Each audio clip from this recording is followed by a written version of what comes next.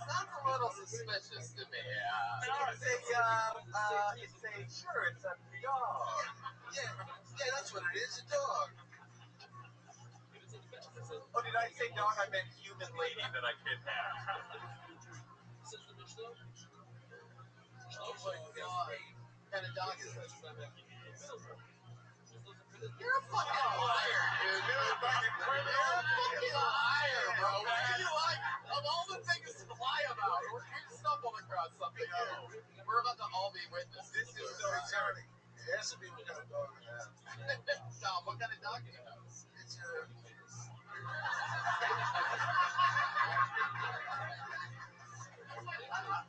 I forget.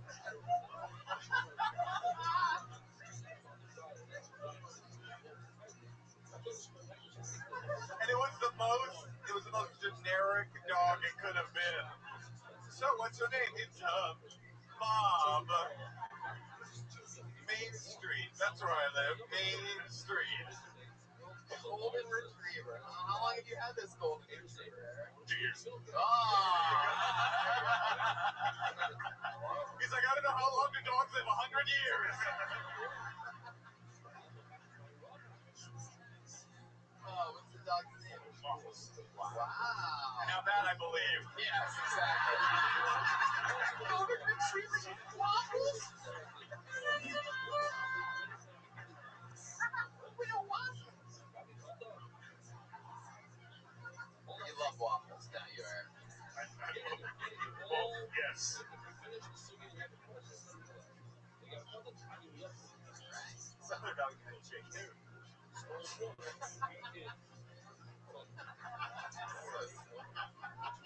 Well, I got a tarantula named Roscoe.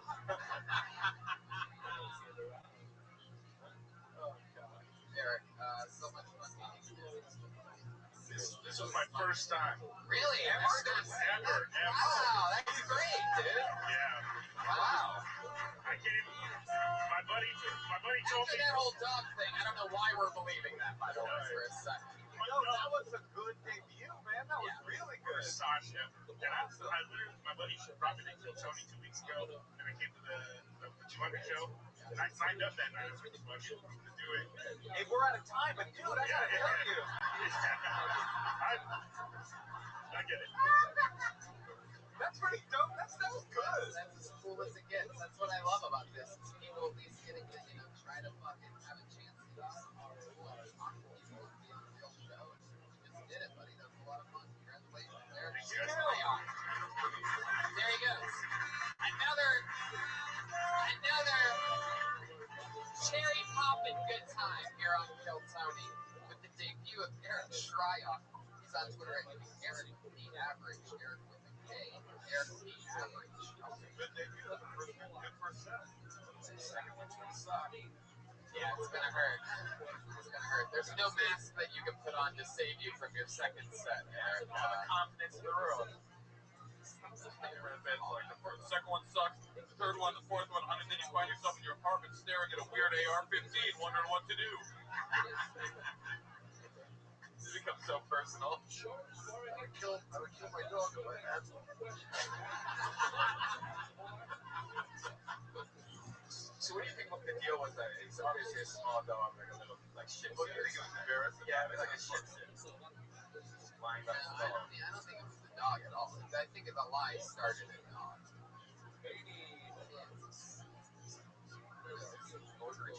I wish Kill Tony could get search warrants for people to get pulled out of the bucket for us to like do follow up. Like that would be the great show. It's just the follow up of the podcast.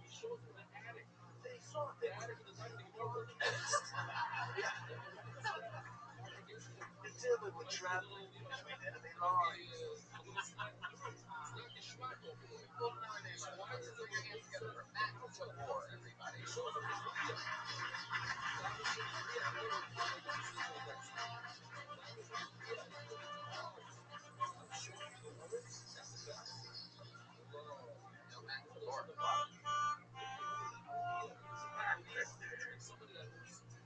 your hands together for Patrick B. It's a real person, Patrick B.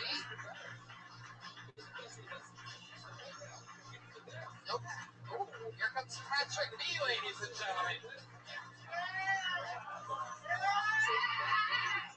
Thank you. Oh, appreciate that. All right, calm down. So, just got here from Hawaii, guys. Thank you. It was pretty easy, just bought a ticket. I didn't have to do any rowing, but now I'm here. I had the best job out in Hawaii. I tell you, I don't know why I switched up.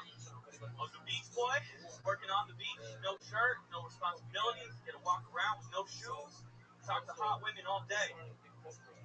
So, of course, I figured out a way to fuck that all up. I got fired. I said, fuck it. I'm going to go be a comedian because my life is a joke. Now I'm out here. A lot of people ask me about Hawaii, but mostly they're interested about my accent. Because when I start to drink, I sound like I'm the offspring of if a cowboy raped Rachel who's out. If anyone knows who that is, hasn't been in the news, but yeah, I'm kind of like, I ride that line. If you haven't heard about her, just know that she's on food stamps now. If that's not irony, I don't know what is. Patrick B, ladies and gentlemen. He did it. Wow. So was that your first set? Ever doing stand-up? So it was my first set. I've done poetry before, but no shit. You've done slam poetry? Yeah. By the way, you just did it again. I get laughs, and so, I figure, why not? You couldn't possibly have a more I've done slam poetry affect than you do right now. You have a pet? I do. You do? Yeah. What's this pet? My pet, I got a boa. By the way, this is a great new question I've come up with here on this specific episode. What's your pet? By the way, I also love that it's like almost like now it's meeting. Like, what do you do for work? Is that your first time doing stand? What's your pet? A big boa? I got it. You couldn't have a more I have a boa vibe if you tried. I felt the fucking snake. I've been saying snake the whole goddamn time because you're weird energy. I'm feeling. Yeah, I'm sorry about that, but I'm not. What if it's like, and if the snake in the sideboard doesn't blow your mind, I smoke weed as well. True story. How did you know? That's a lot of me. They call me the Hawigger. Peace. Wow, that's powerful. I have that effect. His name's Tony, actually. My boa's name is Tony. After this Tony? No. Oh man, thank God. Who'd you name it after? Tony Dan. Tony the Tiger. No, Tony the Stick. Yeah. I mean, it was cool name. Named after Rachel Dolezal. Oh yeah. That would be my one note. Well, I have a bunch of notes, but you should research the name of the person who's the punchline of the joke. That's not even how to I know. It's a tough last name. I should just said. I mean, you say this. What? Right. So, I'm gonna have to argue with that certain criticism on that. It's funny. Why do you sound like you're from San Diego in your Hawaii impression? Hawaii is San Diego of the United States. Good. Jeremiah Waller. What island are you from? Oahu. So fucking cool. Los Angeles. Mid-February. Bring your snake with you? No, I just got that recently. You got it out here. Yeah. Oh, yeah. Been here since mid-February. Yeah, I moved quick. Yeah. First things first. Let me get a fucking boa. I'm gonna get a snake, and then I'm gonna try stand-up comedy. That's it, and then I'll move back. What's your living situation? You live by yourself? No, I live in the shared house. So, yeah. Went and got a fucking snake. Yeah, they don't know about it. They don't know about it? Right. It's, I'm probably not going to be there very long. Really? I mean, in my defense, the snake gives me like $250 a week. So,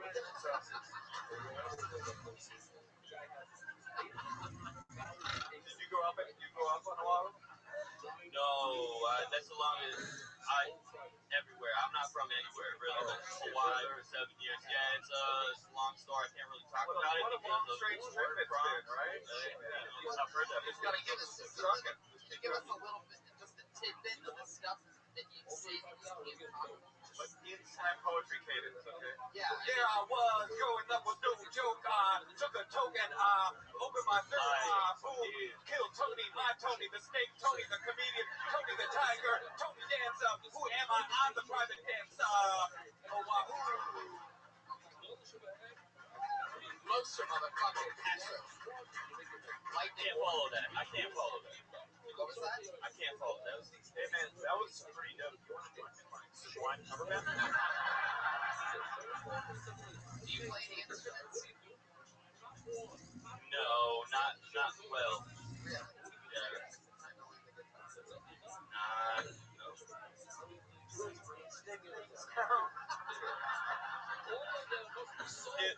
If someone is a 2 for 2. Look out for him. He's on a Bill Goldberg-like streak on this show recently. Just literally, people say that he can't fail. Make it 3 for 3. Flanking in another one. Wow. Man, so Patrick B, so you're even at the level that we're like, you're not even going by your last name. You've done some shit. You're on the run right now. You gotta see. yeah, that ain't bullshit. Wow. Check. Yeah, my warrant. Wow. You for real have warrants? Yeah, man. Really good. Which did that one dude, that racist guy? Dog? Oh, dog. That was the earlier comedian. It's like, it's dog. It's called dog. I figured it out. So, can you tell us what, like, how many hacky sacks he stole, or is it? Have you ever seen Dog the Bounty Hunter? Like in real life? In real life, no. I saw someone playing him for Y50, but not the actual dog. It was very meta. Yeah, and I was. You were at the Dog for Hawaii. It was. Yeah. How long have you had those dreadlocks for? 4 years. Yeah, like that amount of time? Oh, boy, that's a 4-year head right there. Hell yeah. And instead of going to college, I grew out of dreadlocks.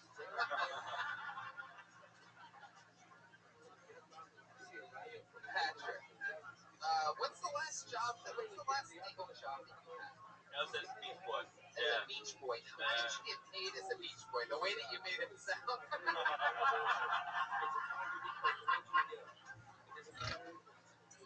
Unbelievable. The Beach Boys. For you idiots, that was the Beach Boys that Brian nailed immediately. I'll get this. You ready? Right, because they'll never look for me on stage. No, I don't. Which, to be fair, that's true. With your act, they'll never find you. That's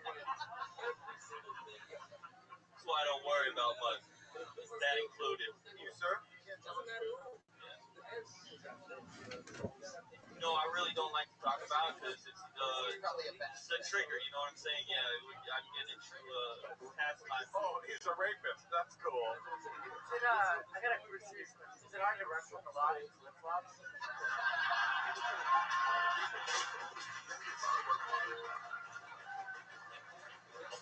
Wow! Holy shit! Holy shit! Holy shit! Holy shit! Holy shit!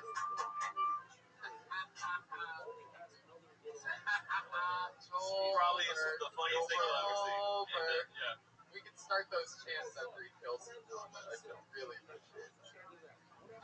Patrick, for a second there, you put the mic in the mic stand like you realized the cops would be on their way right now. Man, interesting. You definitely can't tell us what it is. Oh, you're unbuttoning the top button of your shirt. Were you trying there? You can go for it. Go for it. I once saw Mike Tyson do this in the roast of Charlie Sheen. Is it bigger than He's a trying red not to button his jacket. Look for it. I get residuals every time.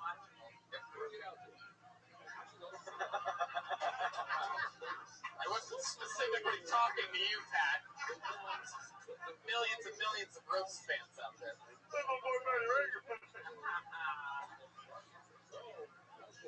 Now I specifically want you to watch.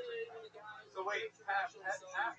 Yeah, that's What? Oh, so that's not even your real name? Patrick is my legal name, yeah. Oh, okay. That's your government name. Right, yeah. Right. So Patrick is your slave name. What's your soul name? My soul name? Yeah. What I feel? I don't like to put labels to it, man. Oh, yeah. Oh, wow. Yeah. Masculine energy, man. That's awesome. How long until you're off of No More Warrants, though? How many 3 years? Well, I'm still trying to find a lawyer, and hopefully he'll do all of that technical stuff. You're telling me that you found a snake before a lawyer? No, in a weird way, like a lot of lawyers are snakes. When you think about it, I did find a lawyer. See, it's kind of a bummer because I thought President Obama was going to pardon me, but it didn't work out. I mean, the other bummer I would say was that I saw the doors and it said ride the snake, so I bought the snake and I sat on it. They didn't mean it literally at all. I'm really hoping for a payout on that one. What'd you name the snake? Tony, I already told you that. Tony, that's your name, right? Yeah, don't piss him off, man. Yeah, I'm getting a little. So you're used to, did you get a lot of, did you hook up with a lot of chicks? Well, funny thing, actually, I gotta give a shout out to Tony because he gets me on my chicks. They always want to see the boa. Oh, Tony the snake. Yeah. You're like, if you like boas, you'll love a worm. Look down. Yeah. Where you originally originated? Oh, I was Oklahoma. Born in Fort Ord, which is in Monterey, California. Mordor? I was born in Mordor. Mordor, it's, well, as the crow flies, it's a 2-week walk from the Shire, but it's actually where, the only thing that's really worth of note is that, Jerry Garcia was stationed there for a little bit, but I moved there when I was testing Northern California, Monterey. Yeah. 7 years, longest I've lived anywhere, so. Yeah. But it's tough, see, because you get into shit out there, and you really do gotta paddle if you want to get away from it. It's a little, How often were you running pumps? Can you tell us that, like on a regular basis? Like, let's say a regular week. It averages out over, I'm a mathematician mostly, and I deal in means and statistical averages. Can you give us an example of getting really close to getting caught and then getting away with it? Yeah, like, I don't want to say that like I read the law or slot, but only break the law. Yeah. Well, honestly, before I started growing dreads, I didn't really even have to run. I could just stand around and I didn't have to worry about anything. But other than that, man, it's usually not close. Maybe That's really get close. You're a drug dealer. Yeah, I don't do much for running, that's for sure. You're about to be murdered, man. Like that. I know. You have a marked man at this point. Why don't you just shave your dreads? Good idea. I can't believe I didn't think about that. Wow. Hey, Patrick, just remember this. Yo, yes. Every show we walk into our cars, I was True. There he goes. Patrick B, everybody. Yeah, thank you guys. Appreciate Guess what? No Twitter handle for him. You can't follow him anywhere. It's blank underneath his name, Patrick B. You have to guess what his last name is. Just breaking it in. Awesome. Everybody, you guys having fun? Pull another name out of the bucket. Come on. Joey.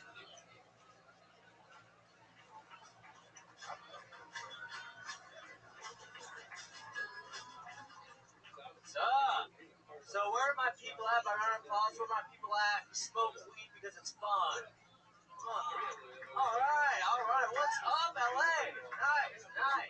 Now by round of applause, where are my people at? Who don't smoke weed because it get real scary inside your head. All right, nice. Let's hang out and put people up before us. It's all about you guys, but I have this issue with weed where someone asks me if I want to hit. It's basically the same thing as someone asking me, hey man, you want to have a good time or maybe have an insane few hours full of paranoia. And I was recently in a really bad accident, and I was prescribed medical marijuana, and I told my doctor about this issue, and he said, "Don't worry, Joe. Medical marijuana is not like weed. You know, give it to him. He was right." But he left out a small detail. Medical marijuana is not like weed.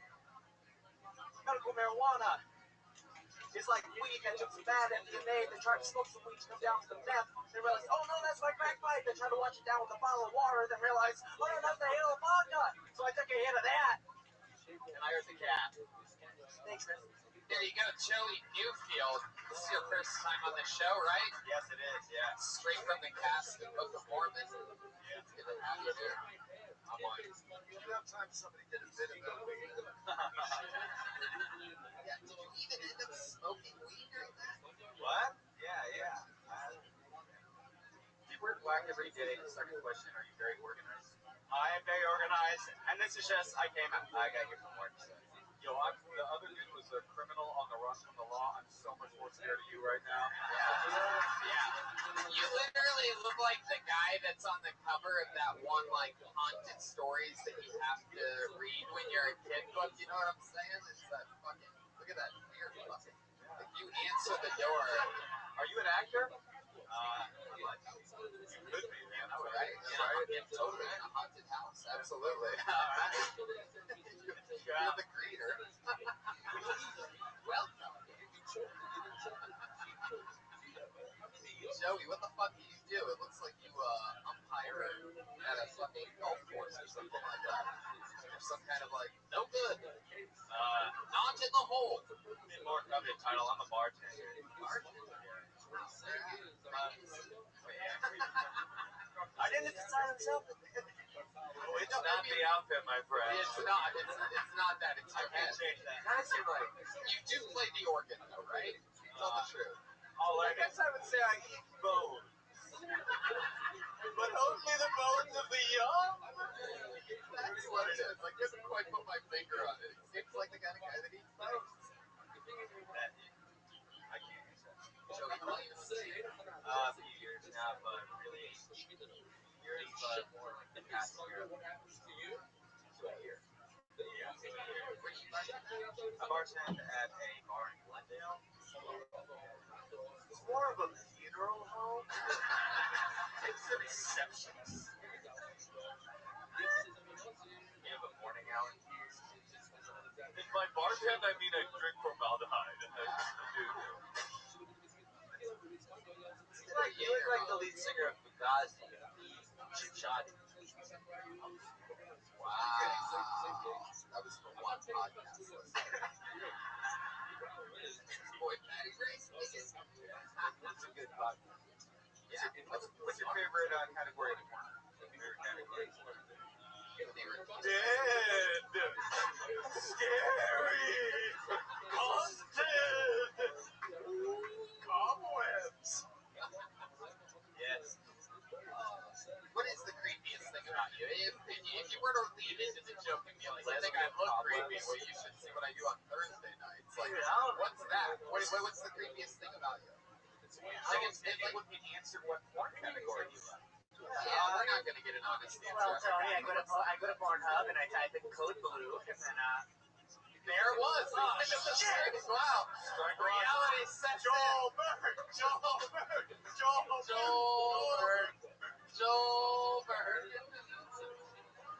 Oh, Joey Newfield. That's so funny. It was on like a 12th Street as a whole thing all together. As soon as we start to chant. Now I feel like you're only going to get it when things don't work.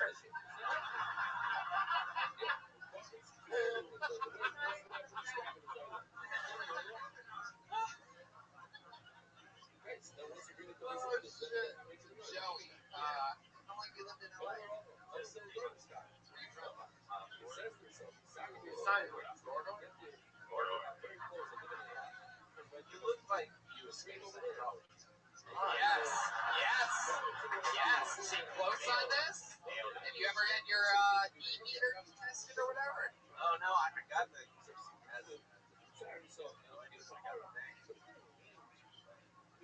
One thing, the little card they hand out. the chip in the back of your neck. Well, the typical LA thing. You know, the thing, right? Oh, I got the thing.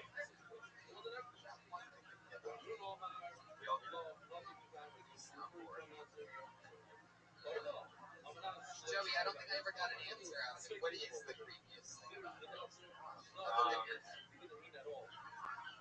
I wish that I had an answer. I'm not typically getting creepies, so this is like. What are you typically getting? To be fair, I do exclusively hang out at the school with mine, so that might inform that. What do people normally label you as? Like what? Like the font? Swashbuckler. I don't wear black if I ever, so I can never wear black again. I'm gonna talk to the restaurant. Yeah. No, I think you're handsome. You just look like a handsome jack-o'-lantern. Handsome shit, I'll say. It's true. He's got a good look. I really think you can make it as that character actor. You have a very unique look. Thank you.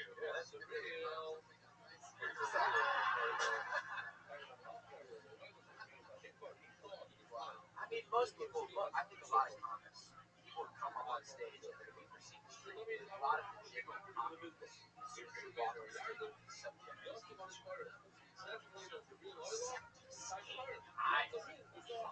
You seen Zeitgeist or when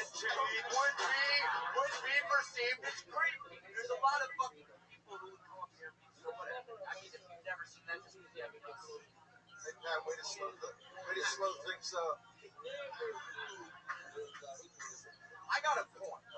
So you're bartending in Glendale. Is that where you live? Currently, I'm Airbnb in Mount Washington, but just got a house yesterday. House. That's hard. Yeah. Entire house. Yeah, me and my buddies. One of the best things. You don't have a pet, right? Not here. That's my porn. I had a pet, but then I got hungry. Joey, we're gonna keep flying through it. Anything else from Joey, guys? Anything party words? I can't even remember what we talked about. It's about weed. Oh yeah, you did smoke. I did actually, yeah. But it's still like, I don't know why it's hard. Well, What do you usually smoke? You get home, you find that you got. You Kind of roasted you there, Tony. You put I smoke it, dude.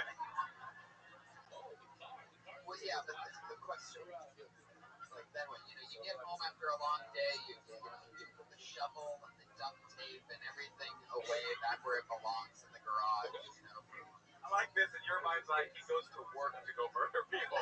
He like gets up in the morning, he's like, well, gotta go murder. So I think he's murdering bartenders. What I think that he gets the girls drunk and then at the end of the night it's like, I'll give you a ride. And all of a sudden,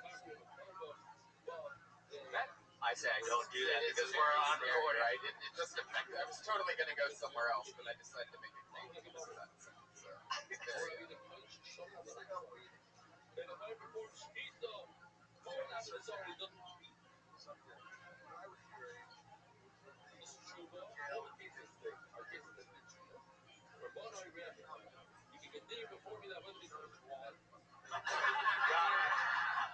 Sorry, There he goes, Joey Newfield, ladies and gentlemen.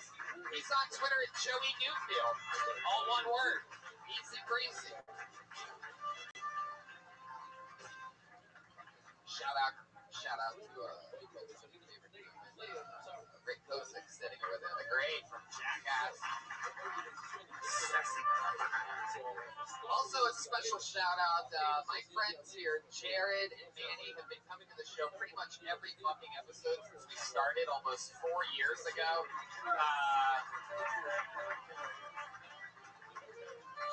Jared's been coming here for 4 years. I just want to give a quick shout out to autism. Yes. Quick shout out to autism. All you autistic people, shout out to you. Shout out to them, absolutely. Also, just keep hitting the guitar for as long as you can until it doesn't feel weird anymore. Jared, our friend who's been coming to the show forever, has always had cancer. That's a thing. Actual cancer. Shout out to sunscreen. Jared's had cancer for the last 4 years that he's been coming to the show, listening to bullshit for 4 years, and He just went into remission, everybody. So.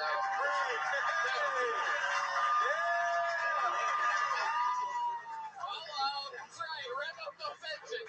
That's the sound. That's the official Kill Tony sound of remission. Fuck yeah. Absolutely. Bravo. Standing out right there. Standing out for something. So what did we learn? Kill Tony cures cancer.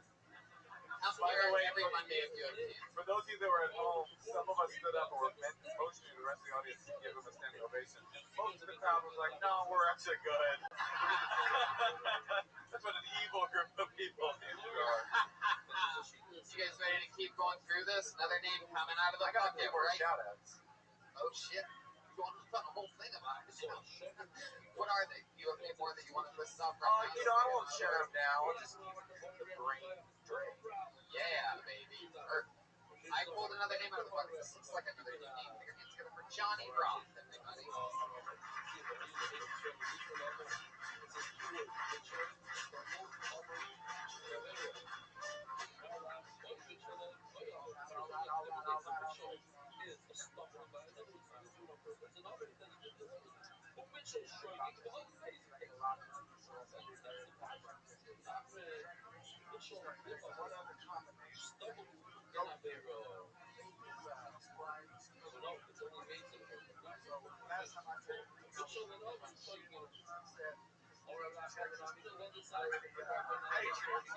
And I thought, why isn't there more sports? So what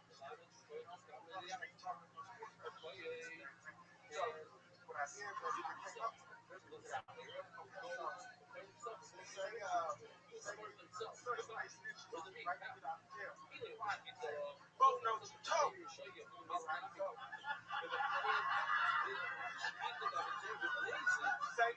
get in bad drugs, you want to die behind his 8 ball. You always carry your gun, right? If you talk like somebody get you.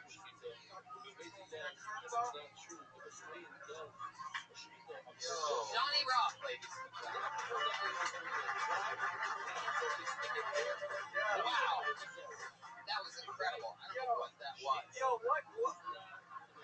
I don't know. Yo, what gang are you with? The Geek Squad? Yes. You do. You seem like the kind of guy that came, that made it out of the hood, got his life together, and today at work was like, I'm fucking it all up again. Yeah, let's do this. I'm going back. I'm gonna do stand up tonight. Yo, he's never worn that outfit and not said Your Honor when he first started.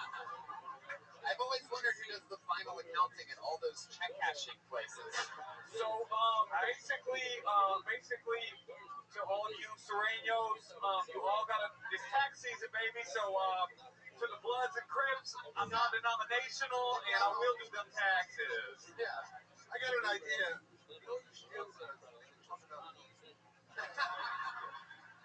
Hello. That's cool. I like how he's wearing his favorite brand of clothing. Tommy Hilfiger. He's not white. Are you not white? What ethnicity are you? I got some Cajun. Wait, you're from Spain? Spanish? Oh, okay. Good.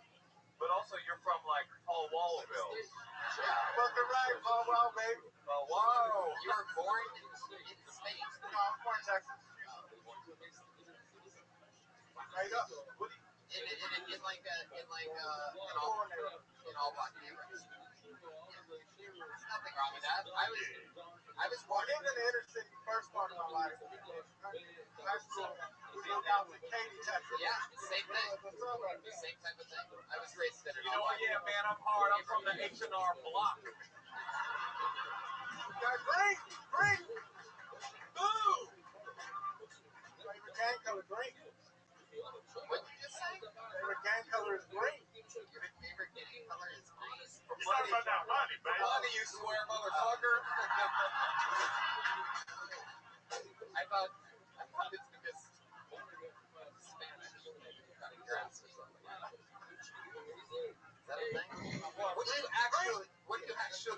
work. You're living off the real estate. What brought you to LA?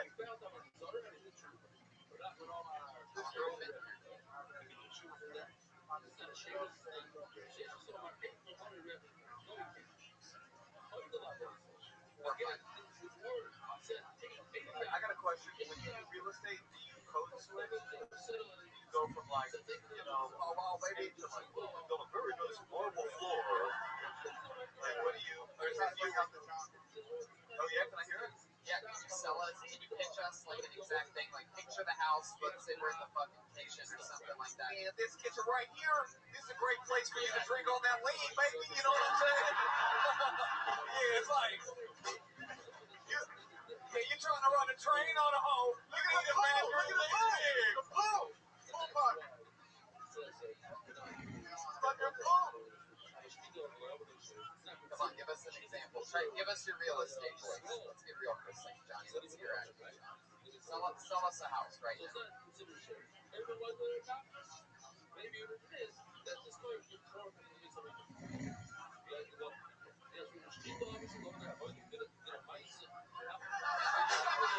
That's the final line. That's how you sell a house in Houston. Now, Straight up. now at the end of the day, bitch, you bring me back 100% of that money. You feel me? Get some cars in the driveway. One real tip I had to turn your volume up by like 3 times other than other people. You talk really, really quiet. Yeah, like here's relax, good and chop. You know what I'm saying? So I'm gonna give you Joelberg.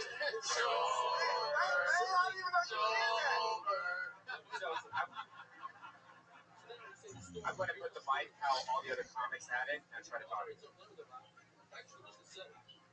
I'm trying to say you forgot what talking is. Yeah, well that's how that's how I sounded other comics. Or just put the mic all the way up to your beautiful little mouth, you know? Touch it. Touch that mouth. Touch that. What is lean? Cough syrup. What? It's a zine cough syrup. Cough syrup. Cough syrup. That's what they all drink in Texas. They're all like dying of codeine overdoses. Yeah, because when you go, you got to have a sleep apnea.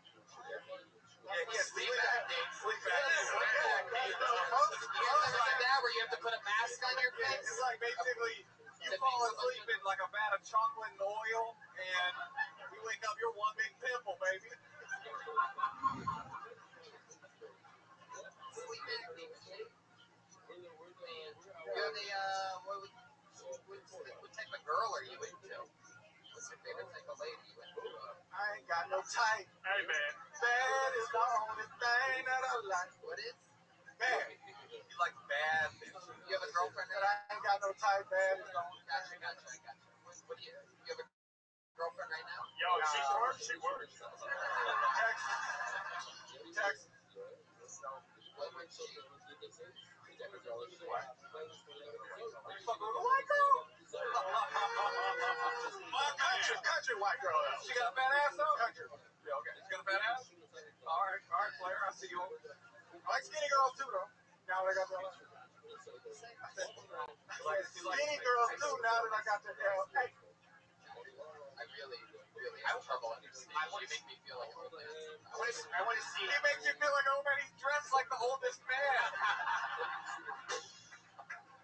I want to see what his tweets look like. I can already think in my head like it's a lot of like ones, numbers, or you know, on Twitter. Wait, can I ask you a question? Why? I'm not going to be insulted. Why do you so like dressed like a Poindexter situation? What's going on? Why are you in a triple X white t-shirt? I'm serious. I really want to know. Like, what's your deal? Stand up. Stand up. Yeah. Stand out. I'm also leading the youth group later, so you know. Do you have different outfits for the material? I get it.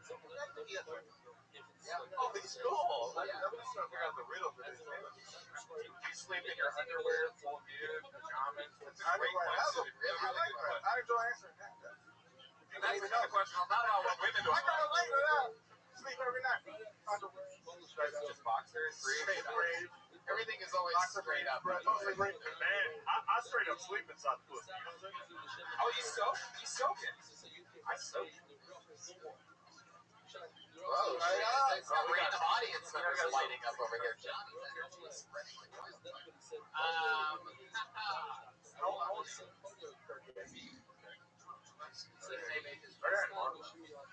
How long have you been on this? I started on election day 2016. That Tuesday, the Tuesday before, I thought, wait, we performed. Oh, man. Vote. He rocks the mic. Man, I was performing comedy, man. It's like every good American does on election day. Johnny went and started stand-up comedy. Yeah, so I can now gauge, what I'm doing against that. Wait, you have felony? You just don't vote for no reason? Yeah. Just fuck it, right? Yeah. One time when I was a kid, my uncle, he said, we got to deal with the problem. He's like, they leave us alone, we leave them alone. But that's not true. They don't leave I us know, alone. all the time, it's not a cool little kid. Yo, man, he had a tattoo of it, so I believe it. Straight up. Johnny, anything else? You live by yourself? Yeah. Really? You saved a lot of money flipping houses and things. Give you posters.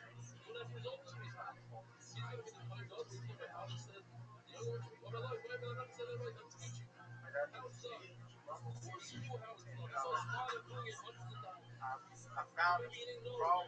What? You live in Pet Bumblebee? Yeah. That's what we're finding out right now. I put a cup over him. I put this clear cup over him.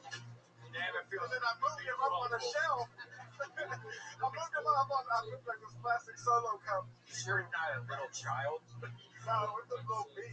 So I put him up on the shelf and he's been going strong. Hey, let him out, he's gonna die. You're gonna kill the bumblebee. I'm gonna let him breathe tonight. You really have a bumblebee? Yeah, I walked in, you could have been in my pants. I'm so perplexed because I named it Bumblebee.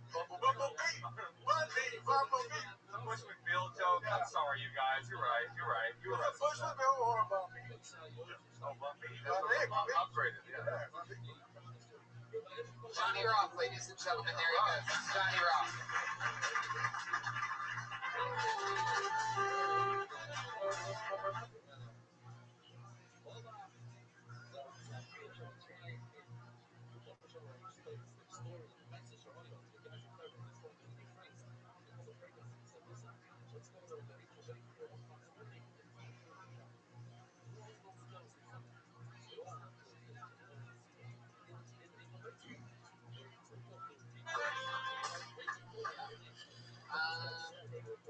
Okay, why don't we do our regular? We have a regular every single week. So you're here every single week. You're featured on the Game Show Summit. Part of that. One of the funniest young rising comedians that I know, the great Ali Makovsky, ladies and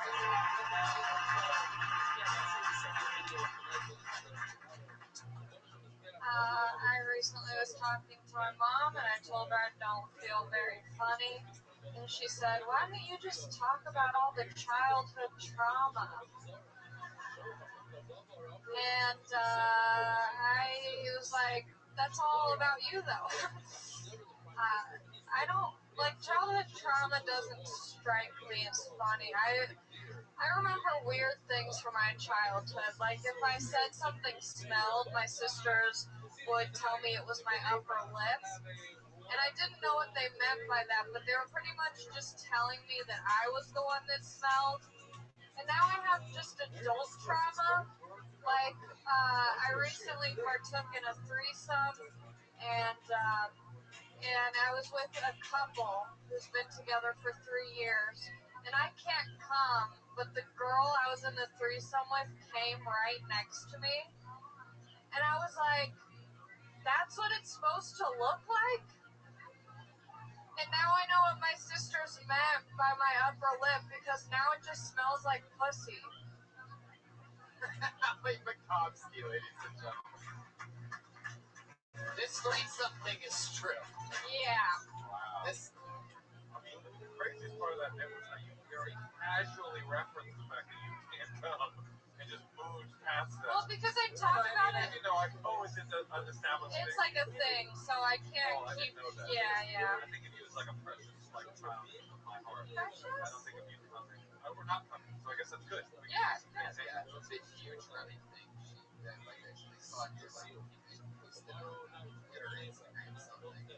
People were just like, "Have you come yet? Like, did you come? Like, It's kind of interesting to be pre-orgasmic, but do a threesome though. It's kind of like I'm essentially adventurous, non-orgasmic woman. And I told them on the car ride to their place, I was like, "Oh, by the way, I can't come. Well, let's have fun." Right? Did they do that? No. How long was this couple going out before you? 3 years. 3 years. Are you double Thursday? What? I think you gotta pump up the work. Yeah. I think you have to pump up the work once you like if you just instead of the same level. That's definitely my brand. Yeah, that's my brand. Go right back to Vietnam. Was that the first pussy you ate? Sober, yeah. Did you like it? No, it was, okay, so I thought, like, giving blowjobs was bad. This was exhausting. Now I know I haven't come. I was like, this is hard work. Did you come on your face? No, I'm not gonna make someone come. How did she was just having sex with her boyfriend? Well, she won't make you come, but she can't come herself. She's perfect for the threesome. Yeah, I was like, That's the one I want, honey.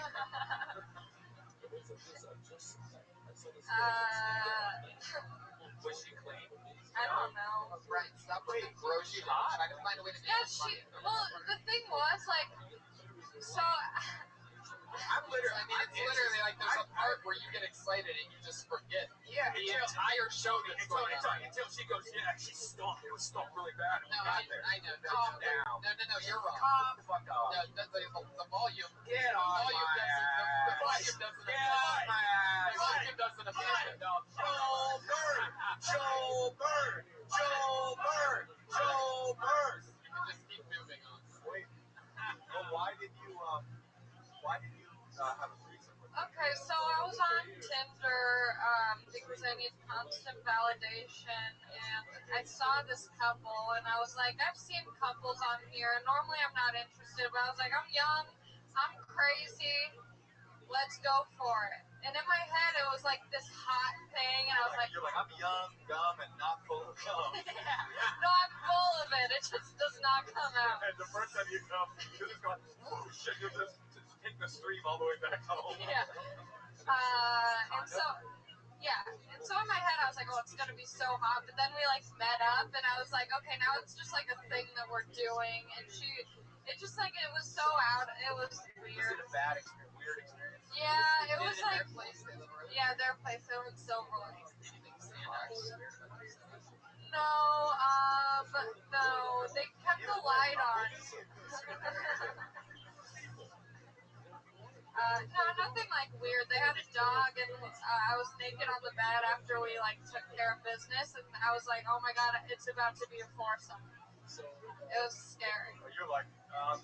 Yeah. Ellie, was this not a golden retriever? He's back! Oh shit! Joelberg! Oh my god, it's back off! And his shirt is off for the podcast listeners. For some reason on that one. Now that he's back. It's good. Have all the questions about you being non-orgasmic already been asked on this podcast? Go ahead, fire away. I'm not sure if you're crazy. Yeah. But like, how many partners do you have? Enough to have like come at this point. Okay. You fucked with Hitachi Magic Wands already? So the first time I like masturbated, I did come, but ever since then, not. And so I did get like this vibrator, but now, I mentioned it. No. You fucked with a Hitachi No, I have not. You need one. I have not. That's the vibrator. No, that's the vibrator my mother used, and it worked. That's true. Yeah. And it's the top. It's the top. Yeah? One. You got to do it, dude. Go to fucking. Stop doing comedy. Stop doing Kill Tony, and focus only on that. Like, you go to one of those classes at the Pleasure Chest. Yeah, the Pleasure Chest. It'll be all like burly women, and they'll be like, "Oh, poor honey," and then they'll fucking jam one of those Hitachi magic wands at you, and you'll be a new woman, and then you'll come back here with a new hour. About, I be coming, right? You know how you be coming. Score. First of all, I've been. I'm not kidding. First of all, I've been with your mother.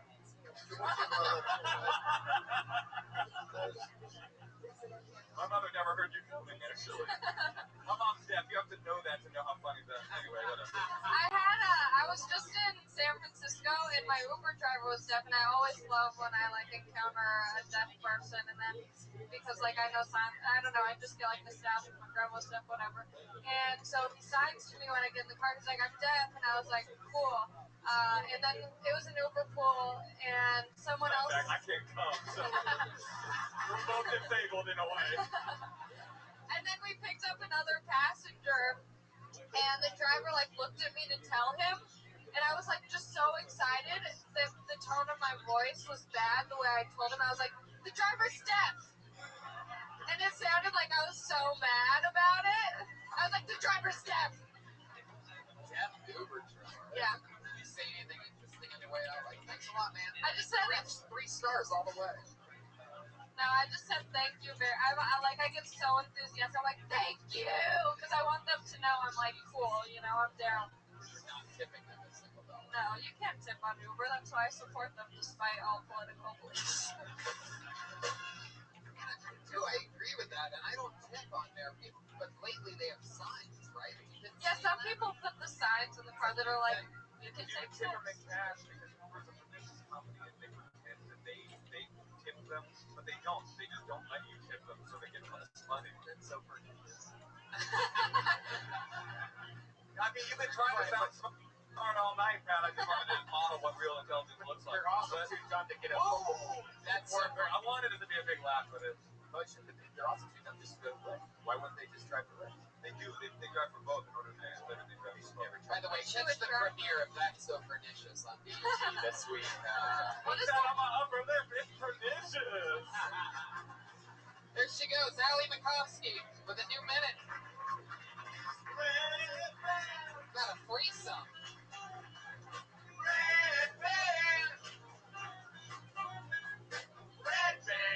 What did I do this time?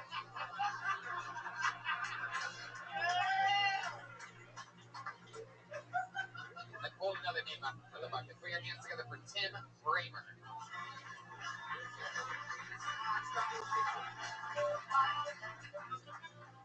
What's going on, guys? How's everybody doing? Good? I love fucking people. Nothing gets me a bigger heart in this world than fucking. Especially my ex-girlfriend, which is probably why I'm single, but we just won't go there. It was kind of like Forrest Gump and Jay. I was in the car and she was in the car. Okay. When we moved into our new apartment, we went to order food because we were like, okay.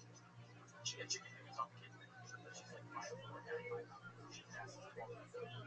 Says a lot of fucked up shit about me. We just won't go there. The waiter comes up and goes, yes, chicken fingers can be thrown. Cheap ass. Looks like I'm getting it. Fuck, he's talking to me. So before my exit stopped, I went, well, Mom said they're big old boy all week. I can pick anything off the menu. And I want a chicken fingers because it's crispy and it's chicken. And then they give it the dog. The look on this fucker's face was priceless, okay? He goes, I'm sorry, but that's okay. Sometimes I have bad days, but the people give me hugs. Let me give you a hug to make it all better. He goes, okay. Ladies, you know that ass out of hug that you give us guys and tell us you never want to fuck us? That's what he did, and I just go. And I just started going one Mississippi. That's it. There you go. Tim Bramer. Thank you. Honestly, Tony. Yeah, Joel, go ahead. Wait, Joel, go ahead. Yeah. You are the funniest thumb we've ever had on Joe Tony. Joelberg. It doesn't matter what he does anymore. We started with you. Joelberg. Tony, this guy looks like he's a lot of us. On Orange is the New Black.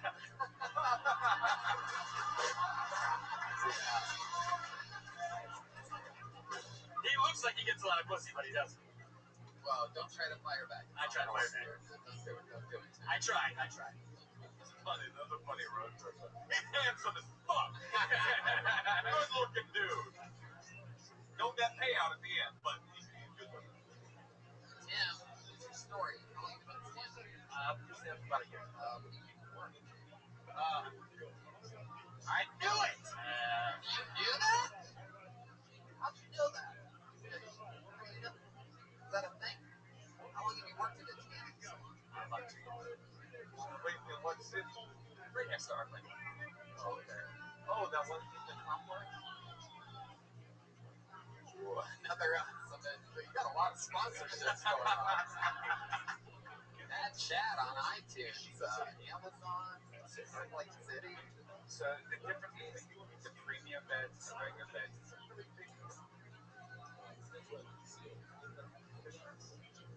Yeah. Do you tan? What? No.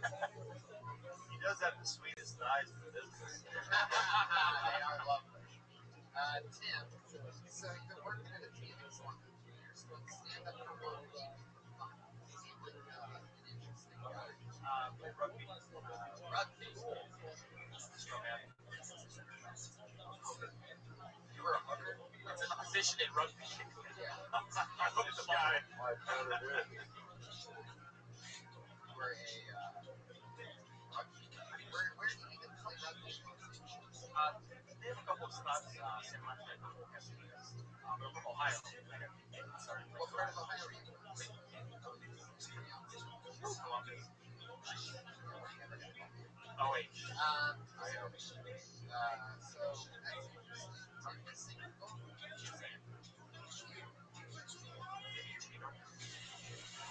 Oh, you saying he's gay? Are you straight? Are you straight or gay? Straight. That's a good roast right there. And the Blue Ranger asks.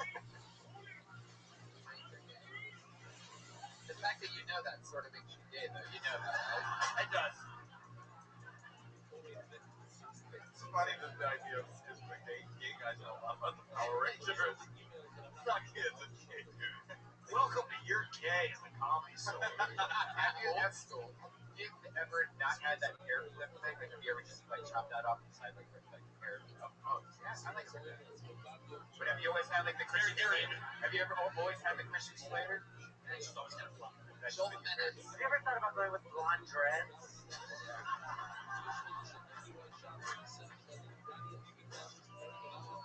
Tim, tell us something interesting about yourself, like something we would be surprised to know. Surprise you. Anything interesting? Have you ever accomplished anything in records or anything like that? I get this haircut deliberately. I don't have any warrants out for my arrest. Last time you had sex, what was that like? Where was that at? Weirdest place you've ever had sex? Jesus Christ. Throwback to Blue Power Rangers, but Go ahead. Hero Home? Really? Not with a dead person. Just Yeah, Hero Home. Wow. Still sucks. Whose funeral was it? Is that for real? yeah. You fucked at your grandma's funeral? Damn. Right on cash. How was she?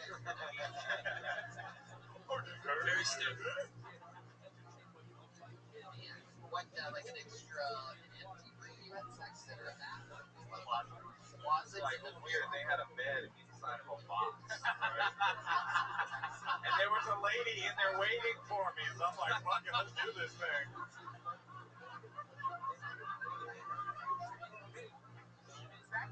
Fucking believable.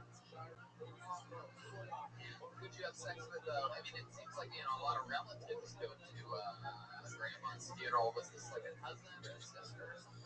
Yeah, when I go across the house, no, it was a girl. Girl that you were dating at your grandma's funeral. How long were you dating?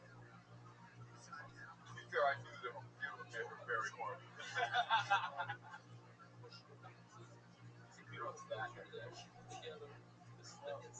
How'd you guys break up? Did she cheat on you or did she die? Talking about his grandma? Yeah, No, she died. his girlfriend. The girl that was. I honestly don't. How about now? Is there a love life situation? Anything? Single. Getting no A's. What sucks about it? All the milk. Wait, what do you mean? Simplest explosion. Oh, that actually gets. Good job. That is why you don't want those things. That's why you're not getting laid because of the billboard. That's what Look, you're I wasn't into when Red Band was like, "Are you gay?" But now that you're saying it's no more that you are gay, and I think you should accept that. And jump on it. Jump on. 32.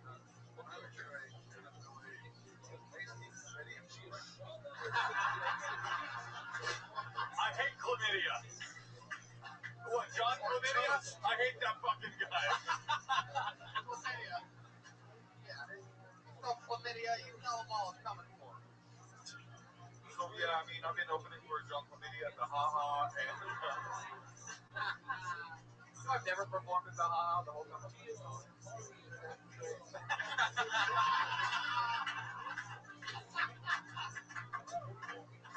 Motherfucking Irera. Tim, we're gonna let you go. There he goes. Tim Bramer, everybody. He's on Twitter at Timothy Bramer, Brehmer. He's got a whole camo backpack with him. We did it, people. That's the show. Yeah. Escher problematic. For April 18th, problematic. Watch that show. Dom Irera. Put your hands together for the great Dom Irera and Moshe Escher, ladies and gentlemen. Come on. The drawing from Ryan J. Evo. Look at that. Wow, like a CBS Sports type of throwback. Oh, that's fucking awesome. That looks exactly like all of us. Tony, can I plug my gig in Atlantic City? Yes, Atlantic City, Dom Irera. Atlantic City this Saturday night at the Drop. At the Drop, Where I'm gonna kill. You have to go see the great Dom Irera. One of the A great comedy watching experience. absolutely. It's a fun show. One of the best in the world. Thank you for gracing us with your presence again. Dom Irera, Moshe Kasher, thank you so much. Guys, it's the band. Patty Reagan, Jeremiah Watkins, and Joel Jimenez. Jeremiah, take it over. Hey guys, if you have the time, reach out to me on social media. At Jeremiah Stand Up across the board. Really looking forward to your messages. Patty Reagan has a new album out called Bad Chat, available on SoundCloud, iTunes, and so many other things. The band leader. Catch him writing on the Eric Andre show. Watch his work on Adult Swim. What else, Patty? Keep us up to date. Check out Amazon.com. Oh, also every second Tuesday of the month, Stand Up Spots. Yeah, definitely. Joel Jimenez has a new chant as of tonight. Joelberg. It's on the brand new Kill Tony poster, which by the time you hear this, by the time you listen to this, unless you're listening to the live stream right now, by the time you listen to this, the new Kill Tony poster is available at RyanJEvil.com, and it's fucking awesome. I'm getting my copy as fast as possible. I'm hanging it up next to my other Kill Tony poster, which I love. Hey, Tony, I'm going to be on at midnight on Yeah! Comedy Central. It's Wednesday. Comedy Central debut. Yes. Ryan motherfucking Red Band. That's right. If you're listening to this show, What I did this time? thank you so much, live audience. Good night. Thank you. Bye.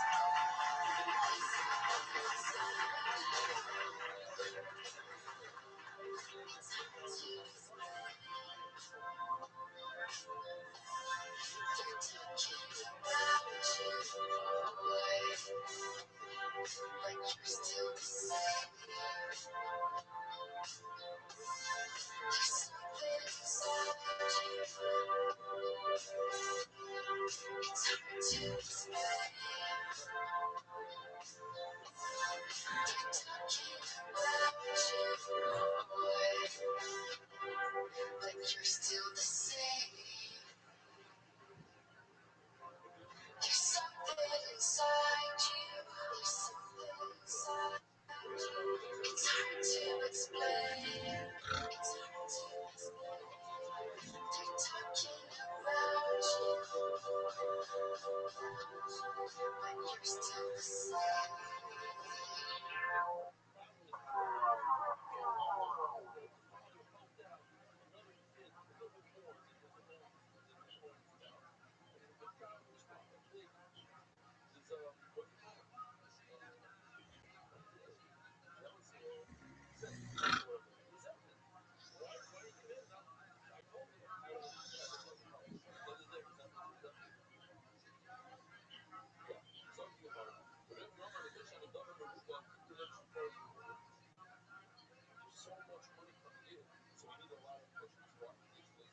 Hey,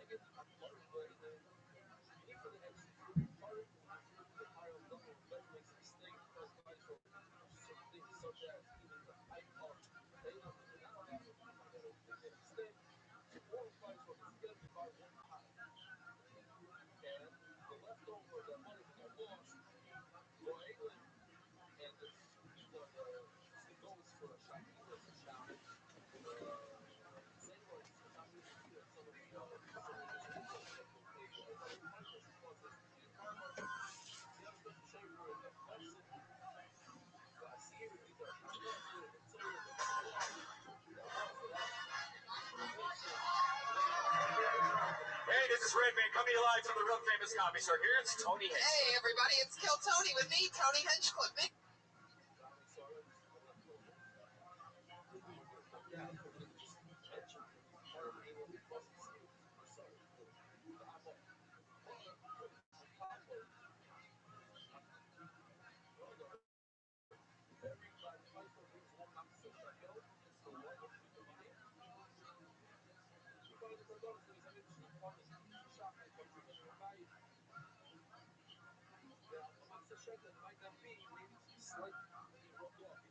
Some fucking noise. It's a big live real show you're at, motherfuckers.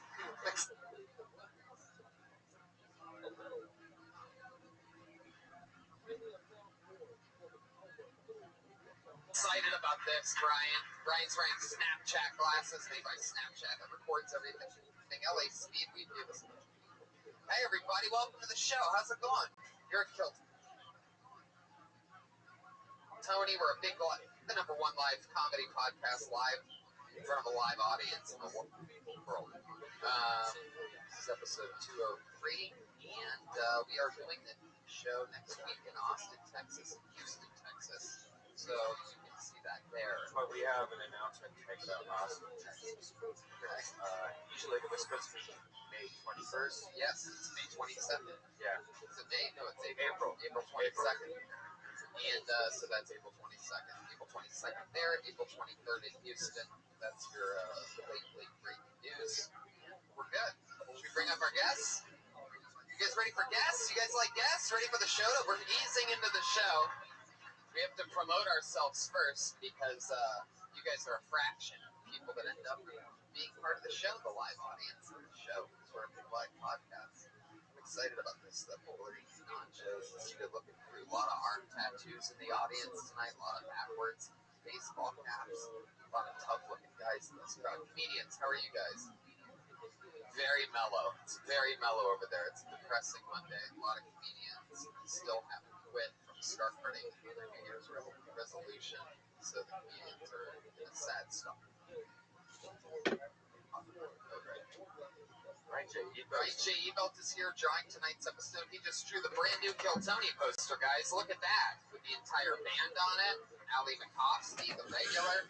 That new poster is unbelievable. And it's available at RyanJebelt.com for resale right now. They start coming in next week. He's drawing right now. He's drawing the episode. Yep. The end. He's going to have it like the whole episode and drawing more. Wow, you said episode 3 times in 7 words. Episode. He's drawing it. You're going to see it after the show. You guys ready for the guests or what? Huh? Guests. Yes, I love guests. Always have 2 of the funniest comedians in the world on this show. This week's no different. Put your hands together for Bert Kreischer and Josh Adam Myers.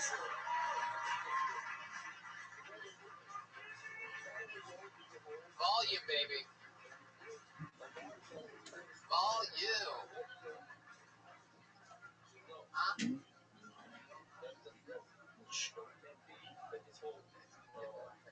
Oh, there it is. I see. Bert Kreischer, Josh Adam Myers. Hello. Hi, hey, guys. everybody. Hi, everyone. I'm excited about this. Josh, you've done this show before. You have a new show, The Goddamn Comedy Jam, on Comedy Central. It's actually now titled The Comedy Jam. The Comedy Jam. We want the Procter & Gamble money. Kind of ironic that a bunch of Jews took the goddamn out of there.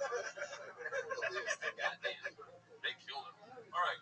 Goddamn's a little too extreme for this rock and roll comedy show. Super extreme. And Bert Kreischer, you did that show. I did. It was a highlight of my career. That's going to be on. Yeah, I've been on television 7 years straight, and this was the one 5-minute thing I did was better than all of that fun. Get to belt your little heart out. Dude, Scott Stapp comes out. It is fucking super. It's the greatest thing I've ever seen.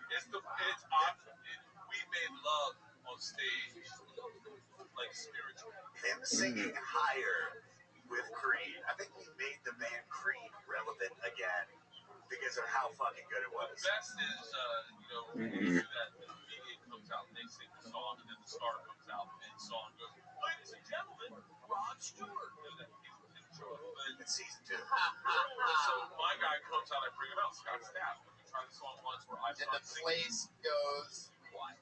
Right? No, they went fucking nuts. They went. But Scott said he goes, "It'll be greatest if let me open the song. I'll really bring it home. You can get the second verse." I was like, "Okay." He starts it. And the fucking energy of what it's like to be next to a rock star, melting fucking faces. They're like, "Oh!" And then I come in and I go, "Oh, baby!" And this girl in front row audibly goes, Oh, and I looked at Scott Stapp. He's like, "That's why I did it." that's awesome. Well, when does that air? April 19th. It's on every Wednesday night, 10 o'clock, Comedy Central. Wednesday nights, 10 p.m. Set your DVR. I like buying expensive shit, so please watch as we get season 2. As you can not tell from his outfit. We have a band on this show. This is like a real show because we have a real band. Everybody knows them. They love them. They became viral sensations again this week. Put your hands together for them. It's Pat Reagan, Jeremiah Watkins, and Joel Jimenez. The Kill Tony band. Reagan, Watkins, and Joel Jimenez. They come out to a different theme every week. You never know what it's going to be.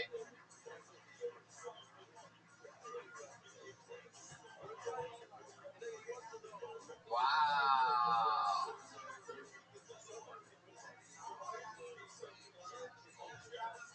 Wow. This is impressive. It's a prison outfit. Jeremiah's a little bit cross-eyed. Wow. This is fucking awesome. When I was in prison or Guantanamo Bay? Yo, we got stuck in Guantanamo. Oh, shit!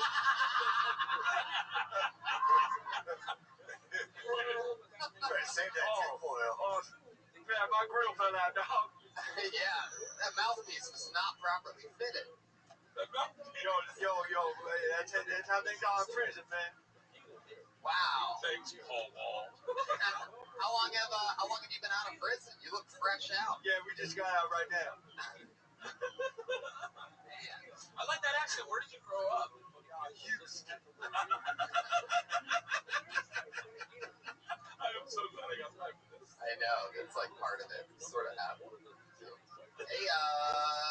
Reagan, how's it going over there? Everything good? Where are you, guy with shirt on head, huh? Oh. Yeah, this is my bitch, Patty Reagan. Yeah. Well, let's just jump into it. We have Joelberg over here and the ones and twos on percussions. He's on a hot streak of joke telling. Look up Joelberg played throughout the show. You guys ready to get this motherfucker started or what? There's a bunch of names in a bucket right now. This is where the show actually starts. A ton of comedians signed up with a chance to do 60 seconds on this stage and then talk to us afterwards about anything in the world. Comedians that signed up. Figure time something for the sound of a kitty. And after 60 seconds, wrap it up then, or else you're going to bring out the angry West Hollywood bear. There you go, little cow in it. All right, make some noise. Ready to start the show? Here we fucking go. An uninterrupted 60 seconds. Your first comedian will go by the name of Josh Gonzalez. Josh Gonzalez! I don't see a Josh Gonzalez. We shall cool again. Put your hands together for Joel Matthews.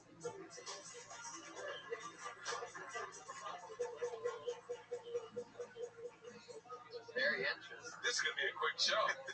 I like it like this. Somebody's scared. How about Sam Lopez, everybody? Hey.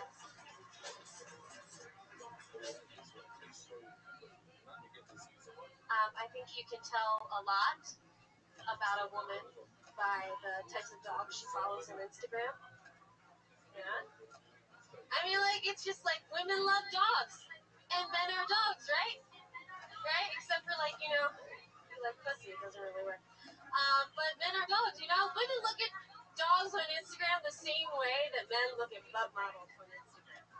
They're just like,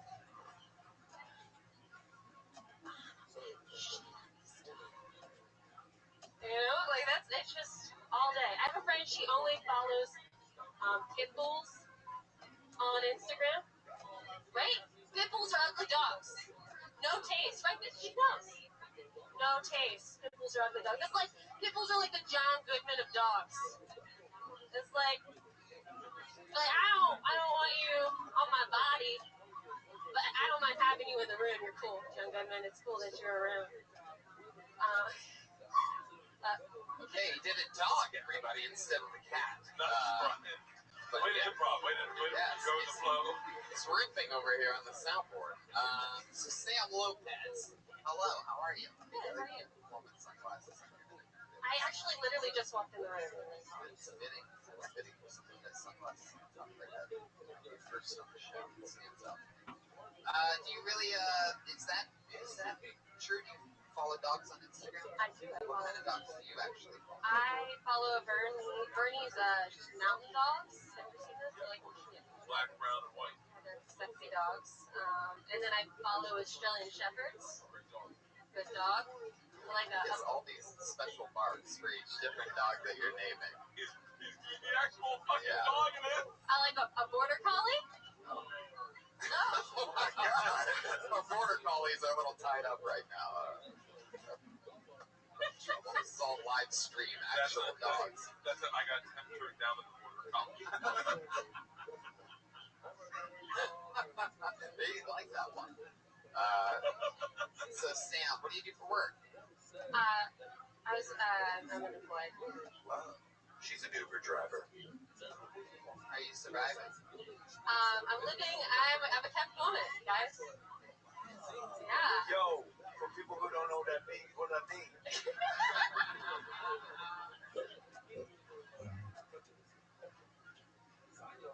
How long have you been named? What does that mean exactly? Well, I was working and then I quit my job and I run the budget with my boyfriend and we just kind of figured, I was like, you know, we could get by on just your paycheck if we budget. Oh, this hoe's a gold digger. Okay. Wow, how long have you been unemployed doing the budget for your relationship? Yo, I pretty much do the budget and he makes the money. I gotta tell your boy, he just get TurboTax. It's all this whole thing.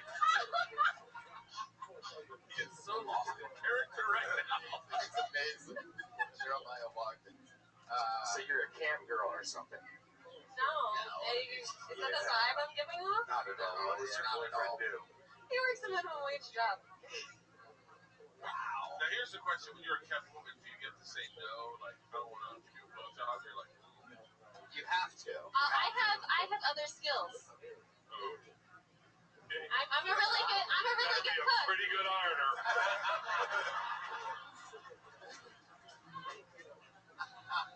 What are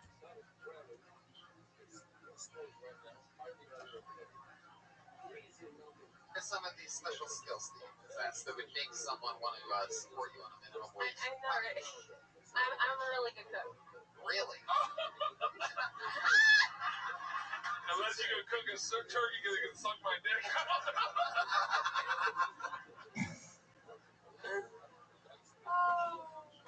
Wow. A really good cook. Such a good cook that whatever you make.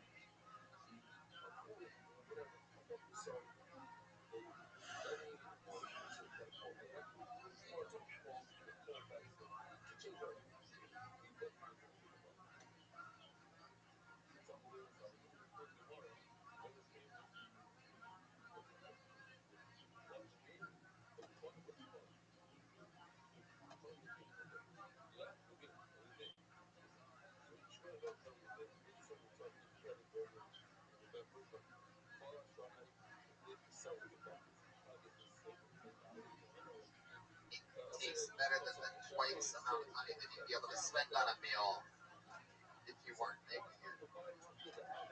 How long has this been going on? Just a month. Just a month. How do you feel about it? I'm very uncomfortable with this situation. I don't like it. It's not my idea, It doesn't actually. really seem like it. I feel like you think you're answering that question correctly, but it sort of seems like Is you your love boyfriend it. in the room right now? He might be. Man, I'd run after this 30-day trial period. You know what I'm saying? Fresh out of prison. What was the job that you had a month ago? I was a barista. Where? This cafe downtown. Did you quit that job or get fired? I was like, I was hoping quit. she said my Starbucks. I quit. Quit. You're like,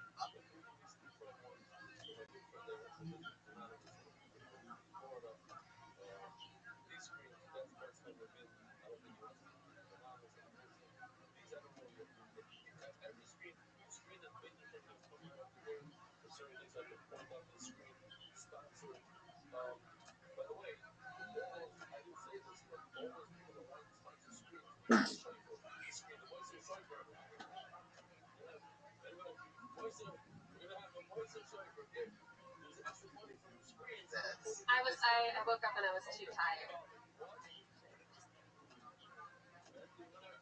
Ladies and gentlemen, that's called white privilege. When you don't have any money, but you decide to take no money other than work because you're tired. Are you white? No offense. out of all the jobs to quit for being tired, I don't understand how you quit a coffee shop. Like, you know that at least when you get there, never-ending coffee, right? Like, I'm tired seems like a reason to almost quit any other job other than working at a coffee place. It actually seems like that would be the reason to go to work because Right. you're tired. Yeah, exactly. Was it By true? the way, Brian, I never mind saying this. The dog joke, I mean, even though it's some people really do hate You're people. right with the joke breaking. No, I mean, a lot of people do hate pit bulls, I bet. But you're going to make half the audience hate you right immediately unless you turn it around. I mean, because There's actually more to the pit bull. I have a pit bull. I have one, yeah. It's a service animal, though. Snap back, bitch. And I hate you because I have a John Goodman. Yeah, why Is that John true? Goodman? What did he do to you? I don't know. I just said it in a mic once and it worked. So I like Okay, well, don't do it again. Jake good. John Goodman's not the, like, he's...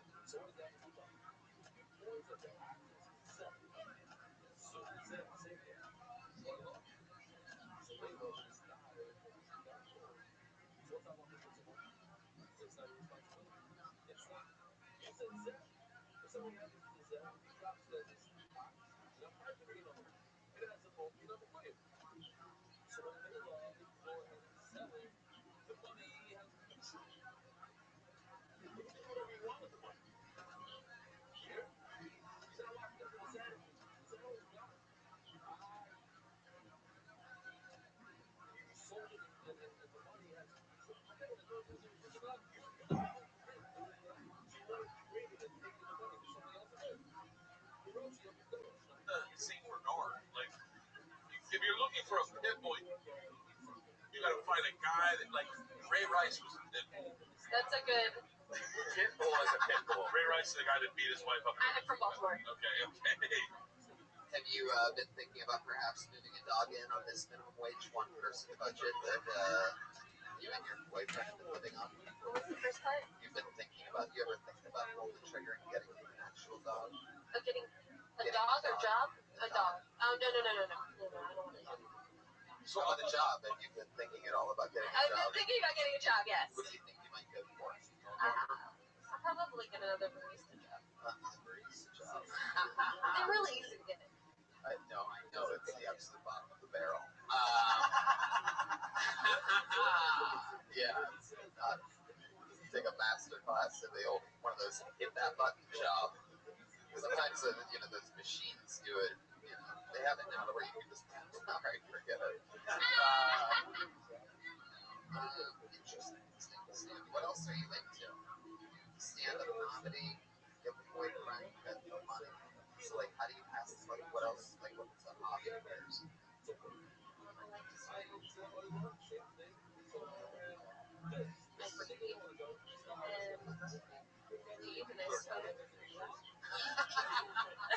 Yeah, people have a lot of tattoos on their body.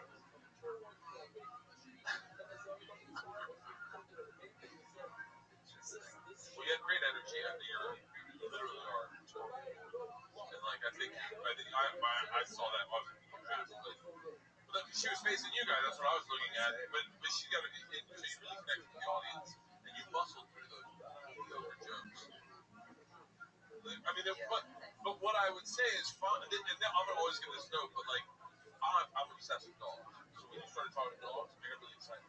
So, and if you really are obsessed with dogs, find that part of the obsession that maybe you can actually weird, like a really weird part. Like, I don't know what it is technically, but like I know I've gone down spirals of watching Uzbekistan dog fights on YouTube because I'm looking for the world's biggest, baddest dog.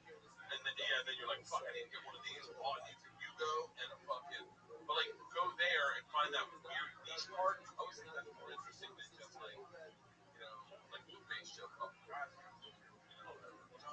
Yeah. Figure out a way to make a joke about not waking up to your coffee shop. Like, that's ridiculous. I can't do anything with it. So yeah, and I also like the joke about you being a kept woman. That's not so really. It's funny that you figured out a budget where you can live on your salary. And it's minimum wage. That's interesting that you're so smart, but you refuse to use that intelligence to get a job. Yeah. And you need to make jokes about that. Yeah. It needs to be real because people will be able to feel the realness because they know nobody's just going to be bragging about running the budget off of, like it feels real because why would anybody do that? You're like Superman, but all you use is your heat-seeking vision to open up fears. You're really smart, but you're...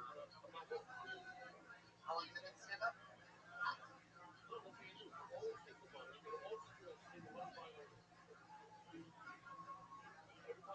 A year.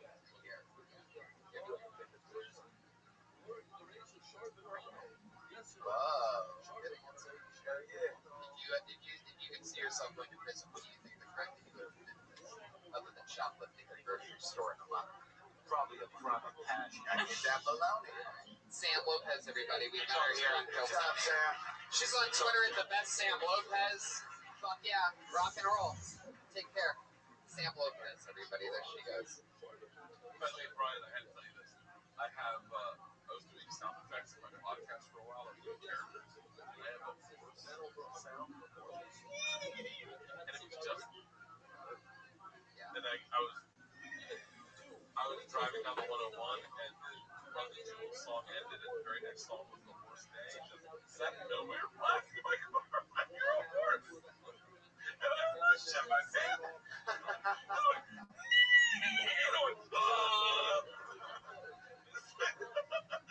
I have all these sound effects. I have fights and fucking crowds cheering, and it's all my. I want to pass out. I pulled another name out of the bucket. Put your hands together for Missy Martinez. Wow, we know Missy Martinez.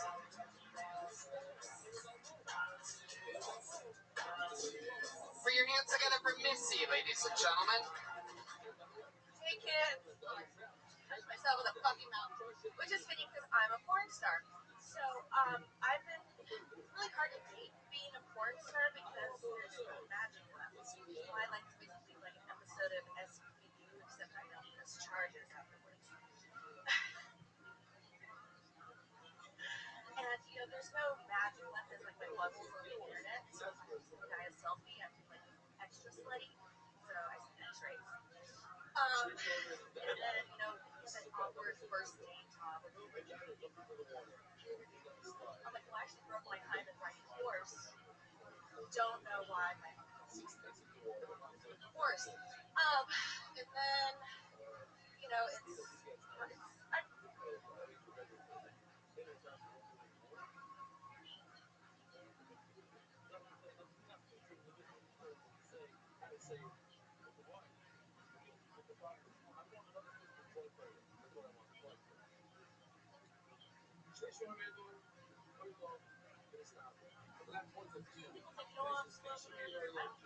third or fourth date, which makes me a little first. And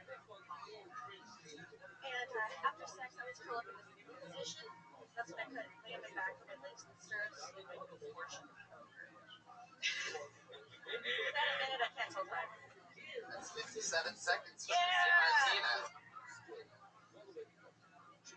Snap! Fuck yeah. Hey, Missy, you've been on the show before. It's been like a couple years. It's been a year and a half. Wow. This is my Welcome back. Thank you. I very, very rarely do we ever see a stand-up comedian be able to like really pull off.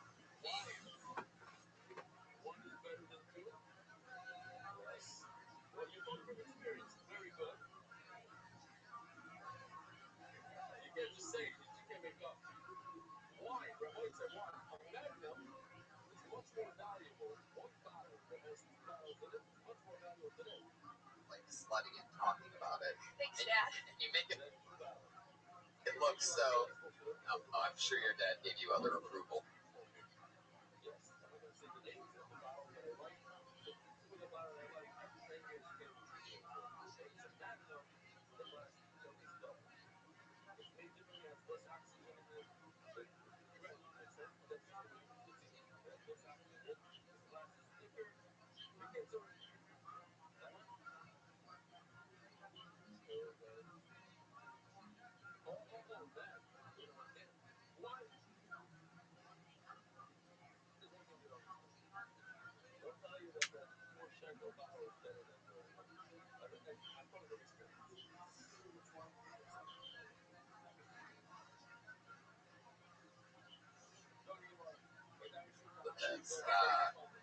But no,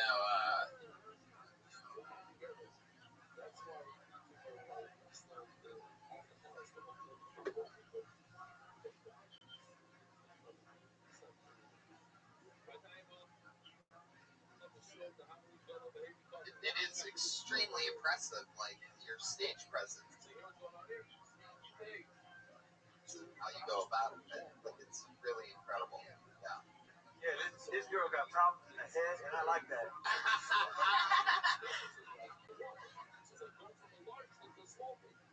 Missy, I was here the last time you did stand up. Oh, wow.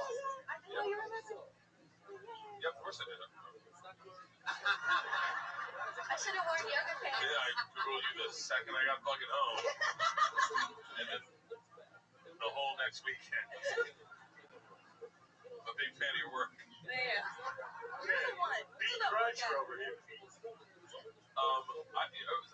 Obviously, I've been a year and a half, but like vastly improved. And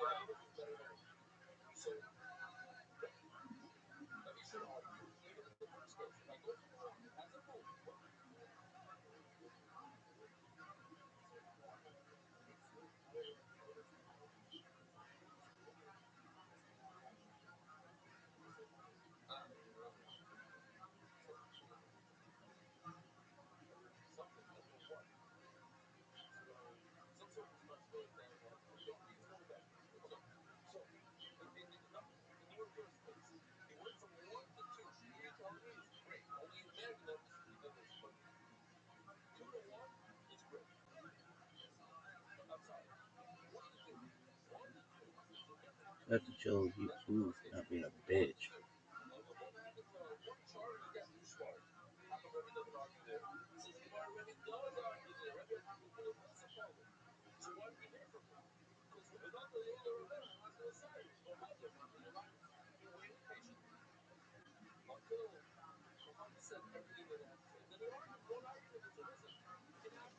This athleticism, folks.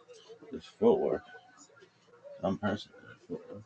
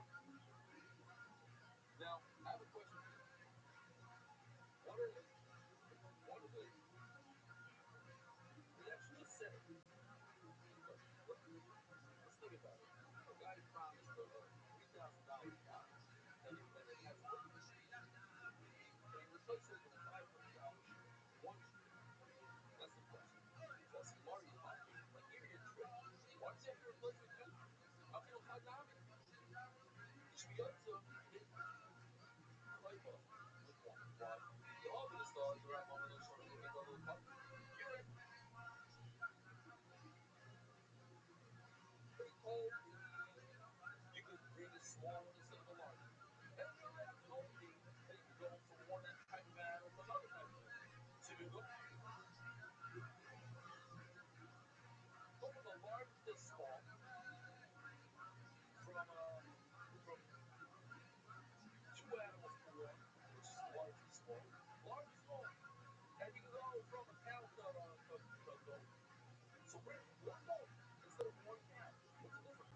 You go from large to small, and then you can go to different men. So let's replace one whole cow with one idol. I mean, two idols. Two idols. Bikash, very bikash. Says Gemara, it might be today. I mean, Hanami, you know, it's from the farmers, you know, oh, there's no difference. You can replace small one with a large one. People did it with sniper rifles. And just establishing to go from one type of animal to another one. So one idol is instead of one cow. What's the problem? So you're right. The arguments are right. With the right of your opponent. In the Mishnah, the Torah really holds that there's no difference between a large and a small. But over here, it don't hold that there's a problem. Really, you said the Mishnah ain't Bilo. No, the whole reason is because you can't mix two animals. That's why you can't replace two with one cow. Oh, sure. What if you don't have to mix it? Okay. But nah, it's not. What happened? One ram. One ram got both. Runs up and down the process. One is the smallest. And what about Kevin's oil? Kevin's not. He said the smallest animal possible. So you should get oil. The other one about what you replace a small sheep with a very large sheep. And that's only one income, one vila. And what does Rebbe say? What does Rebbe say it's also? It's mashma that if it's equal in terms of the monopoly, how many monopolies and how many vilas you have to do, it's okay. So why does Rebbe say it's also? And I really you're right. And the Mishnah says it's also over here. Come out this one. But with the iron, an animal doesn't have a wolf, it can maybe pound. If you in a nether, it's something small. Okay. And instead of going really large, it's great. That is the guy. The other one. And then goes someone to a hundred and regular hole, even such again. Go larger, it's awesome. Runs a yogi, you don't want to show. Or if that's what we don't know. They show me, I'm going to show you some oil. The person says, I have zero price, I don't think it's money. I'm going to show you some oil life. You hear what happened there? Okay, it's Zeb, get a lot. It's like a contradiction. This, but upon myself. So which one is it? A nether, how do you say nether? A ray of light. How do you say the dogma? A ray is soon. And what if he mixes the two words? He says one word after the other. I heard say a light. One light. You have a prize locked in. That's Gemara. Uno light on me from my baby man. Soon to give the dogma. I have zero. But I'll bring it. I'll take care of it. Hello, you're right. You know, I'll be all right. I'm going to be all right. Blood trouble. Even if he says two shirts together, no arthritis. For boys and girls, constant problem. I will all my shorts in the dog. I think it's supposed to be on the money.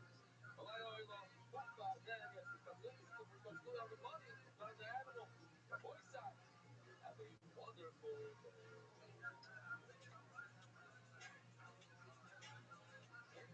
It's credit card throughout the world. Sponsor a shirt. Great.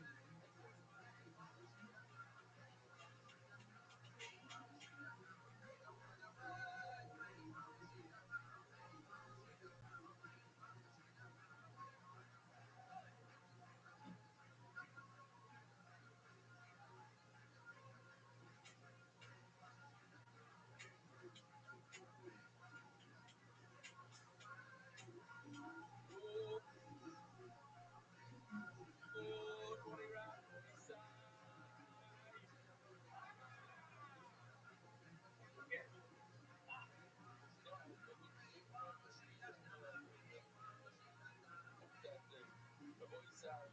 היום שישו ועשר יום שישו שבועות חודשו ימים לא ישתנו בוי ועשר all the good choices you do was a smart guy very tactical over here a lot of inspiration the status is this is your tour very famous photographer and you see the color back there just like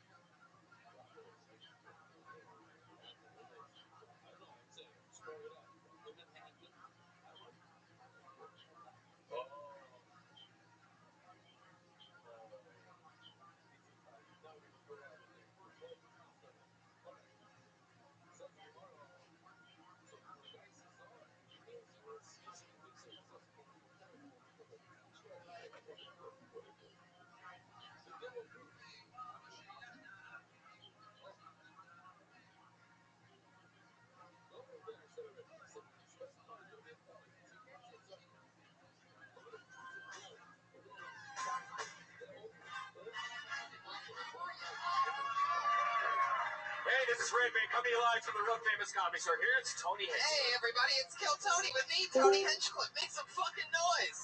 It's a big live real show you're at, motherfuckers. I'm excited about this, Brian. Brian's wearing Snapchat glasses made by Snapchat. It records everything. LA speed we use. What up, Miss Aquarius? How you living, girl? Pretty good. How are you? I'm lovely, thank you. I know it's a little early, but are you ready for me? Yeah, let's play. You got it, girl. How was work? It was good. It was good. I took my thing in, but she's gonna take my other bank off next Wednesday because we get paid this Friday, and she don't want to mess up my money. You know. So Yeah, yes, I don't ma'am. blame her. I understand. Yeah. Well, that's good. Yeah. So I go back to her next Wednesday. Yep, I was like, yeah, don't take it out yet. Don't take it out yet. Let them get my money first. Because I want my money. If they take it off, it may not clean, you know? I don't take it off just yet. Not yet.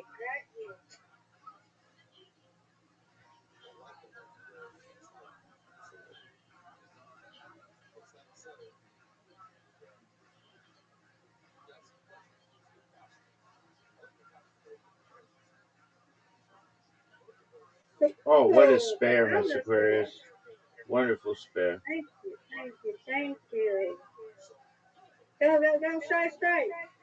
Yeah! There we go. Good job. Thank you, madam. You're welcome. To match him. Oh, almost. That's still a big score. Thank you. No, to be higher. You got to straight. Get it. Big spare, folks. Thank you. Let's go. Do another one. Almost.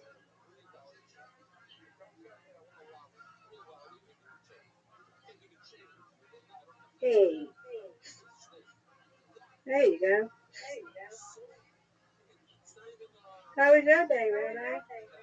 Well, it kind of just started. My hours are reversed. But into the morning, my bot has been doing well. I built a new bot that scrapes or basically like pulls people's emails from Spotify, like creators who have that publicly available. And I'm just gonna be contacting some people about being on their podcast. And I already contacted like 14 earlier today, and uh, they're like big podcasts. They're like Stanford University, so I don't expect them to like all get back to me. But Stanford got back to me, so shout out to their person. And it was like a Stanford engineering podcast. Unless you're like in that program, they don't do podcasts for other people at this time. But it was good that they got back to me. It tells me that, and another one. It tells me that the strategy works. I did this podcast with this woman on Sunday, and she's like, "So how'd you find out about me?" And frankly, Miss Spurs, I couldn't remember. Nope. Oh wait! Get it! Oh, it's so close. That's okay. You got it, Rabbi. Let's go. No doubt, Miss Aquarius. No doubt. You win, I win. For sure, dog. Oh, that was hard.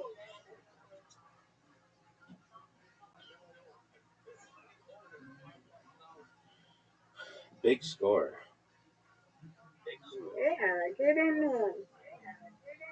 Give me at least a 90. 92. Yeah, you win, I win. Reload. Yay.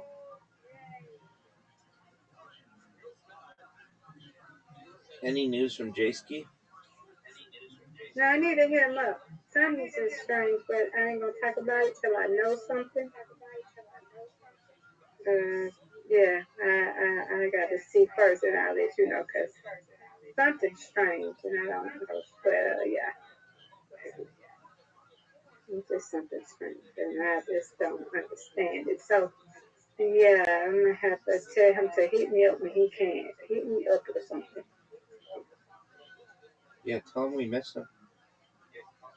Yeah, I'm going to tell him that we miss him, too, because it's something strange. It's just, I don't.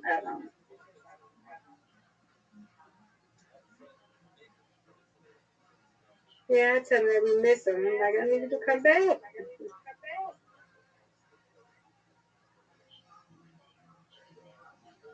Look at your strike. Look at your strike, folks. Right. Come on, that's me. No. That was cute. He said no. Not happening. Miss Aquarius, the big old lead. Get it. Okay. You're gonna get it right. Oh, no doubt. You got this. Ooh. Oh, Miss Aquarius tearing it up. You got this. Let's go, Rabbi. Easy. Go get it. Yes, I told you. No Big doubt. time. Yes, ma'am. You've only doubled my score. Yeah. Oh, listen like that.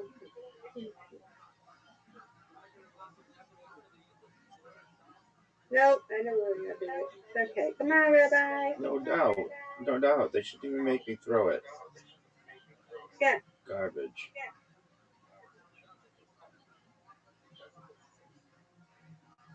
Okay.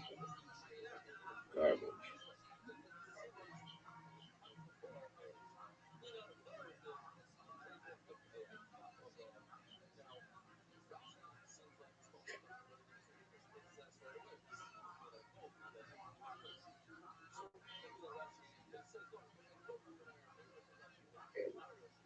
Ooh. Okay.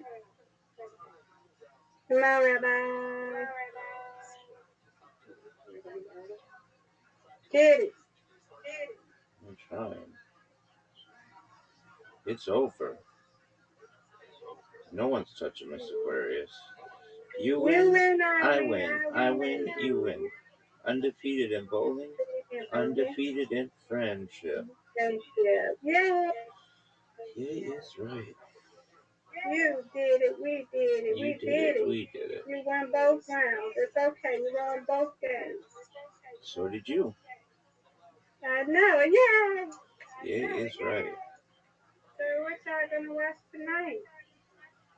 Last night we watched The Founder, which is the story of Ray Kroc and the McDonald's Corporation.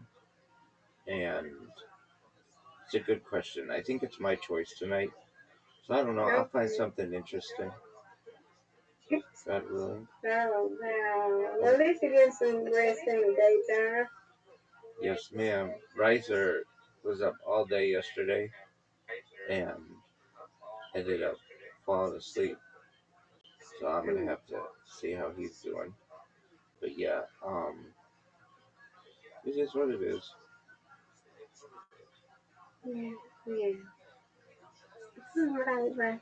I'll be back when I'm on my way to sleep. Excellent. See you then, Godwin. No, I see it ain't God willing.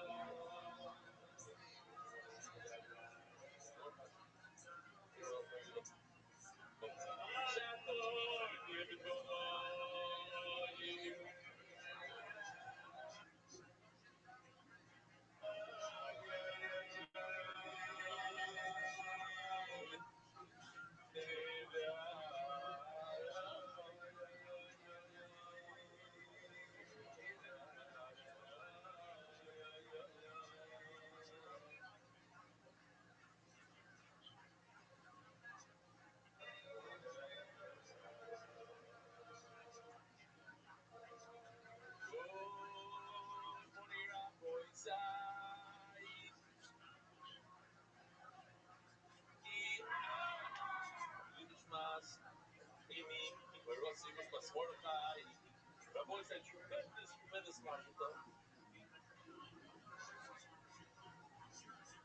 Like Tyler Sager, Ami Kamiansky became this for the first time. It's off. Did they get?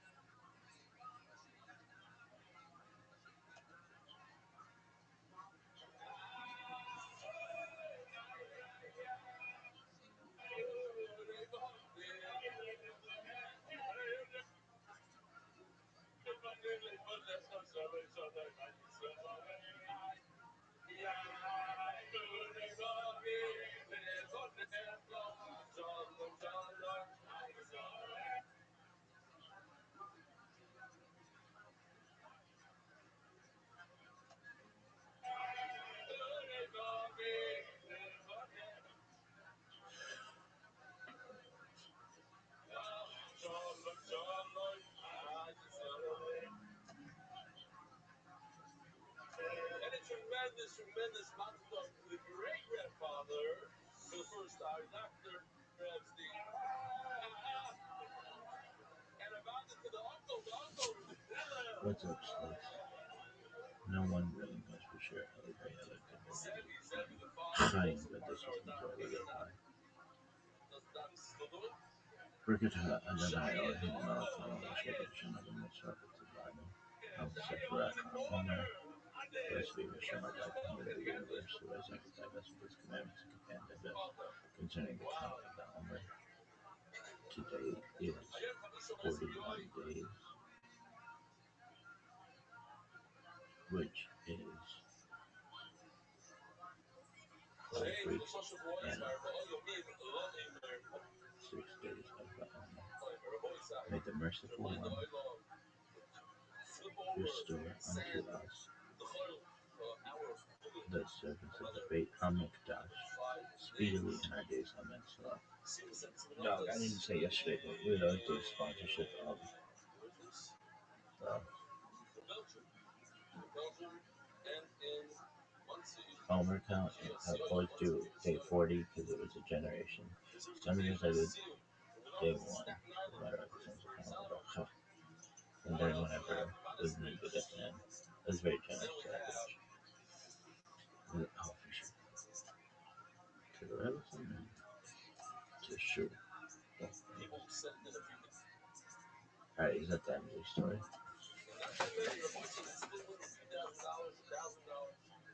This guy was awesome in Hebrew. He's in Hebrew, so we put subtitles.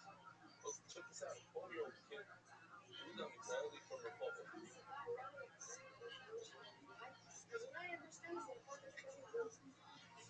3761, creation of the world, birth of Adam and Eve, Chava. 3631, 137, son of Adam was born. 3526, 235, Enosh, son of Seth was born. 3436, 325, Kenan, son of Enosh was born.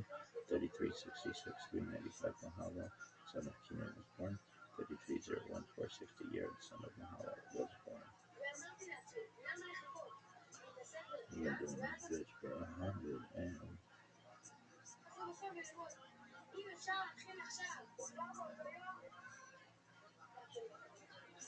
37 days.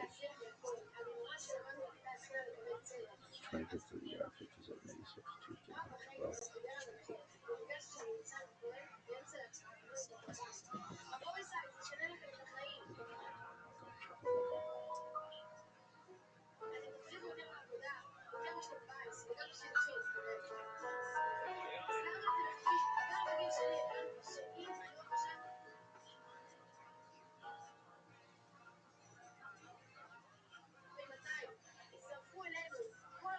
I'm Dr. Justin Sledge, and welcome to Esoterica, where we explore the arcane in history, philosophy, and religion. One of the most difficult aspects in starting to study Jewish mysticism and Kabbalah is getting a handle on just how those ideas developed over time. It's tempting to think that, for instance, Kabbalah has just always existed in the form that we have it, or that Kabbalah is just one thing at all. Of course, neither of these positions is really tenable. Such notions developed greatly through the ages and are still developing.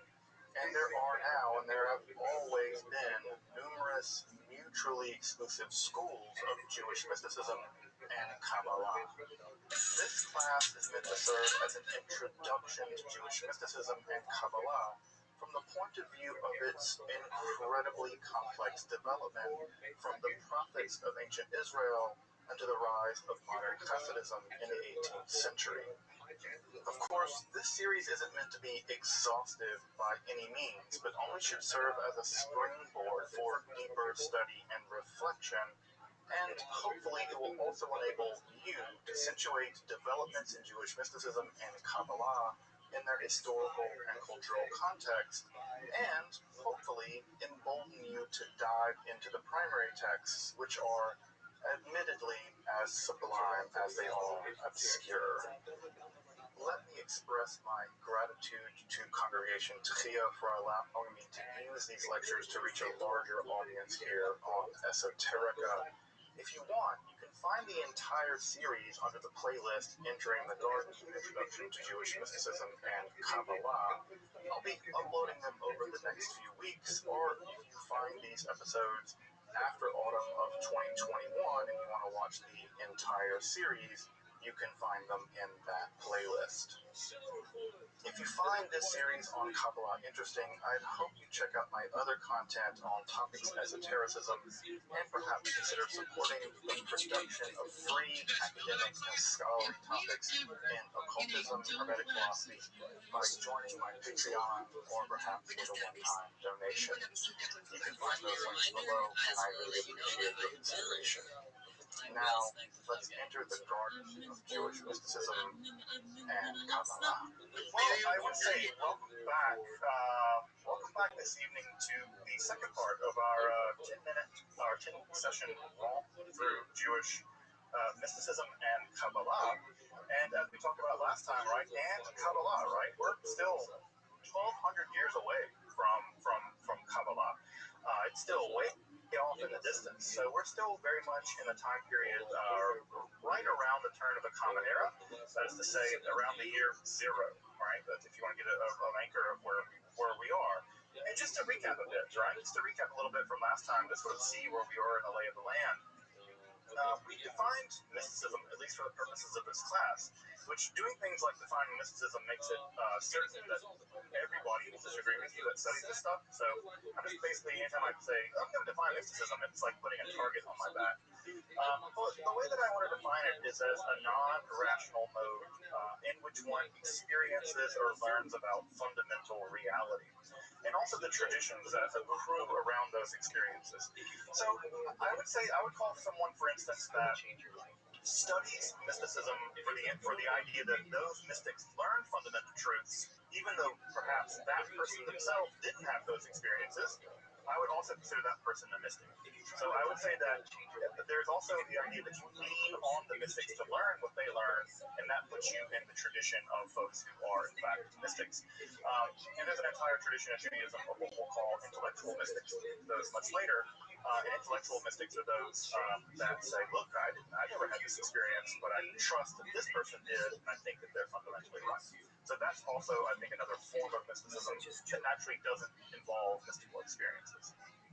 And as I mentioned last time, the first Jewish mystics weren't even Jewish. The first Jewish mystics were Israelites, which is a much broader category.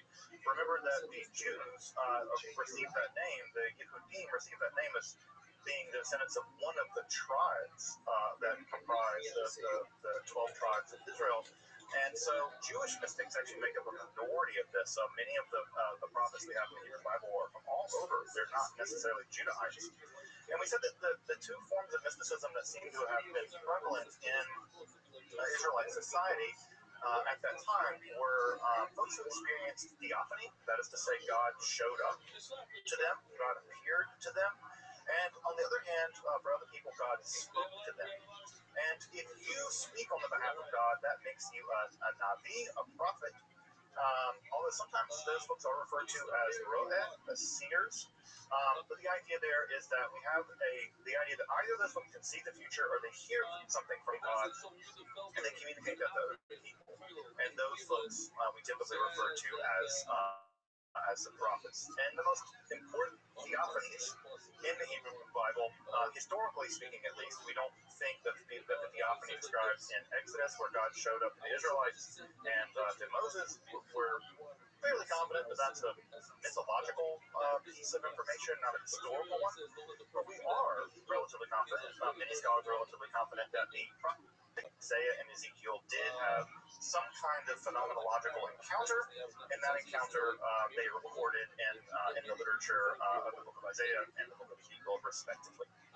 Now, the idea that you might be wondering, right, how can you say that Moses didn't exist? Well, it's not about whether he did or didn't, it's about what we have evidence for. And we just don't have evidence, really, to believe that that happened, but we have pretty good evidence to believe that the experiences of Isaiah and Ezekiel were, in fact, recorded. And as we talked about last time, prophecy is very well attested all over the ancient Near East, with the weird exception of Egypt. Egypt is kind of prophet-free, which, all things being equal, sounds great. I wouldn't want to live anywhere. I don't want any prophets in my neighborhood. I don't want any guy walking down my street screaming at people because they're like, "Woe to the disbelievers, Yahweh's gonna kill you all." I'm like, I'm gonna call the cops on you again. So I don't want to live anywhere near prophets, and so Egypt seems like a pretty great place to be prophet-free. But at any rate, we saw last time that there are a great deal of prophets that live all through the ancient Near East, and especially in the Neo-Assyrian context, which tracks very carefully, very temporally to the ancient Israelite context. And so we have to...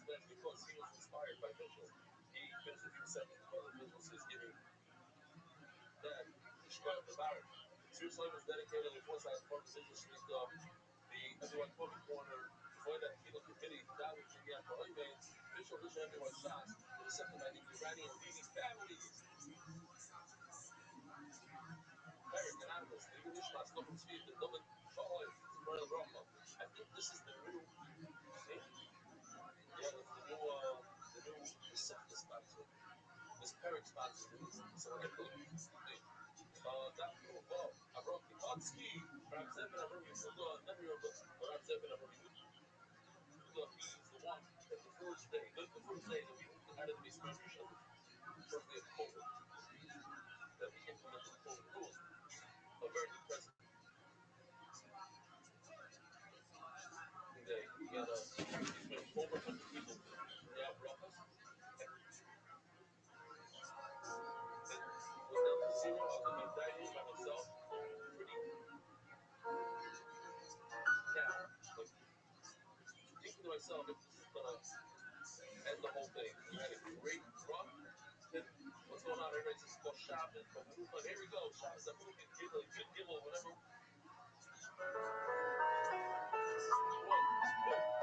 And there arrived the giant glasses big. I wrote the concept of a beautiful, famous artist. The painting of beautiful thing. I'm Dr. Justin Sledge, and welcome to Esoterica, where we explore the arcane in history, philosophy, and religion. One of the most difficult aspects in starting to study Jewish mysticism and Kabbalah is getting a handle on just how those ideas developed over time. It's tempting to think that, for instance, Kabbalah has just always existed in the form that we have it, or that Kabbalah is just one thing at all. Of course, neither of these positions is really tenable. Such notions developed greatly through the ages and are still developing. And there are now, and there have always been, numerous mutually exclusive schools of Jewish mysticism and Kabbalah. This class is meant to serve as an introduction to Jewish mysticism and Kabbalah from the point of view of its incredibly complex development from the prophets of ancient Israel unto the rise of modern Hasidism in the 18th century. Of course, this series isn't meant to be exhaustive by any means, but only should serve as a springboard for deeper study and reflection, and hopefully it will also enable you to situate developments in Jewish mysticism and Kabbalah in their historical and cultural context, and hopefully embolden you to dive into the primary texts, which are admittedly as sublime as they are obscure. Let me express my gratitude to Congregation Tchia for allowing me to use these lectures to reach a larger audience here on Esoterica. If you want, you can find the entire series under the playlist Entering the Garden, an Introduction to Jewish Mysticism and Kabbalah. I'll be uploading them over the next few weeks, or if you find these episodes after autumn of 2021 and you want to watch the entire series, you can find them in that playlist. If you find this series on Kabbalah interesting, I'd hope you check out my other content on topics in esotericism, and perhaps consider supporting the production of free academic and scholarly topics in occultism, hermetic philosophy, by joining my Patreon, or perhaps with a one-time donation. You can find those links below, and I really appreciate your consideration. Now, let's enter the garden of Jewish mysticism and Kabbalah. Welcome back. Let's just jump right in, right? So the first thing we should do is do a bit of a recap on apocalyptic Judaism, just so that we can all be on the same page going forward.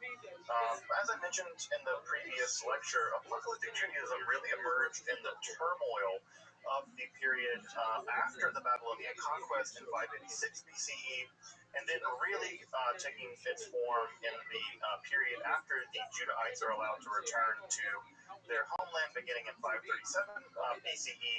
And it's in the subsequent aftermath of that turmoil that what we have is a big theological shift in how the ancient Israelites understood their relationship to their God. As you may remember, the older, more prophetic literature said that if the Israelites don't keep their part of the bargain, God's going to wipe them out. Well, they weren't all wiped out. And so that's a theological problem, right? We have a sort of a threat that, I remember my mom sometimes telling me, I brought you into this world and I'll take you out of it. And then I did something bad, and she did take me out of it. And I was like, I might have called your bluff, Mom. I don't recommend you do that. But, well, that kind of happened with the Israelites, right? God threatened, look, I brought you into this world and I'll take you out of it. And God didn't. So what do we do theologically with that? And what ends up happening and what ends up emerging is a new kind of theology and a new kind of interaction with the Israelite God. And so rather than the Israelite God communicating orally to prophets, what we have is a shift in the theology where rather than communicating orally, right, what we have is God communicating visually, right? God is showing the Israelites various kinds of things. And the biggest, perhaps most important thing that God is showing to the Israelites is that there's a plan. That everything that's happening is planned. There is a reason why you're suffering the way that you're suffering. There's a reason why wicked people seem to triumph. There's a reason why you've been returned to your homeland after being conquered by the Babylonians. There's a reason why the Romans, you had independence for a while, and now the Romans have conquered you again. Why is all this happening? Well, for the apocalypticists, there is a plan. And typically, right, other things that the apocalyptic literature also deals in is things like cosmology, right, the structure of the universe, history, why the universe came into being at all, and specifically what they're often really interested in is the origin of evil. Why? Because they're enduring a lot of evil. And so they really focus on where evil came from and how evil emerged. And there's a lot of different competing theories in the ancient Israelite literature about the origins of evil. Some of those have to do with talking snakes and a special garden, and some of those have to do with angels coming down to mate with women and teaching human beings all kinds of bad things. So there are several competing theories about the origin of evil, and of course also apocalypticism is at least vaguely interested in the future, right? At least vaguely interested in the future. Not in the same way that perhaps we are now. If you're curious in religious studies, we have a whole different term for studying the future end of the world. That's called eschatology, from the Greek eschaton, which means the final things. But not all apocalypticism is eschatology, but all eschatology is probably apocalyptic, right? So there's a slightly different category. So we'll talk more about eschatology later. And as I mentioned last time, there is a massive amount of apocalyptic literature. I think that if I skip back just a couple slides here, right, you can remember here on the page, there's just a library of apocalyptic literature that gets developed, some of which occurs in the Hebrew Bible, most of which does not, right? And then, of course, we also have Christian and Islamic apocalyptic literature. This is a vast, vast, vast amount of literature. And I think, as I mentioned, if you were to take the apocalyptic literature and compare it to the actual surviving literature of the Hebrew Bible, there's almost just as much apocalyptic literature as there is other material in the Hebrew Bible. So it is a treasure trove of material, most of which I think most people have never read before. Much of which was lost for a long period of time, actually. Of course, the most famous pieces of apocalyptic literature are the books of Daniel. Daniel 7 through 11 is sort of the locus classicus of the genre. It really sets the stage for the genre. But of course, also is the book of Enoch. Of course, the book of Enoch, as you may know, isn't actually one book. It's about 5 different books that are stitched together, and there's various kinds of Enochian stuff in there. And in addition to that, there isn't just one book of Enoch. There are actually 3, right? We have 1st, 2nd, and 3rd Enoch. So in the Enoch literature alone, 1st Enoch, I think, comprises almost 100 chapters. It is a massive, massive book. So Enoch is a terribly large volume, and of course 2nd and 3rd Enoch are also part of that literature as well. So even the Enoch literature is itself really vast if you go down into reading it and studying it. And of course, the apocalyptic literature is marked by an intense use of symbolic visions, and it heavily features what we call ex eventu prophecy, which is where you describe a current situation in encoded language as if it's going to occur in the future. Now, this has led to a lot of confusion, right?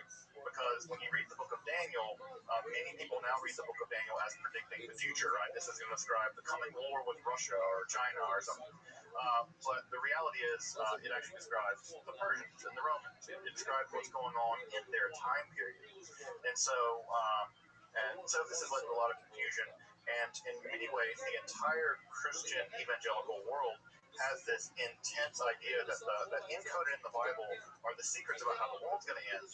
Well, the truth of the matter is that these writers are describing things happening in their own day as if it's going to happen in the future. And so that's led to, again, an entire genre of theology, what is sometimes called end times theology or end times research, eschatological research. But the original message of that literature was not about the end of the world. It was about criticizing conditions on the ground. So you may, in some sense, think of some apocalyptic literature as having a kind of social justice bent or being a kind of critical literature in the sense of social criticism, except for it's happening at a much different register. It's happening at a much different register than we might think of social criticism now. All right, so as I mentioned, right, this kind of literature, the apocalyptic mode of Judaism, would set the stage for a great deal of developments in Christianity and Islam. In fact, one might even describe Christianity as a form of apocalyptic Judaism that kind of got independent, right? It sort of got escape velocity and shot off of Judaism.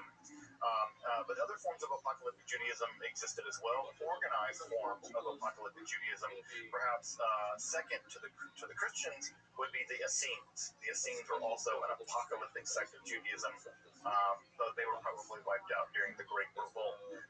In fact, Josephus even describes how they marched out to battle and they were massacred in a couple different battles. So it didn't work out for them.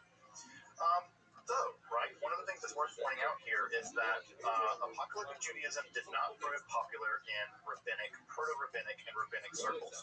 So we'll get to that. We'll get to why that is a bit more this evening, and how apocalyptic Judaism did survive into rabbinic Judaism and how it didn't. And again, part of what's going on here is the rabbis have a very simple agenda, folks. Their simple agenda is survival. Their job is to make Judaism work in the aftermath of the destruction of the temple and in the aftermath of the genocide committed by the Romans after the Bar Kokhba rebellion. And so, what the rabbis are concerned about isn't this final battle with evil. They're really concerned with how do you cook kosher food in an oven that has these characteristics. That's the kinds of things they're worried about. They're worried about continuity and not about theological clamoring over what's going to happen in some grand titanic battle. And so, because again, if you really do believe that God's going to intercede on your behalf in some grand titanic battle, well, you might march out to pick a fight with the Romans because God's on your side. Well, then you might get massacred. So the rabbis are less interested in those kinds of theologies, although with an exception we'll talk about tonight.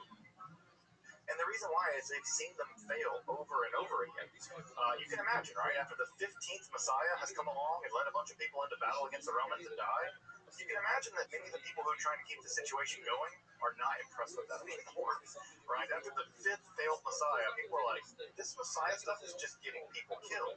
And by the way, it's still getting people killed. Right? You can talk to those folks out at Waco, you can talk to folks at Shrinko, you can talk to a lot of folks. Messiahs often lead their people into great peril, and it can lead to all kinds of problems. By the way, Jesus wouldn't be the first nor the last Messiah. There's been a lot of Messiahs that come and go. They typically share the same fate as Jesus, though they don't typically enjoy the same success that Jesus did. So, the proto-rabbinical organizations, the proto-rabbinical movement was not very copacetic to the rise of the apocalyptic form of Judaism. So again, if you have questions, just make sure to put them over there in the chat, and I'll try to get to them toward the end of the lecture. So whether they're wrap-up questions or clarifying questions or digging deeper into whatever. So let's turn to a form of mysticism that did emerge from the apocalyptic mode of Judaism, but did survive in the rabbinical world, right? That did survive into the rabbinical world, and that is going to be Merkabah mysticism, Merkabah chariot mysticism. And we'll clarify a bit more in a minute just what that means and how weird it is, because of course it's rather weird.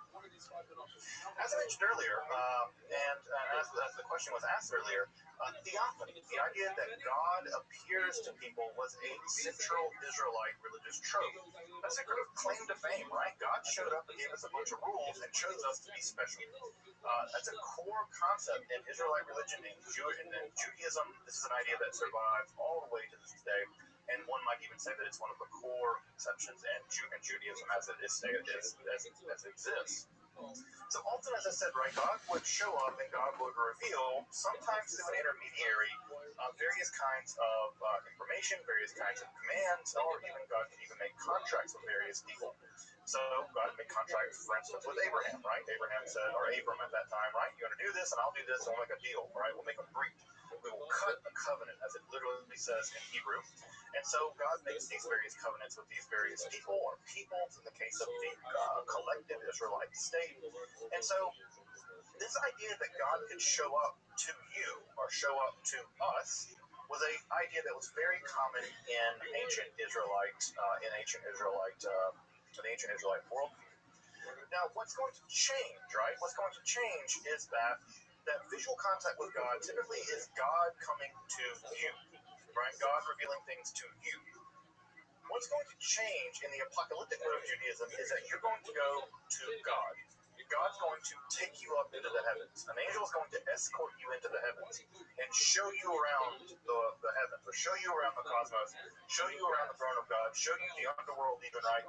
Enoch even gets tours of the underworld, the bad place you don't want to go when you die.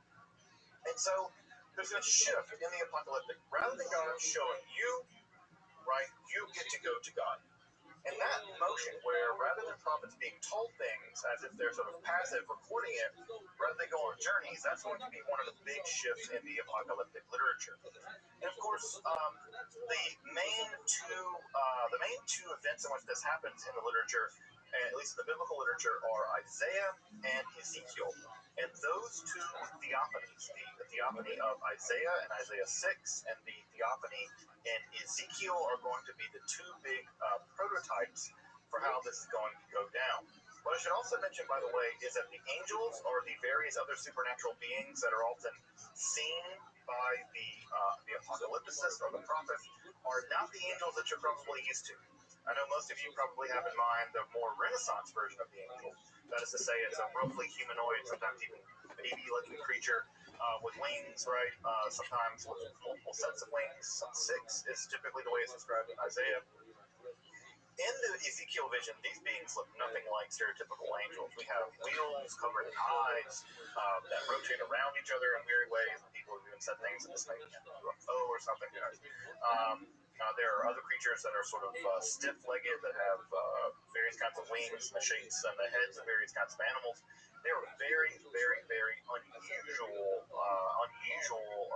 creatures. And they often get strange names like the Chayotes, right? The ones that are alive, or the Cheruvim, or the Ophanim. That's the name of the wheel-shaped ones. So biblical angels or biblical supernatural creatures are very unlike the cherubic angels that you may have seen adorning paintings from the Renaissance. Israelite angels don't really appear like that. What's important about the apocalyptic is also what's going to be added from Isaiah and eventually into Enoch, where they're going to be given visions of the throne of God. They're going to be taken to the very apex of reality, which is God's throne room, and they're going to be shown images of the throne of God. Well, to get to the throne of God, you can't just kind of go, the old, Maynard saying, right? You can't get there from here. Well, you can. You've got to travel, right?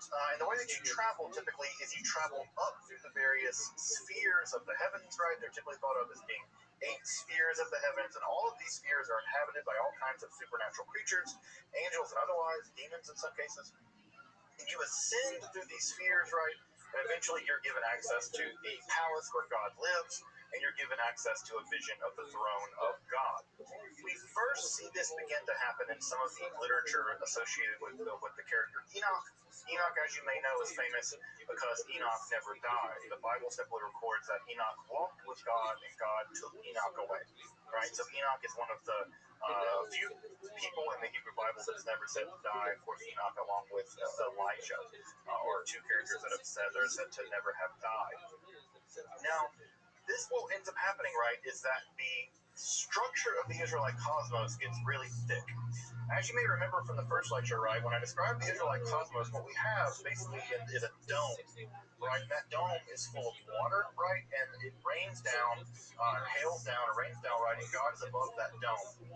Well, what ends up happening is that after the Israelites come in contact with the Persians and the Greeks especially, and somewhat to some degree the Persians, they have a much more robust vision of how the cosmos works. So these are the guys that are going to invent things like astrology.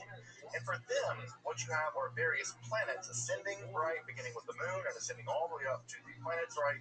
And so the universe gets much bigger. And of course, if those planets are moving around, right, they got to be moving through something. And what are they moving through? Well, there's a lot of debate about it. Aristotle thought it was crystalline spheres, but there's a lot of debate about what's going on. The most important point here is that the Israelites are going to inherit a quasi-Hellenistic, quasi-Persian worldview. When I say worldview, how they view the world. And the old Israelite conception of the universe gets a lot more complicated, right? A lot more complicated. So, right, what we have in the aftermath of some of this apocalyptic literature, specifically the Enoch literature, and if you ever want to read the Enoch literature, I can recommend a good translation for it. It's really fascinating literature. There's going to be a question here, right? We have the idea that Enoch ascended into the heavens and had visions of the throne of God.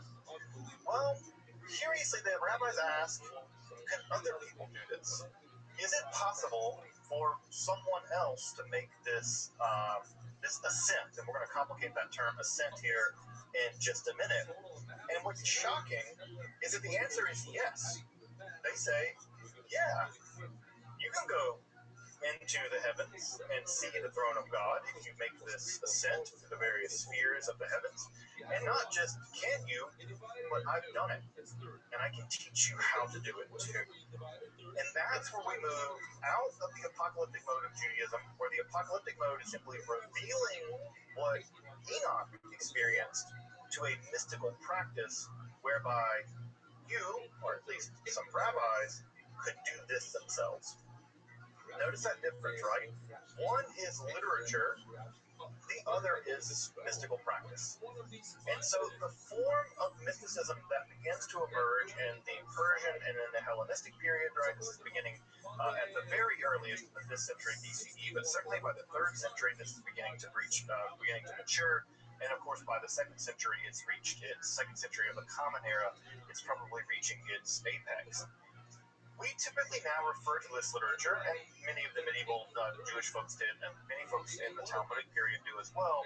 They refer to this type of mysticism as Ma'aseh Merkava, right? Ma'aseh Merkava, which typically we take this to mean something like doing of the chariot. Notice the word Ma'aseh in Hebrew has a sense of you doing something, right? You're not reading about it. You're not reading Enoch. You're trying to go on the same journey that Enoch did. The idea here is this is a practical form of spiritual journeying. Now, this kind of literature is typically referred by two different names, but it always refers basically to the same kind of mysticism. In one form of mysticism, we refer to it as Merkaba literature. The word Merkaba is the Hebrew word meaning a chariot.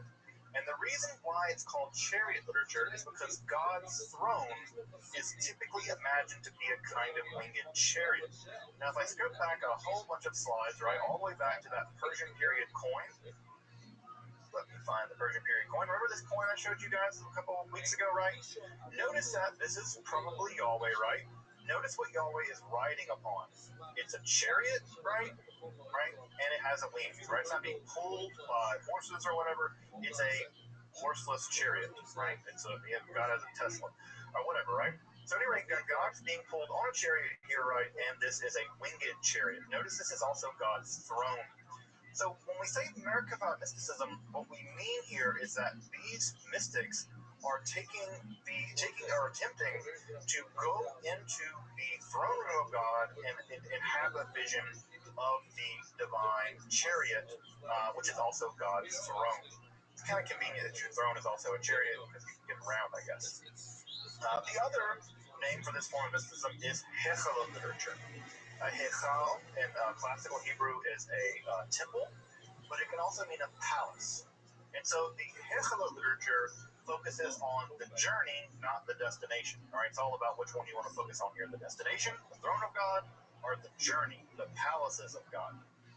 And what we get in this literature, this Hechalot literature, is very complicated descriptions of the various chambers or palaces that the mystic must go through in order to get to the throne room of God.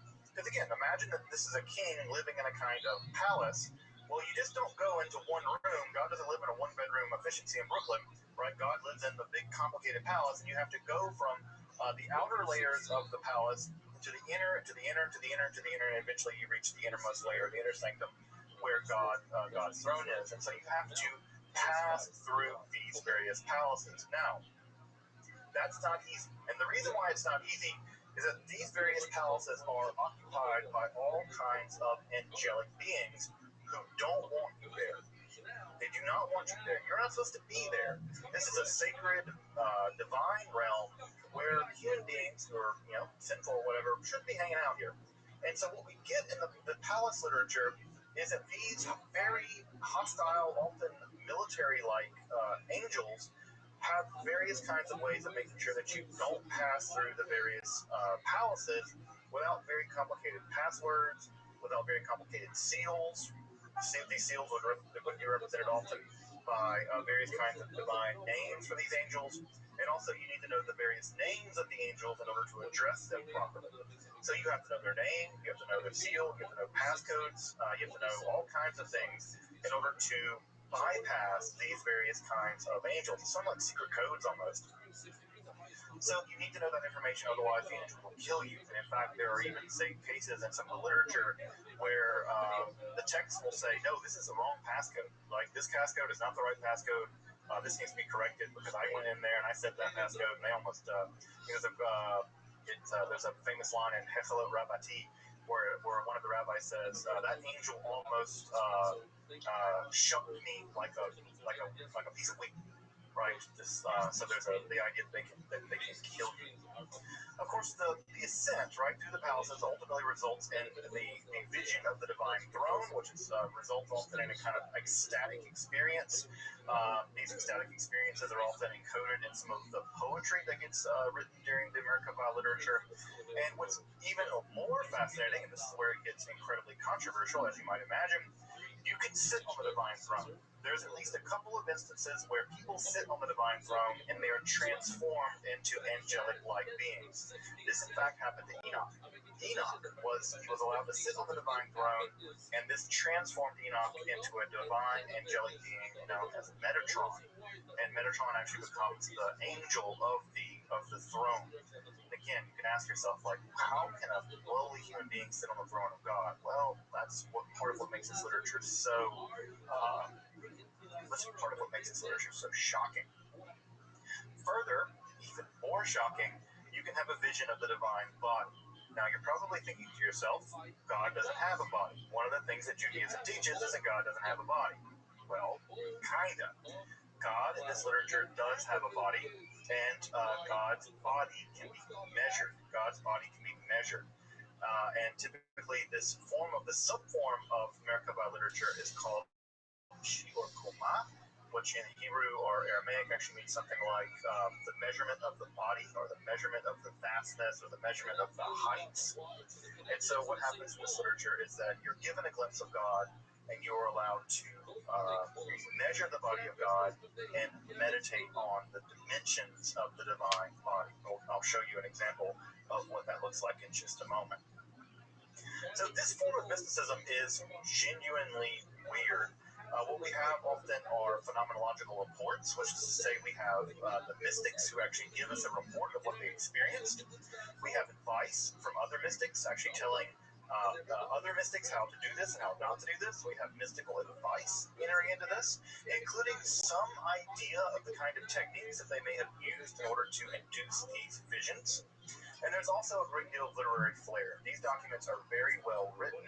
They are intentionally trying to be perhaps provocative. And what we get in these documents is a really fascinating glimpse into how they may have practiced this stuff. Also, it's worth pointing out at this point that for whatever reason, and there's still debate about this, for these mystics, for the Merkabah mystics, you don't ascend to the palaces of God. You descend, right? You're a day Merkabah. You descend to the chariot. Now, why they descend to the chariot, we don't know, right? It seems like you should go up, right? God lives beyond the stars, and up seems like, it's like Peter Pan, right? Second star on the right, straight on to a warning, right? That you should go up toward the divine world. The Merkabah mystics never describe things going in that direction. You always descend into the chariot. Now, why that is, we don't know. I typically think that it might have to do with a kind of taboo that you don't describe the ascent because you're unworthy of ascent, but you may be able to descend.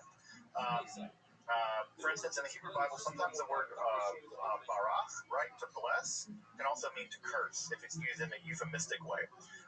For instance, Job's wife tells Job to bless God and die. But what she really means is curse God and die. And if you read it in translation, it'll always say curse God because the word there is being used in a kind of unusual way. So that may be why that you descend to the throne as opposed to ascending. But we don't know why they chose to describe it as a descent and not an ascent. Just to give you some idea of the main texts of the Hechelot or Merkabah literature, First Enoch is often described as is typically described as an apocalyptic piece of literature, but it heavily features into the Merkabah literature along with the visions of Isaiah and the visions of Ezekiel. Those become the groundwork for the kind of later, very Baroque visions that we'll get in the Merkabah literature. The two principal texts of this literature are the Hechalot Zutarti, and this is the Lesser Palaces. This is considered to be typically the older of the oldest form of the Merkabah literature. It's a relatively short text, and it has to do with the descent of Rabbi Akiva. We have the Hechalot Rabbati, which is the longest text of the Hechalot literature. This describes the descent of Rabbi Ishmael. Both of these rabbis lived in the 2nd century of the Common Era. Another text that was also very popular was what is called the Maaseh Merkabah, the account of the chariot. This is primarily ecstatic poetry uttered by the descenders when they made the descent, so it's largely Merkabah poetry. We also have the Sefer Hechalot, the Book of the Palaces. This is also known as Third Enoch, and this has to do with the transmutation of Enoch into the angel Metatron, with the whole sitting on the throne of God. What's also worth pointing out is that in Third Enoch, you have perhaps one of the most provocative ideas in all of Jewish mysticism, which is to say that not only is Enoch transformed into Metatron, but that Metatron is sometimes described here as the Yahweh Katan, the little Yahweh, right? So you have the Yahweh Gadol, which is God, and you have Yahweh Katan, the little God. Now, the idea that there can be two gods is going to prove to be very, very dangerous and heretical idea in Judaism, but this idea was in the air during the Merkabah mystics, and so even Merkabah mysticism at some level challenged straightforward ideas of monotheism, which we take to be so sacrosanct in Judaism, but at least in Third Enoch and some other texts, the idea of a completely unified monotheism is disruptive, right? It's disruptive. And there's some ideas that even the Trinity may have emerged as may have emerged in conversation with some of this idea that there is a greater God, a lower God, and things like that. So again, basic assumptions you make about Judaism are disrupted by some of these mystical ideas. One of which is that there is a lesser Hashem, a lesser Yahweh, and that idea is, I think, very, very shocking for many people. And again, also I mentioned this text, Shiur Koma, and Shiur Koma is a separate piece of literature in which, as I mentioned, right, describes the various dimensions of the divine body in a Persian unit called the Parasat. We'll talk more about that in just a minute, and I'll give you an example of what that looks like from the Shiur Koma. This form of mysticism seems to have hit its apex right around the 2nd century, right around the 2nd century, sometime in the middle of the 2nd century, in the 150s, 160s. Now, why, we don't know. Why that time period? That's the direct aftermath, or right at the time period of the Bar Kokhba rebellion. As you may know, Rabbi Akiva was martyred during the Bar Kokhba rebellion. Rabbi Ishmael lived around the same time. Why then? Well, perhaps people were very desperate. People wanted to have, people felt very abandoned by God, and so these techniques for descending into the throne room of God allowed perhaps them to connect with God in a new way. It's not clear, but that's when the form of mysticism seems to have hit its apex, although it seems to have been practiced all the way into the Middle Ages, and there are Hechalot texts that are actually absorbed into Kabbalah. So Kabbalah will absorb a lot of these texts, and they will survive into this literature. Just FYI, we have about 50 manuscripts of this literature that have survived from antiquity, all dating back all the way back to the Cairo Geniza. So we have a lot of this literature, right? A lot of this, which again, typically, right, we take whatever survived, and that gives us some sense of how popular something was. 50 manuscripts is not nothing, right? Now, they're not all complete, they're not all in great shape, but the fact that there are 50 of these manuscripts that have survived, some of which survived all the way from Palestine or Babylon, they were moved across North Africa, they were absorbed into the European context. That shows you that this literature is being copied, it's being appreciated, it's being admired, but it's really fascinating. It's really fascinating it survives in so many manuscripts. We think that the way this literature was formed, and this is a going theory right now, most literature, by the way, should also mention was in Aramaic, not in Hebrew, which means that it was also being written in the vernacular at the time. This is literature not meant, literature meant to be read and wrote in the vernacular. What we think happened is that there are smaller phenomenological units. Phenomenology is a $4 word that means experience, right? These people are having experiences. They're recording those experiences. Those experiences are what we call microforms. They're just very small snippets of discrete mystical experiences. And it seems like there are schools of mystics having these experiences. So I might go to the first heaven, you might go to the fourth heaven, right? I might go to the third one, you might go to the second chamber of the fourth heaven. And over time, what ends up happening is that all of these various microforms get stitched together into what we call macroforms, much longer documents, in which narrative sections are kind of stitched into these microforms to form these larger narrative structures. And at some point, this got systematized, and we can see the systematization process happening in some of these texts, where the various palaces are very systematically described as having various kinds of chambers with various kinds of angels, and we know exactly how many angels are there and how many angels serve them, and they're organized very much like an army. In fact, they're organized very much like the Roman army. A lot has been made about that the writers of these texts are imagining a kind of powerful army existing in the sky or existing in the divine realm, and it mirrors very closely the Roman army, which, by the way, also helps us to date some of this material, because, of course, the Romans only existed during a certain time period. So what we get are these microforms, right, which are probably the result of mystical experiences. Those are stitched together in schools of mysticism, and then those are filled out in a more literary way in the texts that we have now, are those final literary forms in the form of the Hechela Zatarti or the Hechela Rabati. So we're fairly confident, the leading scholars in the field of this material are fairly confident that this literature is downstream of actual mystical experiences held in various schools of mysticism that are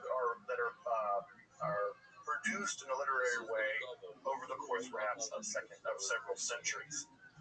And as I mentioned, what we have in this literature are accounts of heavenly journeys, or accounts of journeys through the divine realm. And in these texts, we have very complicated passcodes. So many of these passcodes are angelic names that we don't understand. They're very long strings of characters in the Hebrew alphabet. We don't know what these texts means, what these names mean. They don't look like typical angelic names. And so we have these angelic names, right? So you would descend into a palace. There'd be an angel guarding the door. You would address that angel by their name, and the fact that you knew that angelic name meant that they might let you into the room, and then you could pass to another level, right? And then you would encounter several other angels, and then you would have to know various kinds of secret codes, or it's like sort of like divine espionage or something. So you would need to know several secret codes, and eventually an enormous mass of literature develops of just code books of various angels, where they live in the divine realm, how to bypass them, what you might need to bring them, because you might not be enough to know their name. You might have to bring them things, or give them seals, or show them sort of various quasi-magical devices. But next week we'll be getting into Jewish magic, and we'll see some of these angelic seals, these angelic magical passcodes. And what you would do is you would bypass these very fearsome angelic guardians, and you would have visions of various aspects of the divine world. And this would almost always result in a mystical vision. And downstream of that mystical vision, there would be a poem written, right, describing what you saw. So most of this literature is sections describing the structure of the divine world, lots of passcodes and angelic names, and then hymns, right, describing what they saw, what they experienced, etc. So there's a lot of hymns and things in this. By the way, some of these hymns have actually survived into the Orthodox liturgy, especially around the holidays. So if you've ever been to a Rosh Hashanah service or a Yom Kippur service, in the traditional liturgy, there are survivals of these hymns, these Merkava hymns in there, and you might immediately know why, right? Because think about what's happening in Yom Kippur, right? You are literally at the gates of the divine palace, and your prayers are entering the gates of the divine palace, and it has a very Merkava feel to it, if you want to frame it that way, which I think would be a cool way of framing one's Yom Kippur experience, as kind of approaching the gates of the divine realm and kind of, being threatened, right? It's terrifying. God can judge you. God can kill you. God's just figuring out what's going to happen. So it has a very kind of Merkava feel to it.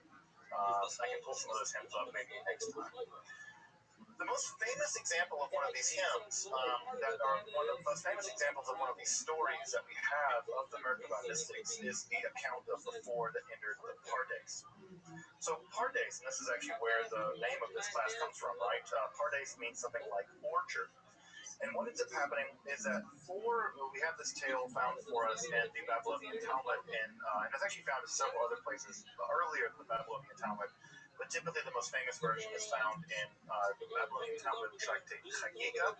There's a lot of strange things in tractate Chagiga about the holidays, the Chagim, and it's found in section 14b. What we have here is an account of four different rabbis from the 2nd century going into what is called the Pardes.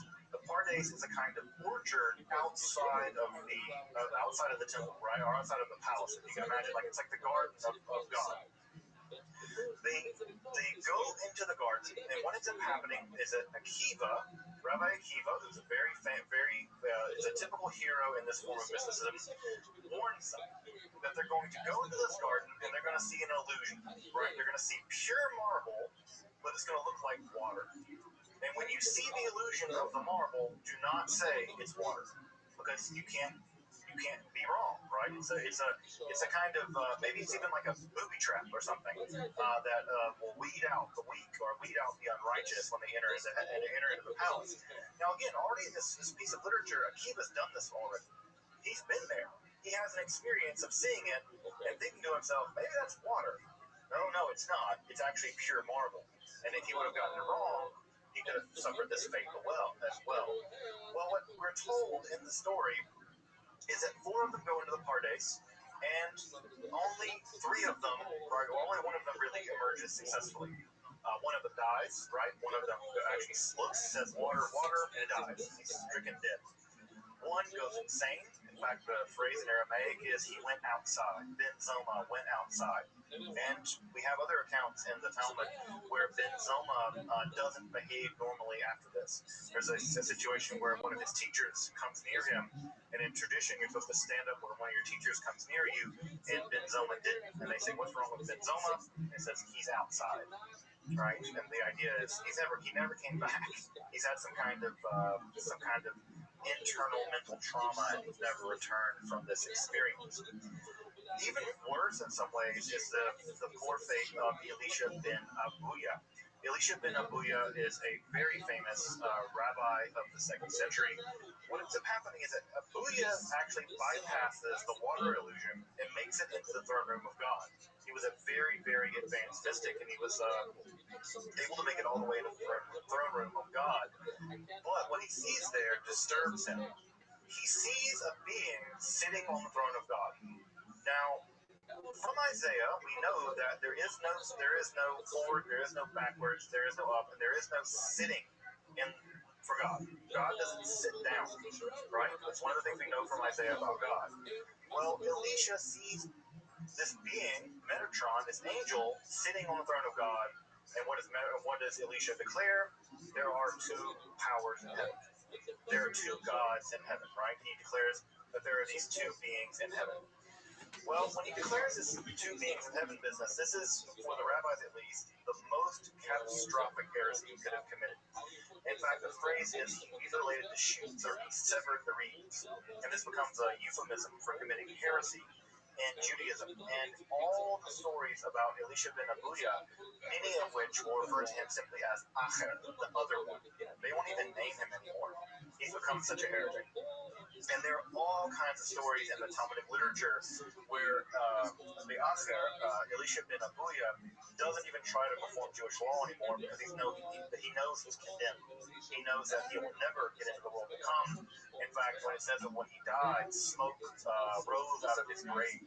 He was already being punished in his grave in the afterlife. So he was punished already as soon as he died. What's interesting in the Talmud is that Metatron, remember the angel that was actually sitting on the throne of God, the angel Gabriel actually beats Metatron as punishment for sitting on the throne of God. And he's whipped, right? He's actually given lashes. And the phrase for the lashes is pulse de nora. He's given lashes of fire. And this idea of lashes of fire will actually go in to become a form of Jewish death magic later on in the middle. Later on, it's not really in the Middle Ages; it's a little later than that. And we'll get to it next week when we talk about Jewish magic. That there's an idea that you can actually call the angel of death to audit someone's sins. And if there's a significant sin found, you can actually they will be killed. Right? They'll be punished with the pulsa de nora, the pulse de nora. And one of the first times we have this idea of someone being beaten with fiery lashes, this angel, Metatron, being whipped with fiery lashes by the angel Gabriel. So you can see there's a lot of drama in all this, right? You got angels beating other angels. You got dudes getting into heaven, seeing two gods in heaven. There's a lot of stuff going on here. By the way, the idea that there are two gods in heaven, we already see that idea in 3rd Enoch, where the idea that Enoch is transformed into an angel that is sometimes referred to as the Yahweh Katan, little Yahweh. And again, it's clear that the rabbis were pretty concerned about this whole business. And, again, the Talmud may be a reaction to it, although it's clear that Rabbi Akiva, perhaps one of the most famous rabbis in the entire Talmud, himself is a kind of shaman in all this.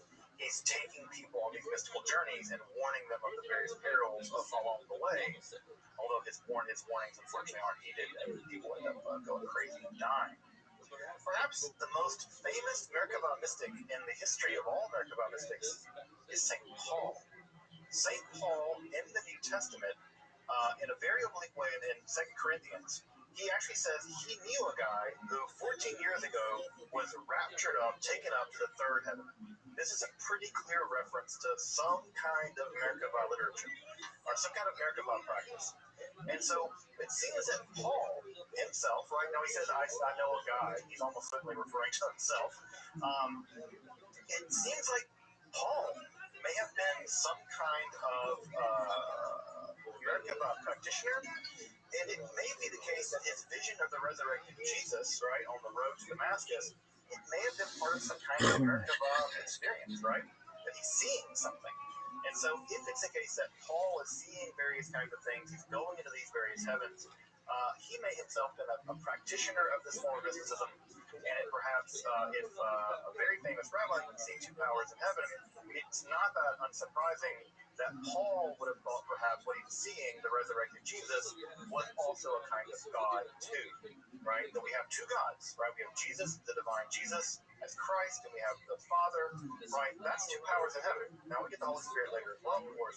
But this idea of two powers in heaven is already percolating at some level in rabbinical Judaism, and that when we see the notions of that Christ can be God and the Father can be God, this idea is not so out of the wheelhouse of what was possible, right?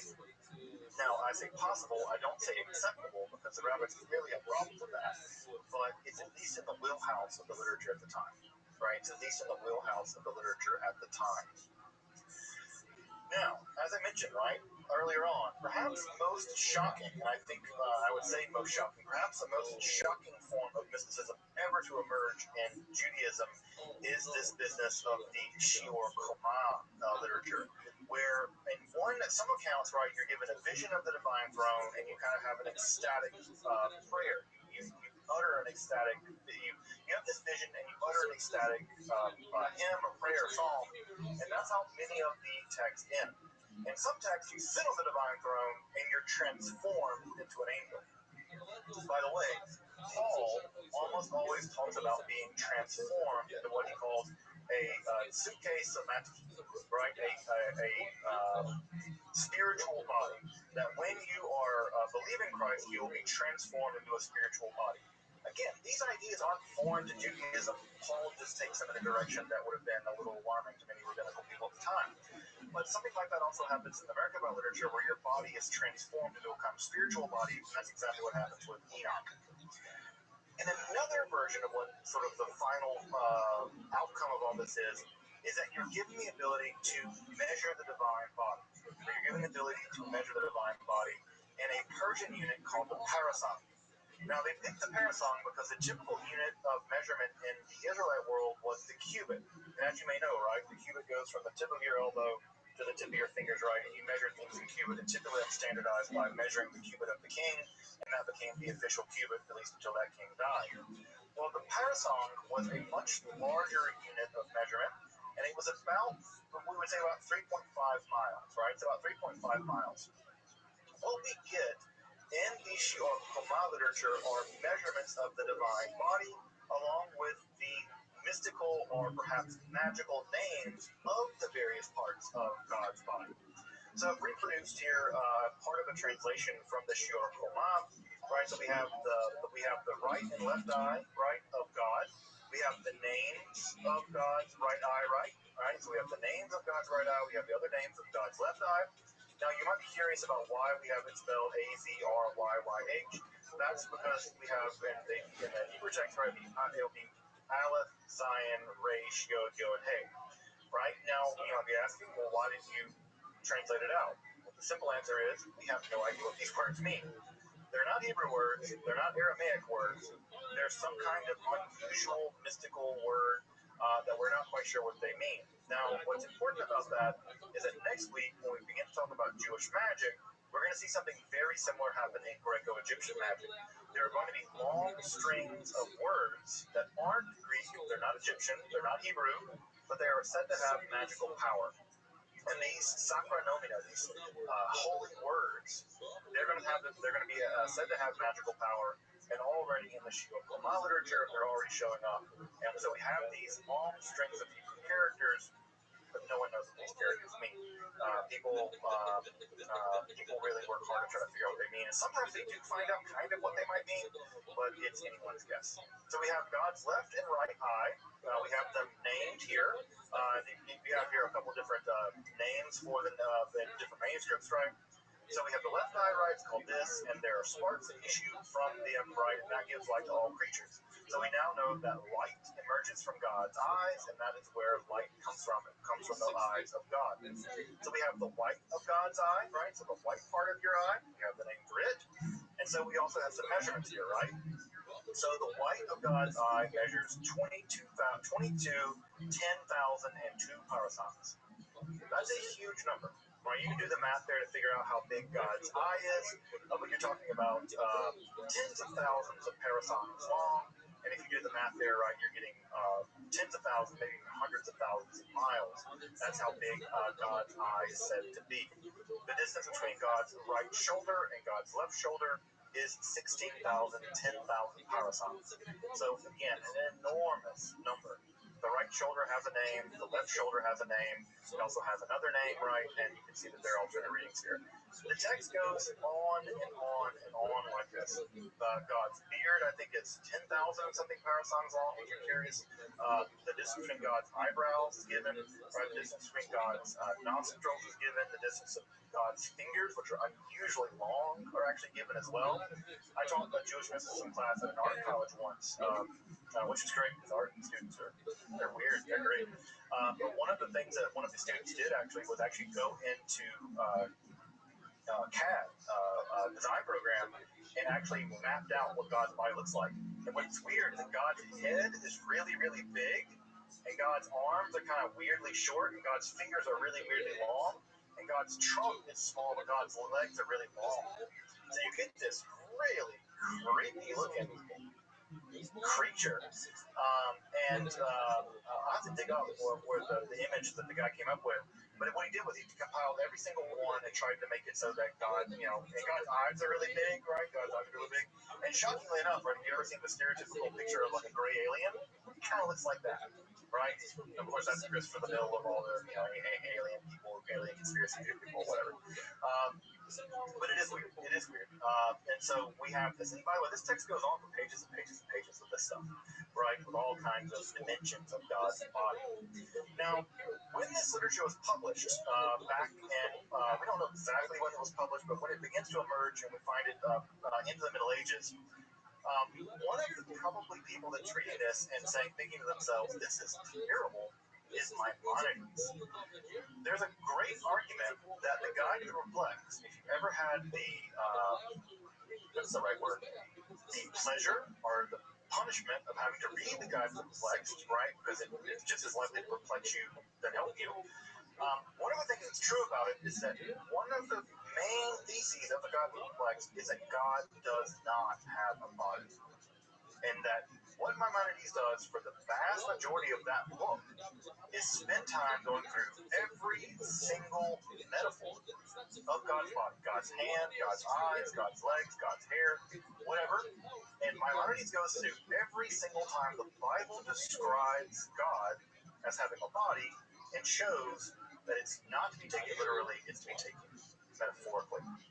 It's possible, and I think likely Menachem Kellner has written a book about this, where Menachem Kellner argues that at least in part, the most important piece of Jewish philosophy ever written was written to combat Merkava mysticism and Shior Koma mysticism. Now that's high praise, right? There's no higher form of praise than parody or criticism. Because if people are criticizing you, that means that they're taking you seriously, at least at some level, they're paying attention to you. And it seems that Maimonides, at least in part, is writing the Guide to the Perplexed as an argument against this form of mysticism. Now, what's worth pointing out here, right? What's really worth pointing out here is that this form of mysticism lasted for hundreds of years. We'll talk about that more in a minute. Now, I want to mention one tiny last form of mysticism that represents a relatively small chunk of this form of mysticism, and this is called the Sartora mysticism. This is a distinct form of Merkava mysticism, and in fact, it might not even be Merkava mysticism at all. It may actually cross the line over into magic, but it's always recorded in Merkava texts. So there'll be a Merkava text, and then all of a sudden there'll be a chunk of text that doesn't quite read like a Merkava text. In this literature, we typically refer to as the Sartora mysticism. Sartora mysticism is unlike the Merkava mysticism where you descend into the divine realm to learn various kinds of secrets. In the Sartora mysticism, you actually summon an angel, right? You summon an angel through quasi-mystical or magical means. The line there is rather blurry. And you summon that angel, and that angel is called the Sartora. Sartora means the prince of the Torah. And this special angel comes to you. So notice here again, we're doing something different. Rather than going to somewhere, we're bringing a being to us. And what ends up happening is that the Sartora comes to you, and the Sartora rapidly teaches you all kinds of rabbinical lore. Everything from rabbinical law all the way to various kinds of hidden secrets. So the mechanism by which you summon this angel are varied. There's a lot of different accounts of how to summon this angel, but this is a kind of invocation. And to many scholars, this looks a lot less like mysticism, because it's not about you having an experience, but it looks a lot more like magic. You summoning a being, and then they provide you something in the process of summoning it. Just like you might summon a demon to teach you something. Here, of course, you're summoning an angel, and that angel does the job of rapidly teaching you all kinds of rabbinical lore. Now, what's important about that is that that idea of using magic to learn things very rapidly is going to survive in the medieval period, and it's going to be an entire school of magic called the Notary Art School of Magic that's going to be just this. Now, you're not going to typically summon an angel to do it, but it's interesting that we already have a form of mystical, magical stuff going on by the time of the Merkava literature, where you are, in fact, summoning an angel to learn rabbinical lore very rapidly. And if you've ever studied rabbinical lore, then you can appreciate the fact that people might want to, not have to study all day in order to learn it, because it's a lot. So this Sartor literature, as I said, right, crosses the line probably into Jewish magic. And that is what we're going to pick up next week. We're going to begin to pick up with the earliest layers of Jewish magic, what the ancient Israelites thought about magic, what the rabbis thought about magic, and we're going to look at some of the magical techniques and devices that have entered into Judaism and have thrived all the way down to this day. It's worth pointing out here that the Merkava or the Hechla mysticism would be the dominant form of Jewish mysticism for the majority of Jewish history. We think of the Kabbalah as being the dominant form of Jewish mysticism, but the Kabbalah is only about 800 years old. If you say where we think it began sometime in the 13th century, that's only 800 years old. This form of mysticism has existed all the way back probably to the 2nd century, probably earlier, and it was still being practiced all the way through the Middle Ages. Right, all the way up to the rise of the Kabbalah. In fact, the Kabbalah absorbed a lot of this mysticism in it. So if you really want to think about Jewish mysticism in terms of what got practiced the longest, Merkava, Hechela literature, was practiced far longer, at least at this point, than Kabbalah. Right? Kabbalah came later, it's only really been practiced for about 800 years. I say only 800 years, it's crazy, right? But still, 800 years, right? This literature survived at least for 1,000, perhaps. So it's only the next couple hundred years that Kabbalah will lap Merkava mysticism, right? Will lap it. So if you want some suggested readings, I'm going to try to include some more suggested readings as I go on. These are some major texts about the Hechela literature and the Merkava literature. One of the texts I did not put on here that I'll put on here for next time is a really great study of the Sartora mysticism. It's the definitive study of the mysticism that again involves summoning the angel to teach you things very rapidly. The problem with the Merkava literature is that it's all published through the academic publisher Brill, and it's very expensive. So you need to definitely whip out your library card and check it out from a library, like a university library. You're going to read some of this, although there are some older translations of Hechela Rabbi online, so if you really want to get into them, and I can include them, and I can include them later if folks want me to jump out and grab a link, I'll put it in the chat. If you really want to read some of this Merkava literature, but I've included some links here for various studies of both the literature itself, but also some studies of the entire form of mysticism. And so I can include a link to, I can jump out, there's some moment when I do some questions and answers, I can jump out and grab a couple links to folks if you want to check out the Shior Koma, the measurement of mysticism, or the Hechela Rabbi, the largest text of the Merkava tradition. So, now this week, right, we have a bridge.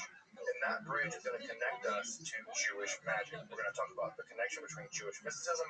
We now have a bridge to Jewish magic. And Jewish magic is going to be a huge part of Jewish mysticism. In fact, when you talk about Kabbalah Ma'asit, right? Kabbalah Ma'asit is just basically Jewish magic, practical Kabbalah, doing of Kabbalah. The practical Kabbalah is in fact just the code word at some level for Jewish magic.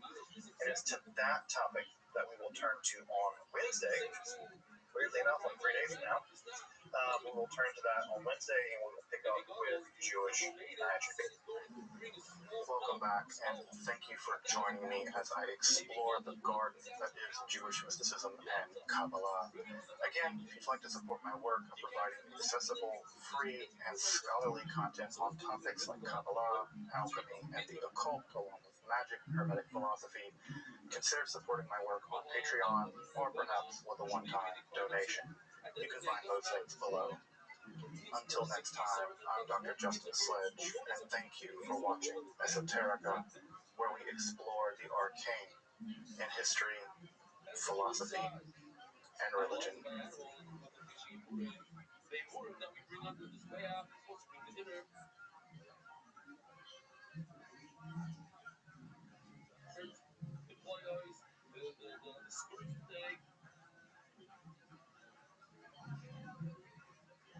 All these things, as large as the animal is, that's how, comparatively speaking, they were going to be larger. 2,000-pound animals, they were going to be larger. Oh, that's why you changed your name there. You said you're going to bring 100 pounds of Bimurim under his belly. 400 pounds. And the one you're ready. Maybe if I'm going to bring that place, then you can't do that. Here's my right knee.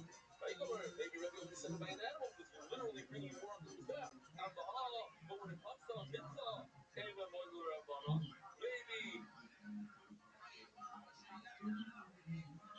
eat mitzvah. Should we do the Mishnah? Bring it to the Mishnah. This is the only time in chapter or site that there's a summon before a Mishnah. I looked it up this morning in the Mishnah. No, 7. The 7 is, am I right? Maybe your butt's right, I don't know. 7, 8 are the Yain Olim. Sorry, these are all part of a lot of it. The next Mishnah is this Mishnah says, I realize if a person says, I want to bring wood, it's there. But he makes mistakes here. He has to bring at least 2 pieces that have to do with the Mizbeach.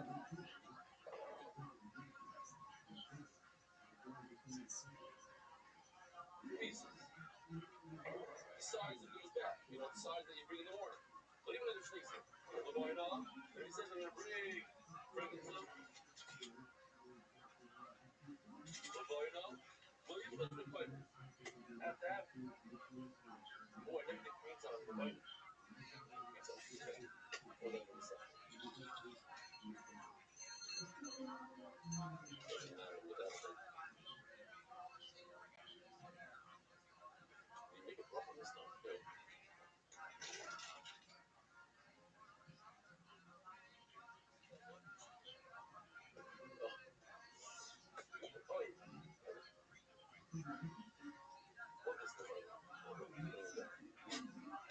something says the Mishnah. If a person donates to the Levina, it means one Shemitah like this. Says the Mishnah, Hamisha Kotanei, there are in fact 5 repeats when it comes to Levina. Allah Levina. For example, get something upon himself Levina, we give this Levina. He shouldn't give less than 1 Shemitah. I mean, not the Mincha, and any Mincha, the 5 minutes that we saw, the soul is my best. How is it begin? Going up by his Levina.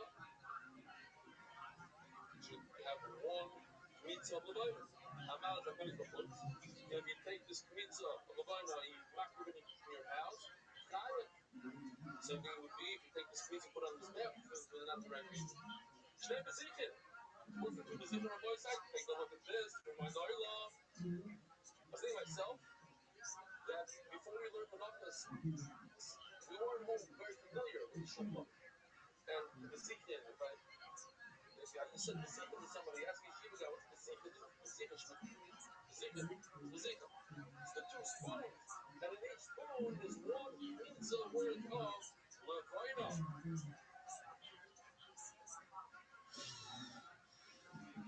I realize that after the Zohar, a person says, I'm going to donate gold, but you just give a Zohar, it should be less than the minimum small point of Zohar. Kesef, it says silver, but if you're going to Kesef, it should be 1 dinar for Kesef.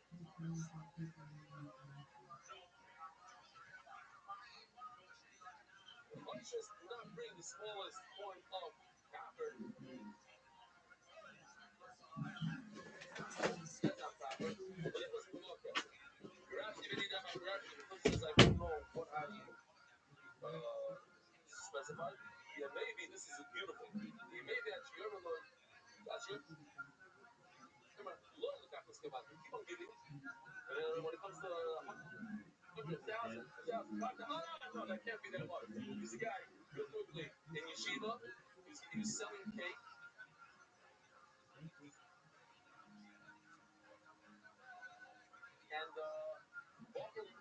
he sold cake. But when he came, he said, you know what, you can take it on, every time he came to give the cake out, you can take it, pay me like, so Walker eventually, like, when they wanted to do tshuva, like, when they got married, after they got married, they got a little concert one. Listen, I don't know how many cakes I smoked, 80, I don't know. You know, yeah, take 1,000 shekels. So you say, no, not much. Well, you're much on that. What do you mean not much? You got it right there. It's your product. So how much I pay? Carry up till you feel like you paid. Like that's enough. Don't give me this 1,000 shekel stick and try to get all those cakes for free. You take cake, write it down. Rabbi, have a wonderful day.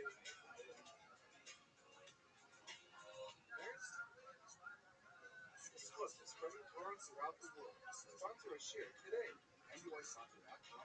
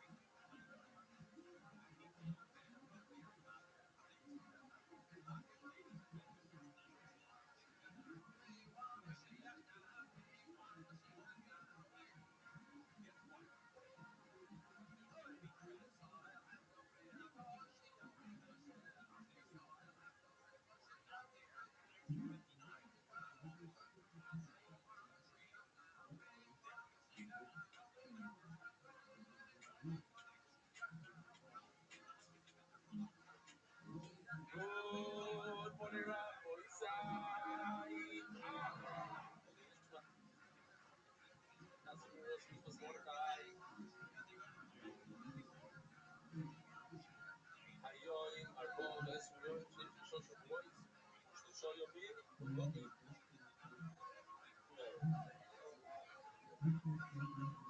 See you in a second. Raptors, again, Rothschild, Libra, tons of parking. Cool sits. Something special. Have something special worked up. Honestly, founded, come and join. Close to 1,000 people live with it. All very strong English speakers, English speakers. The movie is here because the night this year will be in Hebrew. And we're actually going to sing.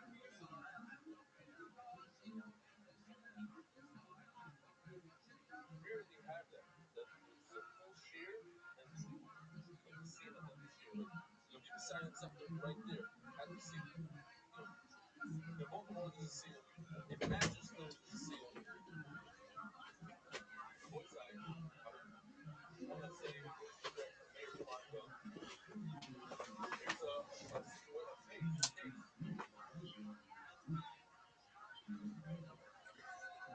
I go back. Years ago, Noah and I had a little argument about the direction of MDY. I told her, stop, I'm going to skip this out.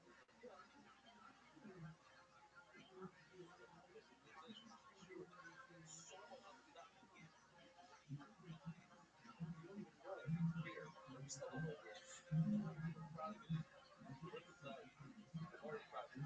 So here's a beautiful project that Aircon is working on.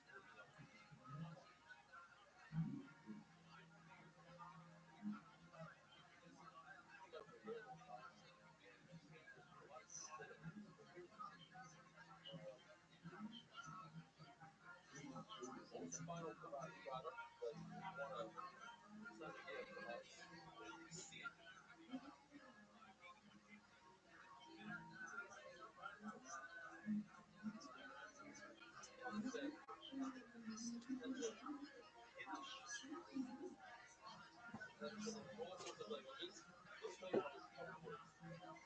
Hey everybody, welcome to the show. How's it going? Here at Kill Tony, we're the #1 live comedy podcast live in front of a live audience in the world. This is episode 203, and we are doing this show next week in Austin, Texas, and Houston, Texas. So you can see that there. But we have an announcement to make about Austin, Texas. Usually it was supposed to be May 21st. Yes, it's May 22nd. Yeah. Is it May? No, it's April. April 22nd. And so that's April 22nd. April 22nd there. April 23rd in Houston. That's your late break news. We're good. Should we bring up our guests? You guys ready for guests? Yes, you guys like guests? Ready for the show? We're easing into the show. We have to promote ourselves first because you guys are a fraction of the people that end up being part of the show, the live audience of the show. We're a big live podcast. I'm excited about this stuff. People are eating nachos. It's good looking through. A lot of arm tattoos in the audience tonight. A lot of backwards baseball caps. A lot of tough-looking guys in this crowd. Comedians, how are you guys? Very mellow. It's very mellow over there. It's a depressing Monday. A lot of comedians still haven't quit from starting another New Year's resolution. So the comedians are in a sad stock. Ryan J. Ebelt is here drawing tonight's episode. He just drew the brand new Kill Tony poster, guys. Look at that. With the entire band on it.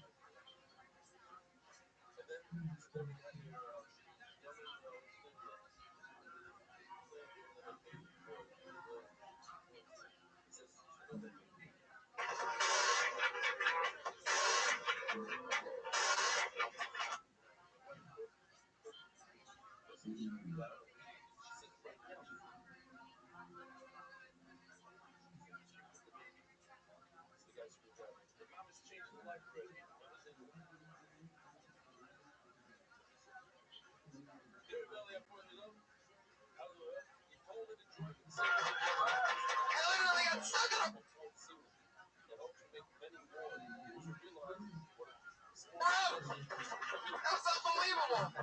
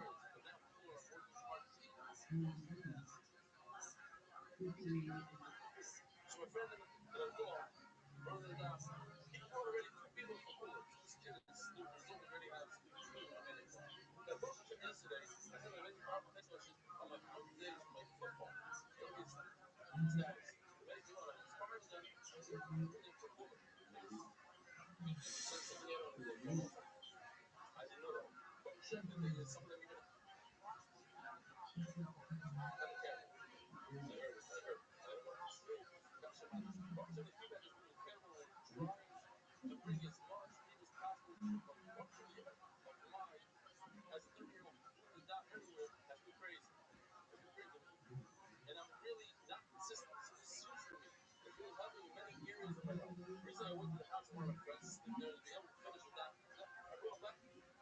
He said, "Oh my AirPods," and he asked if he could just join.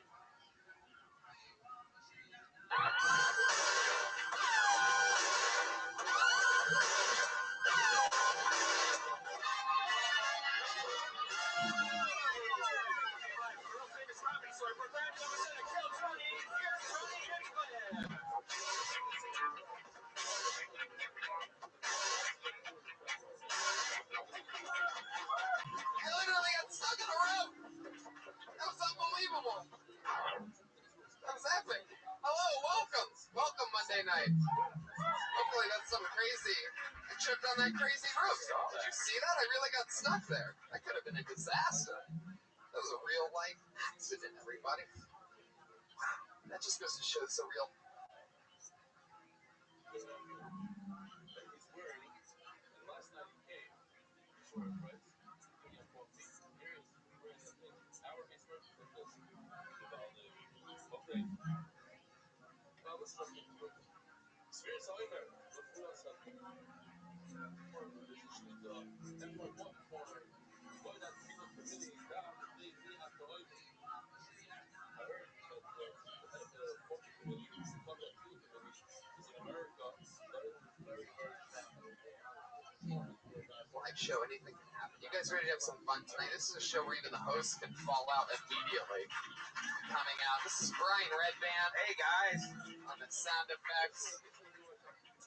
Ryan J. Ebelt's drawing tonight's episode. He also drew the brand new Kill Tony poster. Look at that! Yeah. Available on sale right now at RyanJEbelt.com. Yourself a Kill Tony movie poster. Why the hell not? He's drawing tonight's episode. And we're going to see that drawing later on. Excited about tonight. Ryan J. Ebelt also has a bunch of prints for sale. He draws every episode. Awesome. A lot of people don't know that. Like, somebody just wrote me the other day. Freaked out. Every single episode, including the one that you're at right now, while you sit there like a bunch of lazy asses, Ryan J. is drawing tonight's episode as it goes. All available at RyanJEbelt.com. The show that you're at is going to Austin, Texas next Sunday. Tower. Not next. The 22nd, Saturday, we're going to Mid Tower Comedy Festival, and then the following day, the 23rd, we're going to Houston and doing Kill Tony, followed by a secret show with Louis J. Gomez. That's not next. Which is April's 3rd. What the hell? I'm a busy man. It's a good thing. It's a good thing. Trust me. Good problems to have. It's all about what. So that's exciting. Doing that next weekend. Anyway, life is good. I'm excited about things. I just found out there's an extra week that I didn't know existed. Live on a live show right in front of all of you. I'm excited about tonight. Let's go guests first. Put your hands together for Byron Bowers, ladies and gentlemen. Comedy Central, HBO, one of my funniest friends, one of the greatest rising comedians in the world. Worked with him 10 years now. Holy shit. Wow, thank you. That's incredible. Here's Byron Bowers. Yo, unbelievable. Yo! What's up? Byron Bowers in the house, ladies and gentlemen. Kill Tony! We have another guest on his way. He's going to be joining us as soon as he gets here. I am excited, Byron. You've done the show a bunch of times. You're one of my funniest friends in the world. Life is good. Always happy. Is that true? How's that work? You do, don't you? Whoa! And you're taller than me when we stand up. Look at you with your little baby torso. That's amazing. I never would have known that. Bunch of small organs. My goodness. And you know, on most shows, there's like, on talk shows, there's different sized chairs. So if you ever get on like Conan or something like that, you're going to be keeping over the desk. Little baby torso Bowers. You know, we have a band. This feels quiet. Feels a little touchy quiet. We have a band on this show. Who loves bands and crazy shit, huh? I know I do. We have one of the greatest bands in the world. You know them. You love them. It's Reagan, Watkins, Joel Jimenez, the Kill Tony Band. Reagan and Watkins featuring Joel Jimenez. Or as many people call him, Joelbert. Oh shit, it's Joelbert! Joelbert!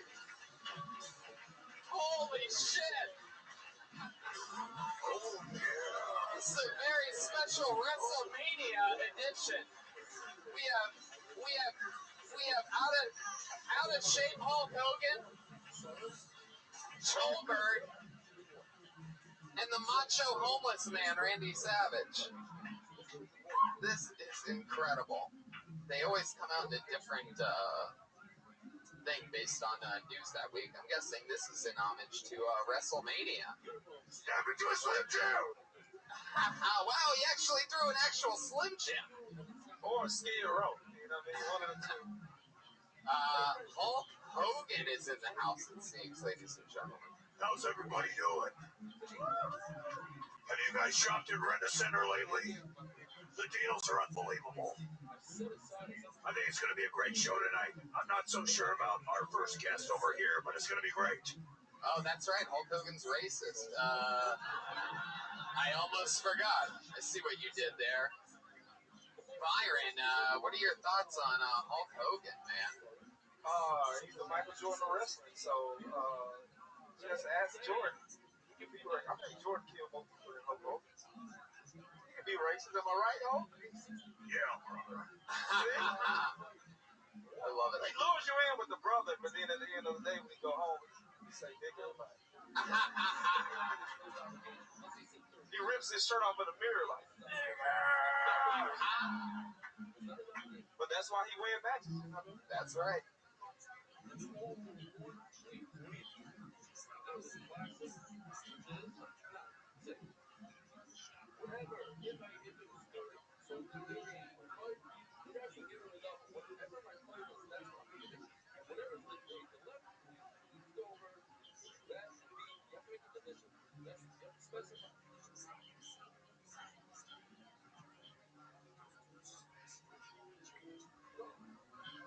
He's the Paula Dean of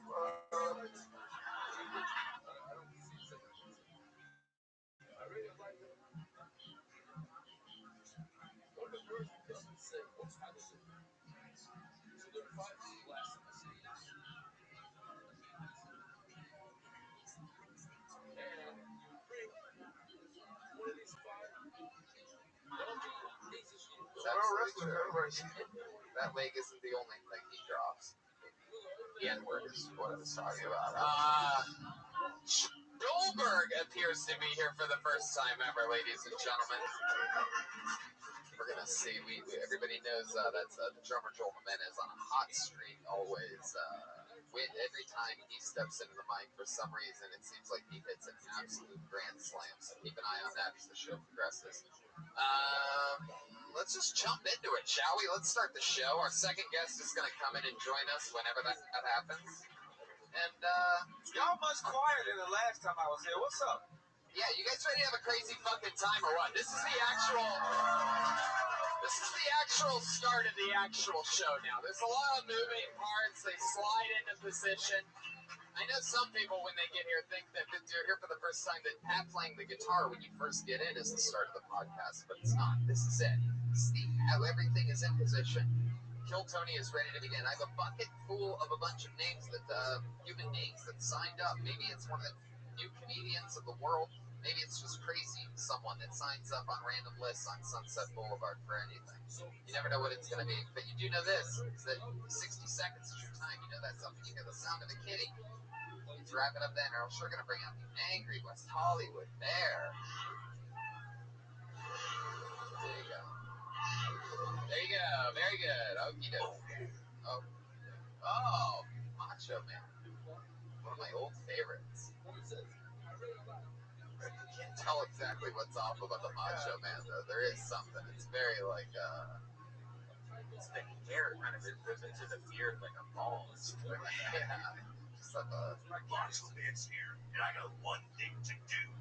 Get it up to the next level. Yeah. It's an alright Macho Man. Fuck yeah. I like it. Look like Captain Caveman. Remember that guy? Some of y'all might be too young for that, but that's what he looked like. Uh-oh, Hulk Hogan has something on his mind. How long are you going to have your hand in that bucket?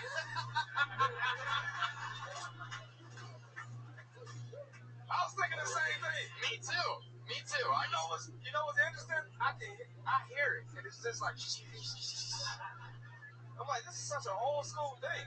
All this technology, you know? It's true. People died like this. Like, which one of you motherfuckers? I really I wanted a rollerball system for a while, like a little, like one of the, or even one of those like ball things, but we don't have the technology for it. Put your hands together for the first name that I pulled out of the bucket. This looks like a new name. How about? Wow, you are a disruption. That's terrible. Put your hands together for Portia Bartholomew. God damn.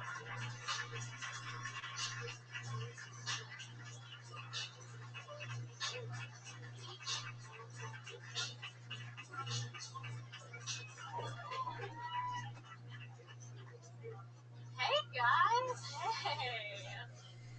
Oh man, alright. Well, I don't mean to start myself off by bragging, but I gave a guy his first threesome the other day. The only issue was he didn't like my other personality. My other personality was Colorado Carl. Did not like it. Wasn't about it.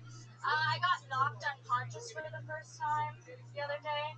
And when I came to, the thought I was with was like, oh my gosh, how many fingers? And I was like, that's a really inappropriate question.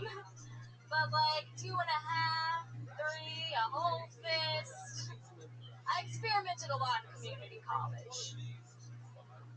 I just recently moved here, and it's beautiful. I was like walking on the beach the other day, and I saw a mermaid, or at least I thought I saw a mermaid. Turns out it was just a dead girl. Your dead girls are so pretty here. Portia Bartholomew, everybody. Awesome. Welcome to the show. Interesting name, Portia Bartholomew. Is that real or is that a stage name? That is real. I would not choose that as a stage name. Do you know how difficult that is for people to say? It's a really long answer to is it a stage name? Yeah, well. Portia Bartholomew. Yeah. Oh, she reminds me of your daughter. Oh, wow. Whoa, hands off, macho man. That's awesome. So how long have you been out here, Portia? Like 5 months now? Yeah. Okay. From where? From Texas, okay. Dallas. Oh, okay.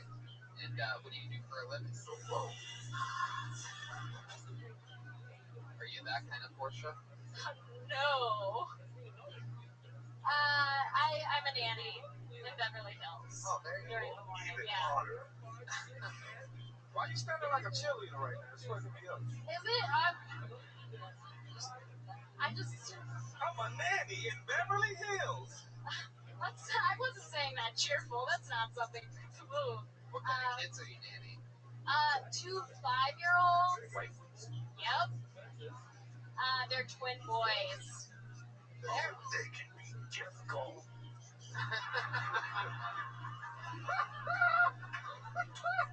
Macho Man knows. Macho Man. What are some of the things that the twins do? Are they difficult? Oh yeah, they're little monsters. Give us an example. I don't know if it's a boy thing, but they can't use the restroom without like peeing everywhere. Oh, so they're brothers. Wait, what kind of brothers did you mean there? I'm just thinking of the word brothers in general.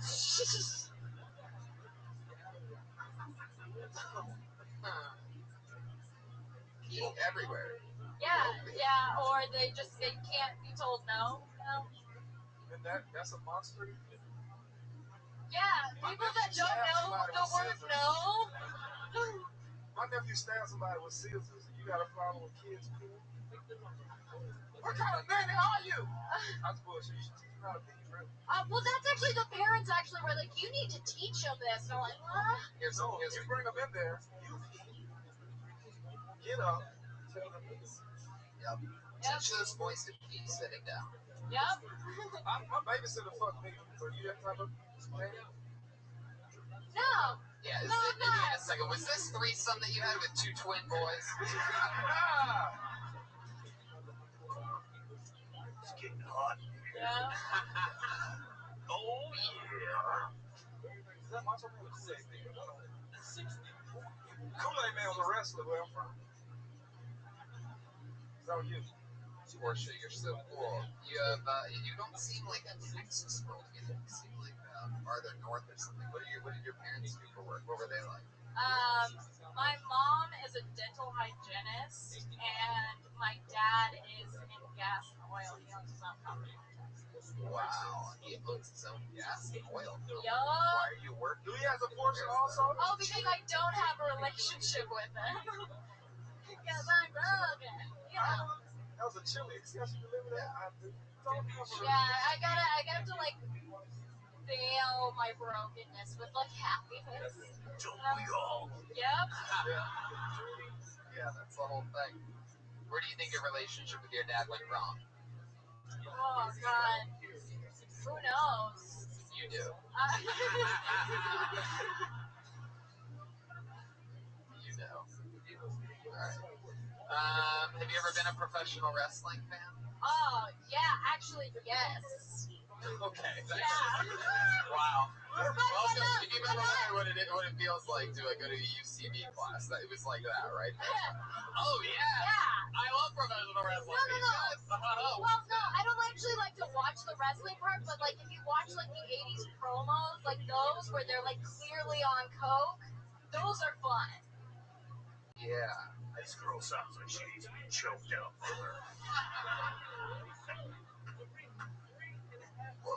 Portia, you have any like fun hobbies or anything like that? Like, what do you do for fun? Fun hobbies? Yeah, other than stand-up comedy.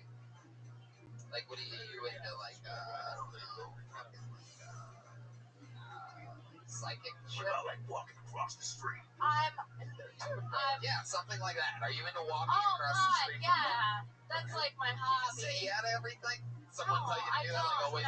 You're in Hollywood now. Just always say yes, no matter what the question is. No, it was like clearly sarcasm. Yes, and. What are some of your hobbies or stand-up comedy? Other than She's a bacon vessel, brother. Yeah. I agree, Hulk. No, come on, give us something, Portia. Something about you. That's Just, what do you okay, well, I'm a theater major. I did that for my whole life, basically. It's like, what do you do to entertain yourself, like, for fun? Let's say, like, what do you watch movies or TV or something or anything at all? Yeah, I mean, I watch garbage TV. That's fun. Oh, no. What's garbage TV? Just like horrible reality TV shows that I know are terrible. Are you single? Yeah. Ryan, you are gross. I see what you did there. Trying to figure something out. Danny's a freak too. You found that out. What's your favorite thing that you've done in Los Angeles since being here? Your favorite? My favorite thing? Probably Jesus.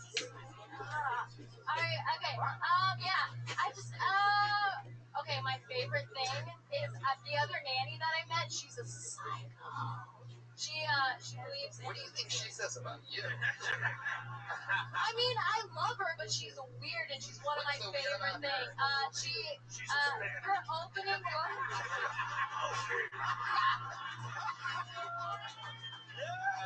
Jeremiah Watkins. Jeremiah Watkins. What's so weird about this other nanny? She believes she can talk to dead people. That was like her opening line. So when you're like, okay, go ahead, talk to dead people, what did she say? Or did you not ask her to do that? Well, I didn't. I didn't ask her. Talk to dead people, and you're like, okay, who gives a fuck? Where's the diapers? Or something like that? I just didn't ask for more information. She started then talking about crystals, and I was like, oh, okay, crystals. I got you. Portia, I'm going to be honest with you. I think one day you could be one of the top rising young comedians in the world. We got quiet. Yeah, wait, Joel Jimenez. Who's next? Here's the thing to me. You bought a book, so when you say you study theater, that makes sense. Yeah. Your jokes are like by the book. It's like I know what it's coming. Like you know what I mean? So if you go like even like with the threesome joke, if you gonna do this other guy call, straight up go do the transition that dude fucking called and what went through his mind when you turned in the call. Like you're playing it like a nice picture to go deeper into it. Like that makes sense? Yeah. Try to counteract your theater degree by taking chances on stage, like open mics and places like that. You know what I mean? It's like crowd work or anything. It's going to help you because you're gonna get that improv muscle up instead of your playing rhetorically. When I asked you if there's anything interesting about your hobbies, Well, I mean, I do improv. I've been doing improv for 7 years. that's not gonna help you. I'm not talking Yeah, about okay. improv. I'm talking about Improvised character. wow. Approach the Bartholomew, everybody. Next one goes. This guy.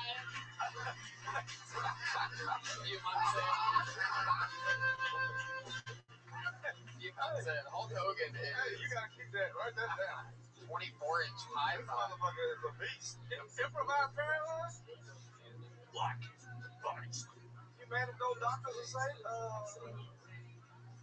Pull another name out of the bucket. Put your hands together for Phil Kemp. yeah. Oh. Yeah. Yeah. Yeah. Yeah. Yeah.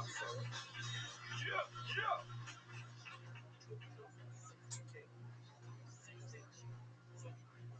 So I play a harmonica. Yeah, bet you didn't know that. Playing a harmonica requires a lot of sucking and blowing. Yeah, I know what you think. You know I have keys of harmonicas, A through G. Let me show you all my D. Hold on, it's down there somewhere. Oh, so tiny. Oh yes, I got this little D. It's so hard to use. I ask women for dates and they always refuse. I guess you could say I got the little dick blues. Hey bro, you wouldn't know, cause you got a darker skin tone. What it's like to have the little dick blues. Alright, cool. There you go, Phil Kemp. Tony, guys, give it up for Hacksaw Jim Duggan. Oh, Joelberg. Joelberg. Joelberg.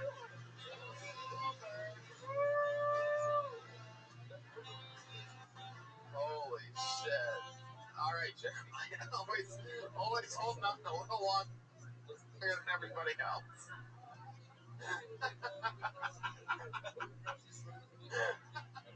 So you just made all that up pretty much, right, on stage? You just, Half of it. I mean, because you only said, I got the little dick blues like maybe 100 times, and then you had one thing else you said. That's actually the worst track on my album, really. That's, Yeah, that's Oh, you got an album? Yeah, I have an album. It's on SoundCloud. how many songs are on that? There's 17 tracks on it. Go to soundcloud.com/PhilKemp. Oh, Check it out. Yeah, I gotta blast myself. Sorry about that. Yeah, But, you gotta do that. You do that too, right? yeah. Yeah. So Phil, Louder next time, Reggie. All right. Louder. We need it louder in here. have you been on this show before? Yeah, I've been on this show before. What happened last time? You let me play one of my songs, and the crowd went crazy. Yeah. Yeah. How did this Not like this time. Very true. That's why I didn't recognize you. Last time you played a song, no. Happens. What did we find out about you last time? What do you do for work? Lyft drivers? Last time when I was on here, you asked me what I did for work, and then I got fired the next day. From?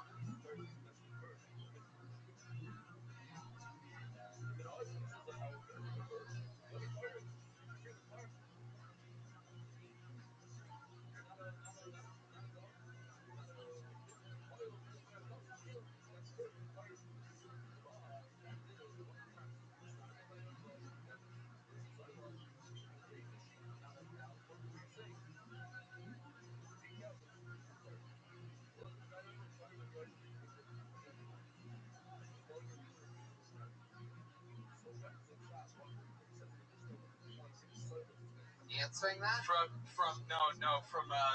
for an autoerotic asphyxiation related work incident. Yeah. What was the job that you were working? I was working as a fucking camp girl. Technically a camp girl with a banjo playing it like 8 hours a day. And You were. that's what my old job was when I was on your last.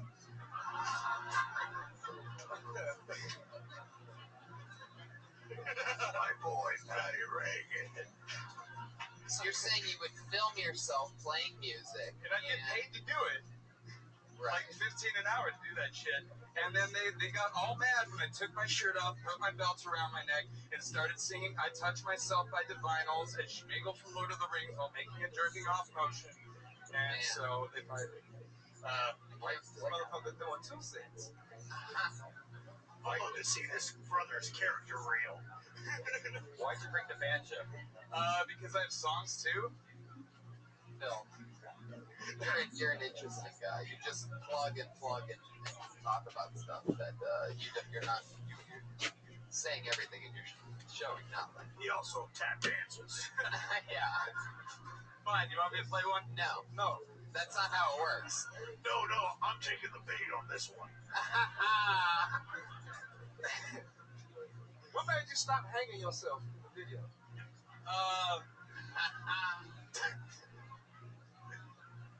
I think that if that would have kept going, That's why you'll be platinum right now. Yeah, I know, right? That's why they fired you. Do you do stand-up comedy? Yeah. How often?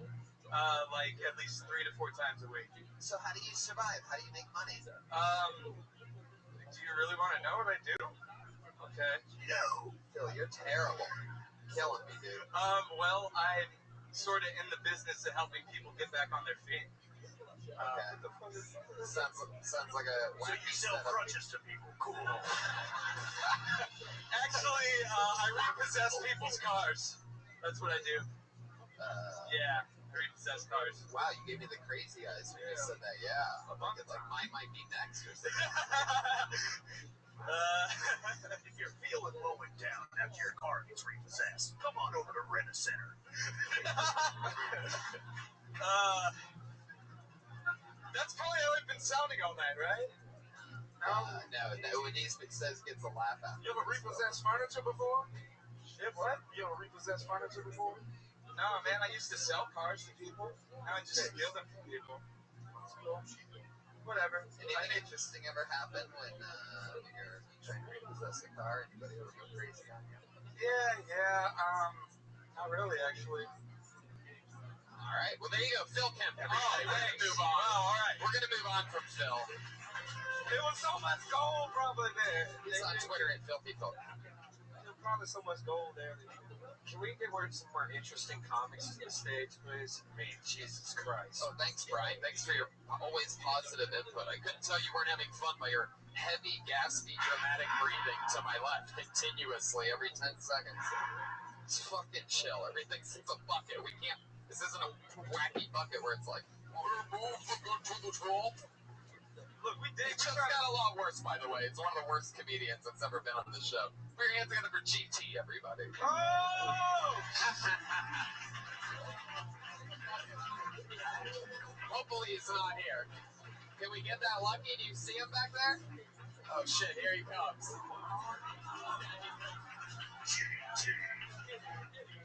Whoa, what's up? Why the comedians are dumb dogs? Just don't get that shit. You know what I mean? These fools are never home. You know what I mean? They're in and out of open mics. They're in and out of cafes. They're in and out of backyards. They're in and out of roast battles. That would they try to make it while their dog is home alone, horny, and naked. While the homosexual dog is home alone, horny, and naked. Wiping his dirty ass all over the carpet. And then when you come home, just want to fuck you in the ass. And then you're out every single night. Roast battles. Battle, battle, battle, battle. Battle, battle. Shut up! Shut up! Battle, battle. turns into GT. Shut up! Shut up! Shut up! Stop, GT. Wow. First of all, it got a lot worse. See what happens? We have to look at this with positive energies. You have to smile and say yes, right? You have to put good energies out there. No one wants to hear you breathe. GT is Hulk Hogan's favorite comedian. I love it, GT. You are like if a crazy Armenian guy got cast as a new Home Alone cast member. You are out of control. At some point, you just switched over to animal noises there towards the end when everything else was working.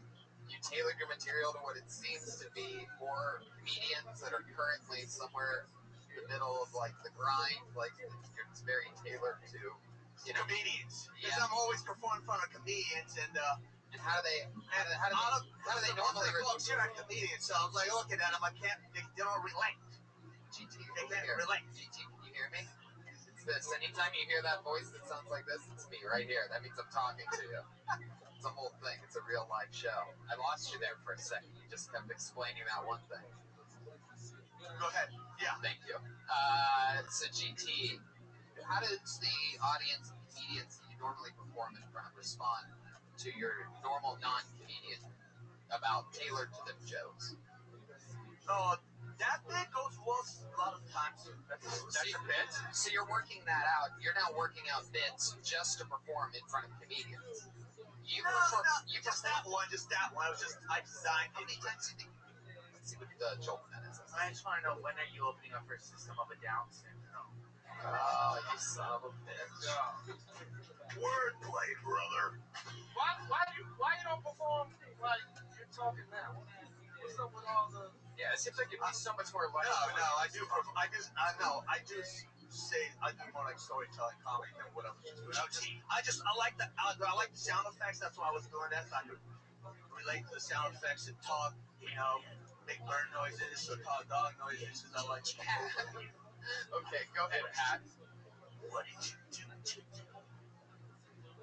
Yeah, in a calm voice. Okay, I see what he's doing.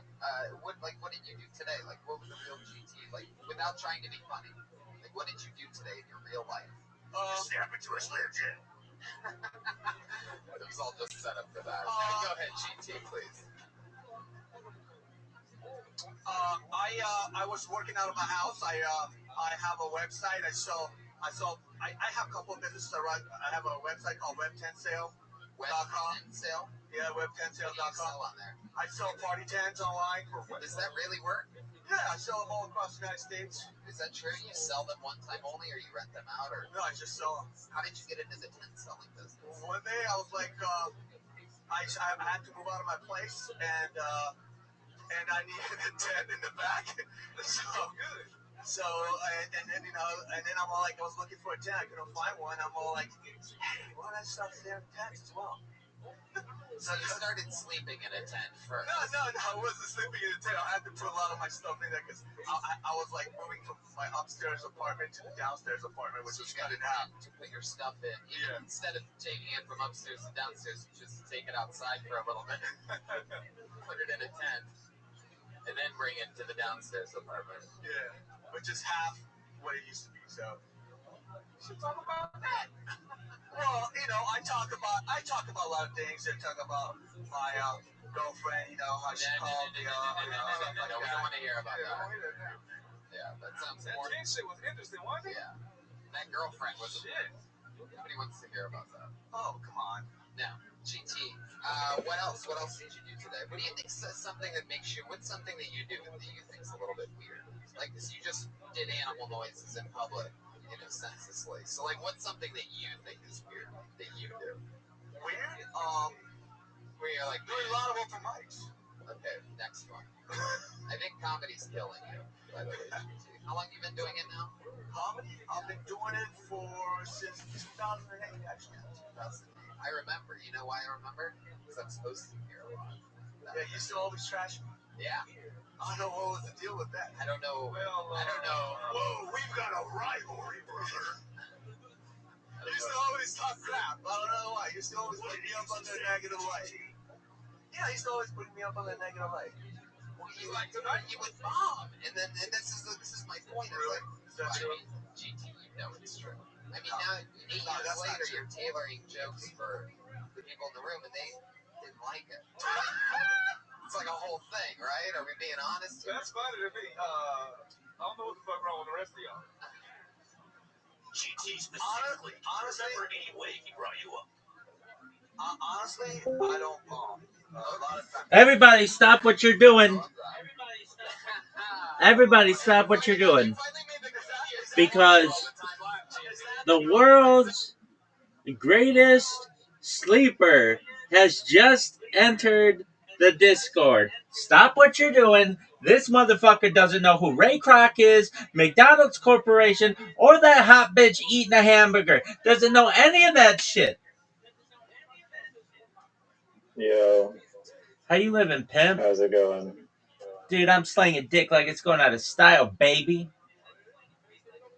Are you ready to lose and watch Bus Boys or some other weird rabbit hole?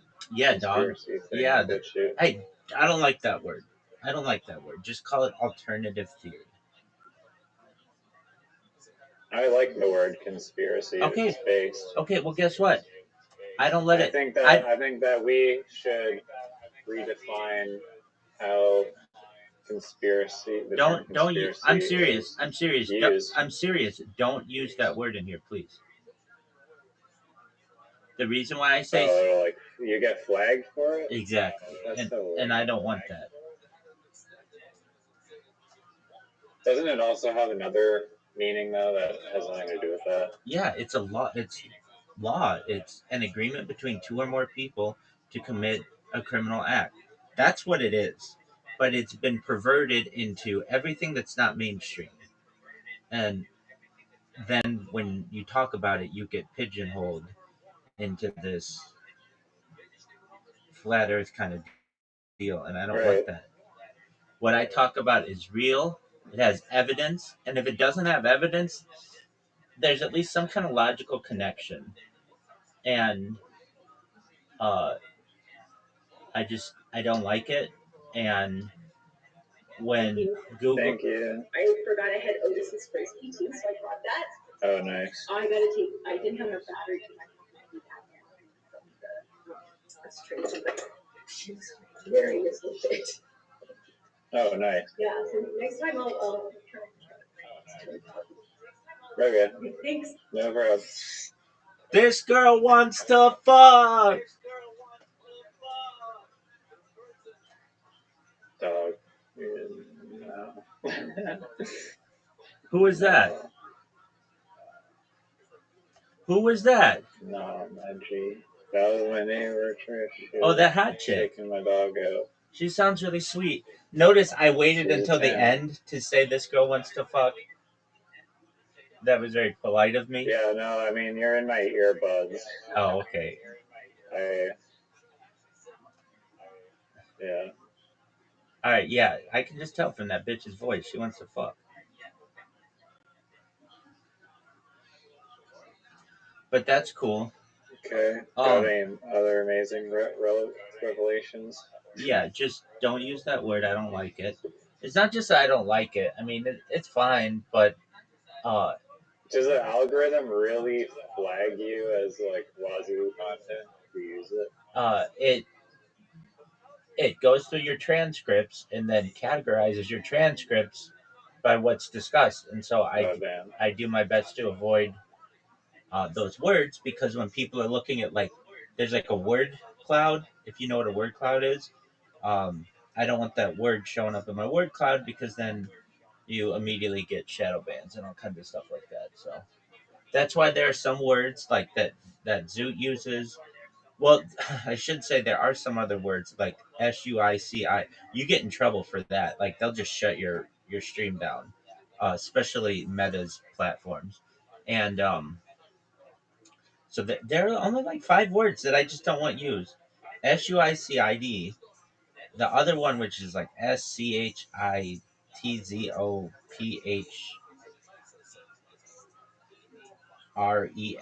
whatever that one is. CONSP. Wait, what one is that? SHI. It's like SCHITZOPHRENIA,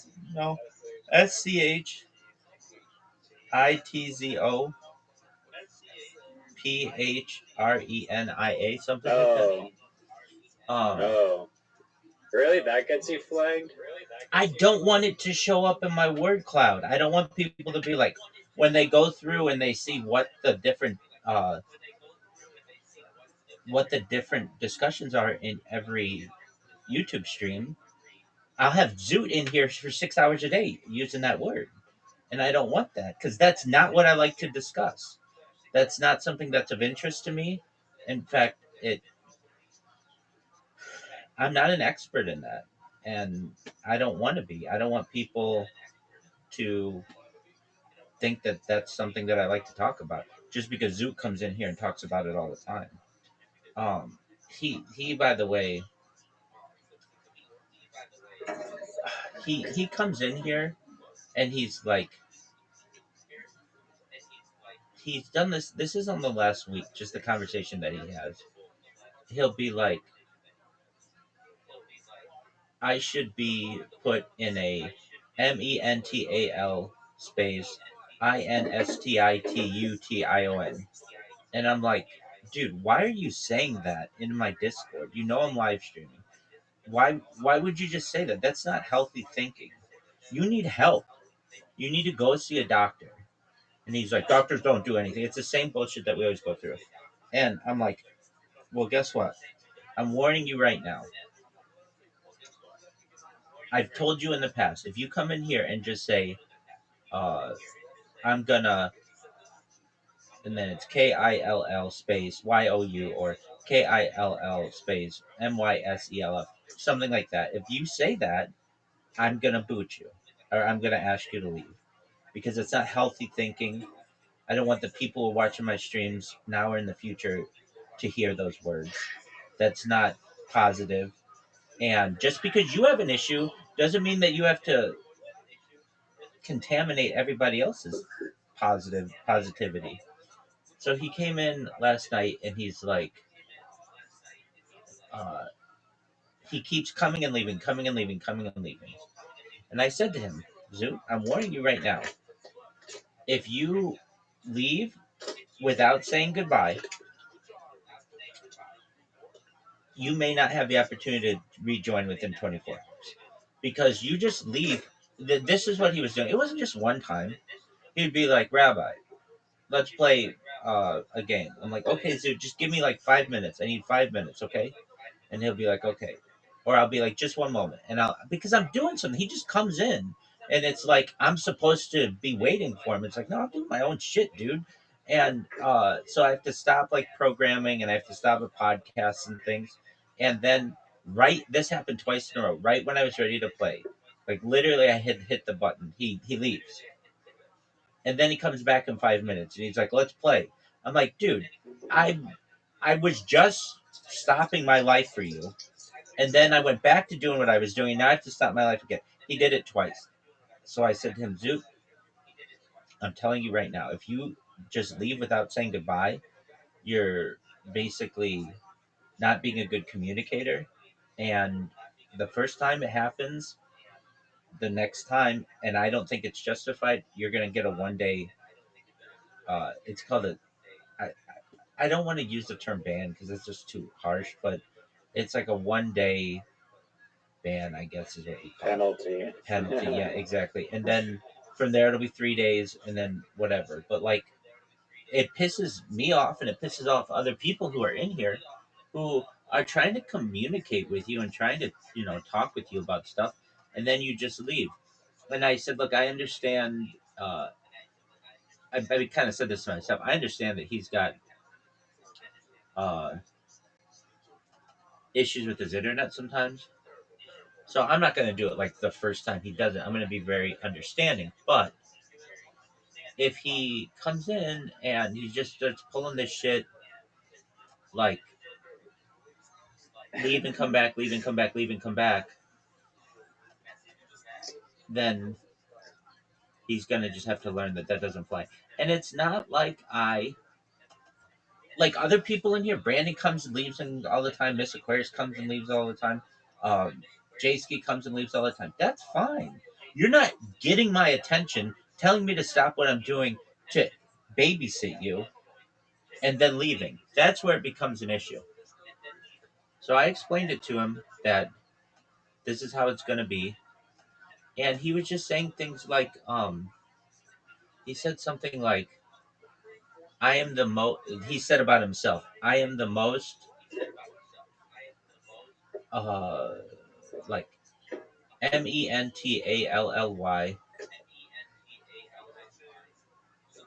disturbed person in the world. And I'm like, dude, you can't talk like that.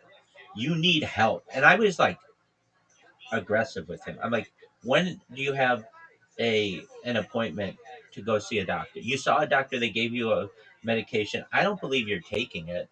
And so it's like, you know, you're not helping yourself. And he's like, um, I uh, I just need to go get checked into a mental space INSTITION. I can't believe he like thinks like that. Because when I hear him talk, it sounds like normal. You've never but heard. It's like some. You've never. No. I hear the stuff that he like blurts out too, obviously, which maybe that's attributed to Tourette's, but like this inner turmoil that he's dealing with. Like when I listen to him talk, he seems, and like I've talked to him on like private calls for like 45 minutes. He's like not even blurting out stuff, just like he was being like normal, but he's got like some like demon or something.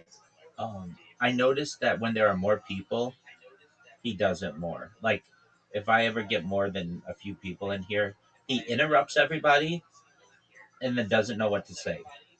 It's almost like if we were talking in real life, or like in the real world or whatever, he would like jump in front of someone physically and then just sit there and not know what to say. And I've explained to him multiple times, dude, as I grow, you have to understand that I don't know if I'm going to be able to have you in these calls because nobody wants to hear someone who monopolizes a conversation when they're here to talk to me. They're not here to talk to you, Zoot. And I don't mind having you in the conversation. If you say something that's interesting and you want to be the center of attention and it's meaningful, by all means, that's great. That's less work for me. But when it's like, what's your favorite? And then you don't have a fucking answer or a question for me to answer, then you're just wasting everybody's time. Okay, so there's that. What else? We're talking about something the other day, and then he like came in, and then I was like, oh, Zoot's here. We were talking about something for like an hour, and then it's like Zoot's here, and I was like, oh, this conversation is now derailed entirely. Yeah, I agree. And it's like he's come in the last like I don't know week or two every night, and he knows that we're watching a documentary, and he wants to talk about time travel or something, and it's like, Zoot, we're watching a documentary. You know those, Zoot. I would be happy to talk to you about all that shit after this documentary, but we're doing something else right now. But it's like, and then he'll just leave, and it's like, okay, fine. Um, okay, but there was something else that You happened. watched the Dingo one at least. Yeah, and he watched the reincarnation one, which is interesting that he watched those. But yeah, the dingo one is very meaningful to me. Um, okay, so he yesterday I was like, Zoot. He talks about like having to go into one of these places so that the doctors can like diagnose him. I'm like, Zoot, why don't you just get a therapy appointment? Therapy's healthy. Even people who have very healthy minds go see therapists. I know people who go see therapists who they just like to have that monthly connection with somebody to make sure that it's almost like someone to check in with their goals. And that's a positive, healthy thing. They don't have mental issues, but that's just what they do. And Zoot's like, Yeah, but that'll take like a week and a half. I could just go to one of these places, and in Australia you can go and so long as you go on your own accord, you can leave whenever you want, and they'll give me a therapist right away. And I'm like, or you could just make an appointment like a normal Australian person would. No one says you have to go like 0 to 60. Like you can just go and have like a normal time, a normal conversation with someone. But I'm like, dude, I'm not your therapist, and I'm not going to be. Uh, you need help. I'm gonna start. I told him though. I told him most people on this world would kill to be where you are. You live in paradise. You get paid by the government because you made up medical issues that you may or may not have. You go make people laugh once a week. You have your all your food is taken care of. Your housing's taken care of. Like that, if you ask any person, 95% of people in Africa, they're going to say, I'll take that all day long instead of sweating my balls off in the hot sun, worried about water and having no connection to the internet. And um, we've never even seen a comedy club, let alone perform in one. And so I said, you've got to recognize you've got things good. He's so stuck in the past, though. He's stuck on old crushes and what happened when he was 14 years old. And the things that he has trauma about, or he says he has trauma about, um, I don't know them all, so they could be more specific, but it's like they're not any more traumatic than I think most young people go through. The thing that is traumatic that he doesn't talk about is the death of his father. The fact that his father died when he was 1 year old, and his life, Zoot's life would be totally different. He didn't have a male role model. His mom was having to do everything, and that's just devastating. And then they moved him schools, which he ties a lot of things to when he feels like a male role model would have been like, boys fight, like boys argue. You don't have to move schools because of that. And so for as much as I want to just lay into him and be like, dude, you don't have trauma. He absolutely does, but I don't think he associates it with the right thing. But with that being said, I mean, still, yeah, you're not gonna rewrite history, so you might as well just make the most out of the time you do have left and not dwell on it. That's true. And again, he has a nice life. He has no responsibilities. He literally doesn't have to do anything. He can go meet girls and stuff. Like he's like, that girl who, like any girl I think he meets in real life, if she's normal and sees his stand up, would not like him. I wouldn't like him. I'd be like, this guy doesn't know what's funny and he's awkward as fuck. And the things that he talks about are sort of offensive. Um, what else, Chris? I mean, that's not like unique to comedy though, being absurdly offensive, but at least most of the time they're like somewhat funny. Yeah, exactly. Or like intelligent. Like I don't know, I just don't think some of the things he talks about are intelligent. Um and he but anyway, he was talking to this girl, and I could have told him this is what was gonna happen. And he's like, Rabbi, I met a girl, which is good. I'm glad he met a girl. Like that's cool as fuck. And I'm like, okay, great, Zoot.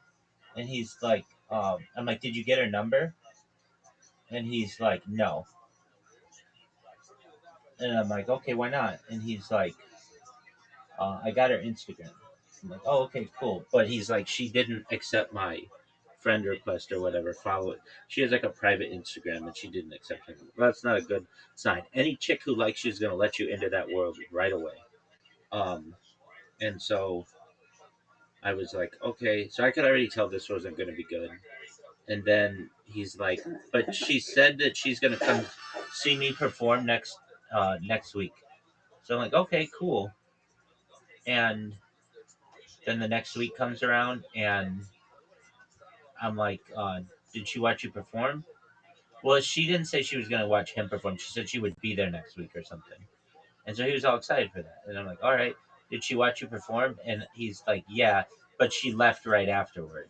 And it's like, okay, that's a bad sign. I don't know, like, especially if you're a funny dude, chicks are gonna bend over backwards to stick around you and learn more about you if you make them laugh. I mean, No, wait. It could be a good sign. Maybe she waited until Zoot went to see him before he whatever. But I'm assuming Zoot would be free after or something. But I don't know. I don't know how many performances were left during this set. It could be a good thing, maybe. okay, I disagree. I don't think it's a good thing if a girl ever leaves when she can spend more time with you. Yeah, but would that have happened? Yeah, I mean, he would have like done his set, and then after she like comes up to him, hey, that was really funny. I thought that was great, and I'd love to get to know you better, or whatever. Let's go have coffee, like whatever. People who like Is you, that what happened last time?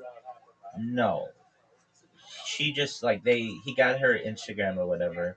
He sent her a friend request or whatever it is, a follow, join my private Instagram or whatever, and then she didn't accept it, and then she came back and was like, um, "Don't like I'll be here next week or something to see comedy," and he's like, "Great." He does his stand up, and then uh,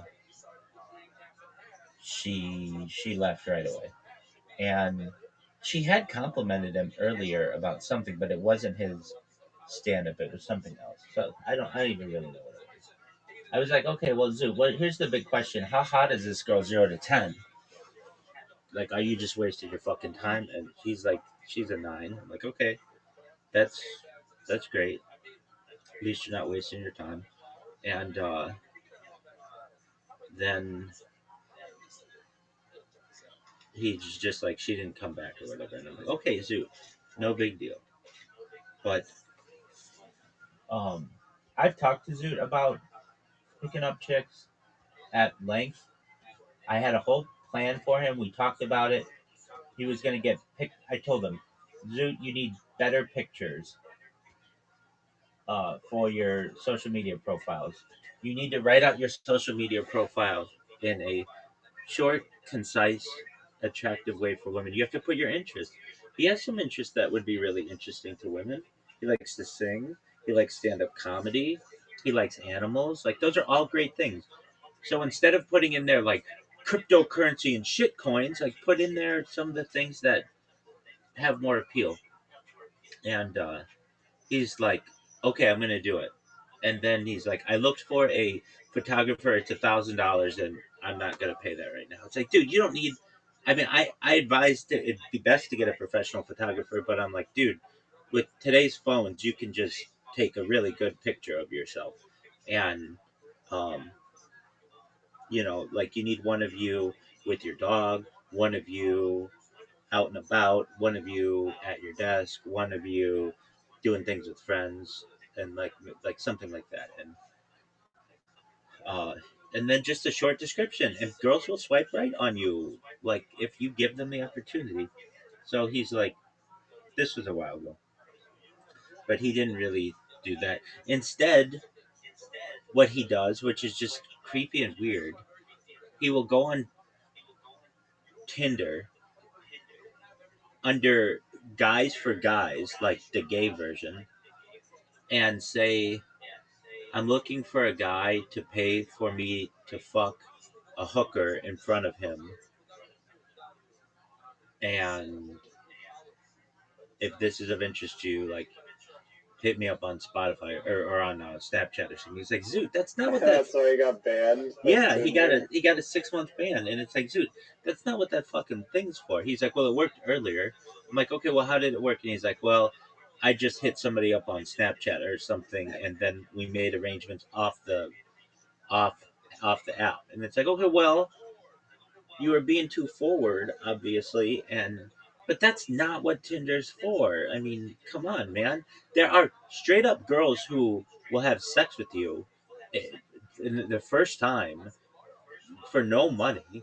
if you just treat them nicely and, you know, buy them dinner or something, like, you don't have to do this. But he just, I, I wish I could help him, but I'm at the point where uh, I am frustrated with him, and he is. It's not because he has issues. I deal with people who have issues every day.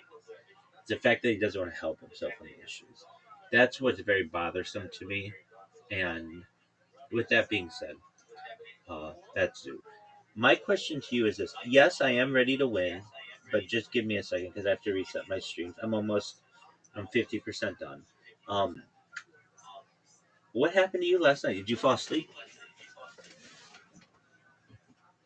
Yeah, I did. I was running on zero sleep, and then I think I made it to like an hour-ish into like the movie, and then it was like lights out, and I woke up at like 12 a.m. because Zoot was like talking loudly, and then he woke me up, and I was like, oh, I'm awake. Dog, I shit on you so I hear badly Zoot. last night. I was like, right when the movie ended, I'm like, so what'd you think? And then I'm just like, I was kind of joking. Oh, so you fell asleep on me? Because sometimes I'll say that, and then you'll be like, no, I'm here. And then I'm like, are you there? Are you there? So then I just shit on you for like 10 minutes about how I'm a superior literati player and all this other shit that you missed the best movie of the last 10 years. And as I watch it again, I've seen that movie now like 3 or 4 times. I think it's great. And I'm like, I'm not alone there. A lot of people really like that movie. I understand how some people would be like, it's just a movie. It's not anything that great. But I really enjoy that movie a lot. And I don't know, whenever I see it, Really? I like that it's a biopic. I like that it's about business. I like that it like but here's the thing I don't like about that's really sad. Ray Kroc is a is a villain, an absolute villain of the movie. And he's made out to be this like really great guy. But he stole a business of two individuals, and you don't see, but it's like later in the movie, they had a handshake deal that these two brothers were going to get 1% of all the profits of McDonald's Corporation in perpetuity. And Ray Kroc just didn't put that in the contract, and he said he had their word with a handshake deal, and then they lost out on it. And so I don't want to say they became penniless, but they they are McDonald's people with the last name McDonald's in San Bernardino who have no connection to that business anymore, yet their family started it and they're just average people. They're not like multimillionaires or billionaires like the Crocs were. But I want to change that. I wrote an article saying that like McDonald's Corporation, if it recognizes that this was the agreement and they recognize it in a movie, they need to honor that. So what does that mean? It means that 1% of all McDonald's profits should go back to that family. Like it would be like I it, I don't know. It would be like uh, whenever I give you an idea and I say I want 51% of it, and you're really nice, and you're like, yeah, that's fine. If I make like $10 billion on 49% of this is great, and then you end up reneging on that deal, and then we make a movie about Bear Scare or whatever it is, and you even have like a scene where it's like, yeah, you can have 51% of all profits, and then it doesn't turn out that way. That I would be like, dude, just watch the fucking movie. You're admitting that you fucked me. And McDonald's Corporation kind of does that. And so I wrote an article. I didn't publish it yet just because I have so many to publish. I have a huge backlog of what I feel to be, frankly, amazing articles on like really interesting topics. And and that's one of them. So it'll get published one of these days. But was that movie like made by McDonald's though, or is it just some random like film studio? It had the blessing of McDonald's, especially people. People complain that movie is like an hour and a half commercial for McDonald's, which it is. They make all the food look amazing. They make everything with McDonald's look very positive generally. There's nothing really. I mean, most of it is like all really positive. Um, they have like the movie ends with Michael Keaton Ray Kroc's character like going to meet the governor of California, who's Ronald Reagan, and like they like, and then they have this whole thing at the end that it's like McDonald's Corporation is giving billions of dollars to Ronald McDonald's house, and all of these charities, and how all of these people who are in the movie or depicted in the movie, they all became multimillionaires, like why like wealthier than their wildest dreams, and they were just like working as like cashiers, and they made like millions of dollars, and then they even the last thing it says McDonald's Corporation feeds 1% of the world every day, and that's incredible. That like one company feeds 1% of the entire world every single day, and Do you know how many locations McDonald's has worldwide? Not more than Subway. Yeah, I used to know these facts much better, but they've shrunk. They have more Subway locations. They have more locations than Subway in America. No, they don't. Subway has like 38,000, and McDonald's has like 29,000. No. Look it up, man. Looking this Look up it up. today. Look it Maybe up. I'm wrong, but it said that Subway had 10,000. McDonald's had 13. Let me say, as of like 10 years ago, Subway had a good amount more than McDonald's. Oh, I didn't realize we were teleported into 2016 having this conversation. I apologize. That's cute. That's cute, my friend. But no, just look it up right now. But I'm not saying maybe 10 years ago they had 30,000. Just look it up right. Just look it up right now. Of Subway locations in USA. You can just say versus McDonald's. 18,000 Subways in the United States. Wow, they've closed like half of them. Okay. Yeah, my friend said it was 10,000 today for some reason. Hold on. Now we've got to look at this because that means they've closed like 50% of them in 10 years. More Subway sandwich restaurants or McDonald's restaurants in the United States? I think it's going to be Subway then, I guess. Subway has significantly more restaurant locations in the United States than McDonald's. That's what I fucking said. As of 2026, Subway operates approximately 20,000 to 24,500 locations nationwide. McDonald's has roughly 13,700 to 13,800.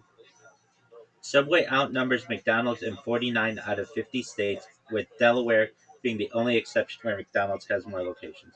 I mean, don't you recognize you're rocking with the best? Don't worry if I write rhymes, I write checks. It's official. I survived what I've been through. Y'all got drama. The saga continues. We ain't going nowhere. We ain't going nowhere. We can't be stopped now because it's Bad Boys for life. Don't you recognize you're rocking with the best? Okay. So how many McDonald's locations worldwide is there?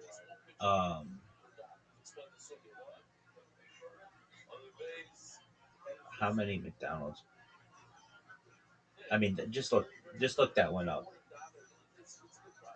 I know the answer. It's like 43,000. Okay, and look up Subway. Subway has roughly 37,000 restaurants globally.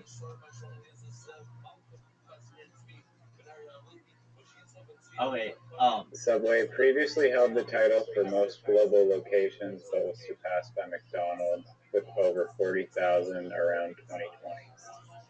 And that's exactly what I was saying, dude. At one time, before the Jared from Subway thing blew up, or like, there was a time when Subway did $5 footlongs in the United States, and everybody was going to Subway. I was even making Subway sandwiches at home, just out of like bread and meat and that kind of stuff, because they were just advertised so much. It's like I can make that shit at home using kosher ingredients, and um, they they were doing, at least in California, they had a Subway on like every fucking corner. Some Subways were open 24 hours a day. Um, they just had, and the thing is, Subway sandwich stores. The reason why there are so many in the United States is because the footprint for a Subway sandwich restaurant is so much smaller. You can put a Subway sandwich restaurant in a strip mall when you can't do the same with McDonald's. McDonald's, you have to own the land. It needs a parking lot dedicated to McDonald's under most conditions. Subway's different. Subway lets their franchisees have a lot more um, leeway, and so they can put those up, and they're just smaller. They don't need as much stuff. They don't need a fryer. All they need is just the oven and the line for the ingredients. That's it. And um, like, I mean, I've walked by a lot of subways in my life, and they're small. They're like little places. I don't think they have a public restroom like McDonald's does. Um, it's like it's very small. So with that being said, they could put them in a lot more locations. I don't even know. I don't. Maybe some of them don't even have interior dining. Most of them, to my knowledge, don't have. I mean, I don't know nationwide, but at least in California, they don't have drive-throughs like McDonald's does. Like McDonald's without a No, drive. I've never heard of a drive-through. Is there a drive-through somewhere? Yeah, they do have them, but Maybe. they're just rare. I've seen them, but they're just rare. McDonald's has this thing that they do that they started maybe 15 years ago. They put a McDonald's in a gas station and have um, a drive-through at the gas station. So it'll be like uh, a um, a Chevron station where you get gas, and then you go in and you pay for your gas and stuff, and then there's a McDonald's that's connected to it. And I think they do this because um, it just gets more foot traffic into the inside of the restaurant. Um, I'm in all these McDonald's subreddits because I'm just fascinated by Americana, and McDonald's is a big part of that. And like the way that McDonald's goes with their restaurants, a lot of the corporate world goes because it has such a large impact. And so McDonald's used to in the United States have like red buildings, and it kind of looked like a circus, and they had big arches, and they'd have sometimes play places outside. They wanted you to go into a restaurant and spend all fucking day there and eat all day, and now they don't at all. I've just seen them from the outside, but they're like I've seen pictures from the inside. They're very corporate now. They're all gray. They don't want you to spend a lot of time there. In fact, a lot of times they'll like it depends on the franchisee, but they uh, they limit the amount of time that you're allowed to stay at one. I knew. Yeah, I've seen people on like just like they'll order something and they'll be like working on their laptop on like the Wi-Fi, and it's not like there's like it's like full or whatever. It's fucking but they'll empty. Still be like asked to leave. Exactly. And McDonald's used to be different. They wanted you there. They wanted you to bring your computer. They had a thing. They were like old people who would go to McDonald's in the morning. McDonald's had some kind of like deal for senior citizen coffee that's really cheap, and there was like a thing in like every McDonald's in the United States from like 8 a.m. to 10 a.m. Old people would just go there and talk with each other. There's none of that anymore. They don't want you in there. In Right, fact, they canceled the senior deal. no. They still have that, but they raised the overall price of all their coffee. So it's like it used to be like 10 cents or like 20 cents. It used to be really cheap, but now it's like $1.25 or something like that, or maybe more than that. And a lot of seniors don't have time, don't have the money, and also it's just like it's not it's not as welcoming a place as it once was. Um, they and I've looked this question up. Why is it that McDonald's has changed their strategy from being so warm and open to their customers to very cold, and the buildings are like very neutral? And I've read that McDonald's used to never close a restaurant. It was just unheard of. They had so much growth that wherever they put a restaurant, it like put your town on the map, and it wouldn't close because it would literally close all of the restaurants in town before it would close. But that changed in like the Great Recession or whatever, and the um, its dominance waned as well. So you went from being like far and away the most popular restaurant in town to getting competition from like Subway and Taco Bell and some other places for whatever reason. And McDonald's was starting to have to sell their. Sometimes they'd have to close a restaurant and sell it, and they found it was really difficult to sell a restaurant that was red and looked like a circus. And so they built these like very neutral ones that if a McDonald's ever has to close, it's very easy for it to become something else. And they don't want you spending time in there. They've recognized that they don't want riffraff. They don't want kids in there. They don't want like they used to have these big, colorful tube like gym like like playgrounds. They were called play places, but they got sued over liability of a lot of these, and then they phased them out.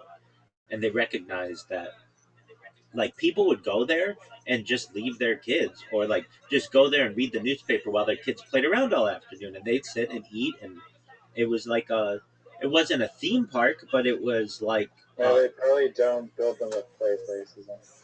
they most certainly don't, because Actually, I don't know. no, they most They certainly still have the play places though. they do, but they don't build more, and some of them they have just phased out completely because of liability. They run into issues where you get a parent who, you know, doesn't have any money themselves and recognizes that McDonald's and the franchisees have deep pockets, and they say that their kid got hoof and mouth there, or they got a splinter, or someone stole their shoes, or whatever, just stupid stuff. But then they get a lawyer and then they sue. And McDonald's felt, whoa, it is too much of a liability to have people in our restaurants. We want them to come in, get their food, and leave. And I felt when COVID started, um, I was like, dude, this is such a bullshit uh, deal that like people are thinking like you can't get sick from food so long as you have a fucking drive through. It was like ridiculous to me. Like people are still coughing and like getting sick, but like the fact that you had a drive through meant at least in the state of California you were exempt from all kinds of COVID policies. But if you didn't have a drive through, that's when you had to um, abide by like uh, different kinds of rules, and you had to have like outdoor seating and shit. And it shut down like 50% of all of the um, restaurants in LA County. It's ridiculous what had happened. But McDonald's and all of the places with a drive-through didn't have to abide by these things. Even the 6-foot rule that they were really strict about in restaurants didn't apply to drive-throughs, even though like the person is handing you their food and you're like your hands are like 1 inch away from each other. That all didn't count. It was just like it was it was complete oligarchical corporatocracy overreaching. And but with that being said, um, McDonald's learned, and I've seen this statistic on the subreddits for these sites for McDonald's. They realized that like 70% um, of all of their business is through the drive-through. 30% is in the store, and um, like it's like 70% more expensive for them to have someone in the dining area because that person will get free refills and that person will use more napkins and that person uses the electricity and the lighting and the Wi-Fi and shit, and they recognize, look, why even have the why even give our customers the ability to use the dining room in some places? Why not just close down the dining room altogether and say, if you want our product, you have to go through the drive through? Now, they run into an issue, especially in high urban areas, where um, they say you can't use the uh, dining room, but then they have walk up customers. So then they've started to put in walk up areas. So they'll close down the entire dining room. You can't go into the restaurant, but you can go up to a walk-up window and get your food. Very similar to the one that they had in the movie last night, like how it originally was. They didn't have drive-throughs. You just would walk up to the window and get your food. Um, and uh, I've seen pictures like on the I don't even like once something's posted on the McDonald's subreddit, it goes into like the corporatocracy subreddit and the what do they call it? Like industrial design subreddit. So a lot of McDonald's now are putting up like cages around where they make the food. So you can't like just jump over the counter. You have to get your you get your food from like a sliding window. They're like protecting all of their employees because they get so many issues of people who get in fights at McDonald's, and they've recognized, I think, all in all, it is just too much of a risk of liability to have people within our four walls because then they can sue us, and that's really messy. So what do we do to avoid that? We just say you got to go through the drive-through, or you can't come in the restaurant, and other places are taking note. If you want to know what place I believe has even more locations than McDonald's and Subway, I don't know if you consider it this, but it's Starbucks.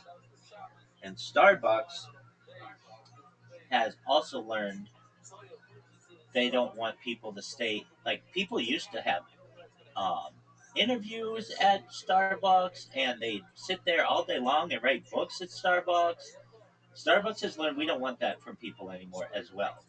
And so they even like make their chairs really like they make their tables really small and their chairs extra uncomfortable so that you don't want to sit in something longer than 30 minutes. And McDonald's has done the same thing. They've recognized that, hey, we can just basically make it uncomfortable to be here for long periods of time and people will go other places. McDonald's just rolled out a policy, um, no more free refills. uh, like they used to have, I guess, like soda machines that were like you just filled up your own soda, and so you could just go up there and like fill up whatever soda you want. And um, now apparently McDonald's has phased that out because even though soda is their cheapest, like their most profitable thing for the money for the price, they've recognized that people abuse the system. People are using water cups for soda cups. They've been doing that for a long time.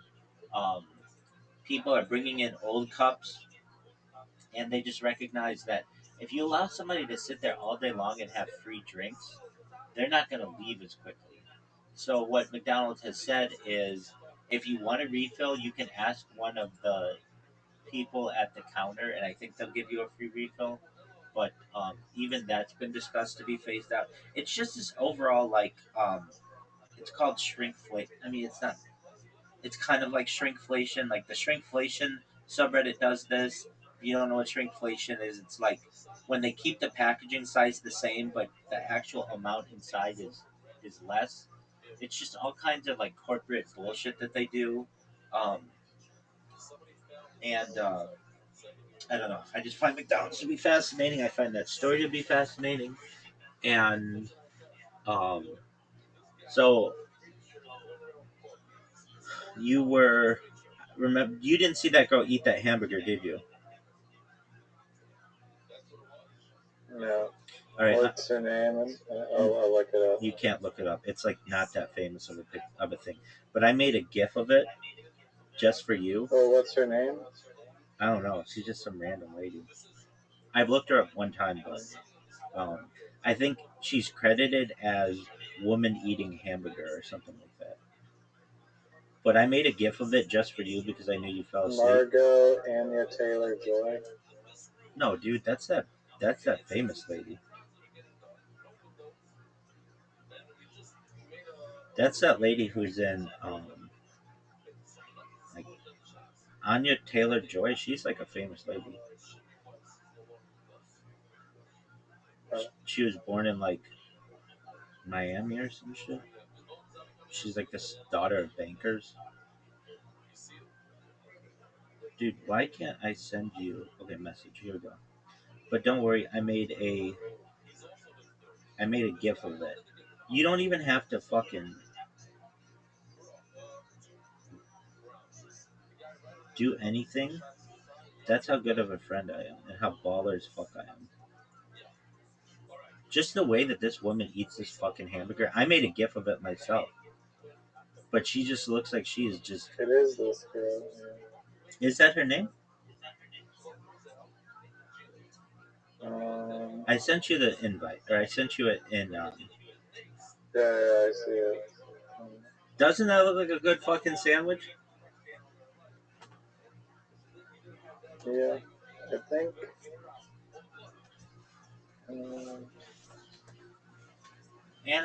Anya Taylor Joy or whatever. That bitch is the girl who has those really wide set eyes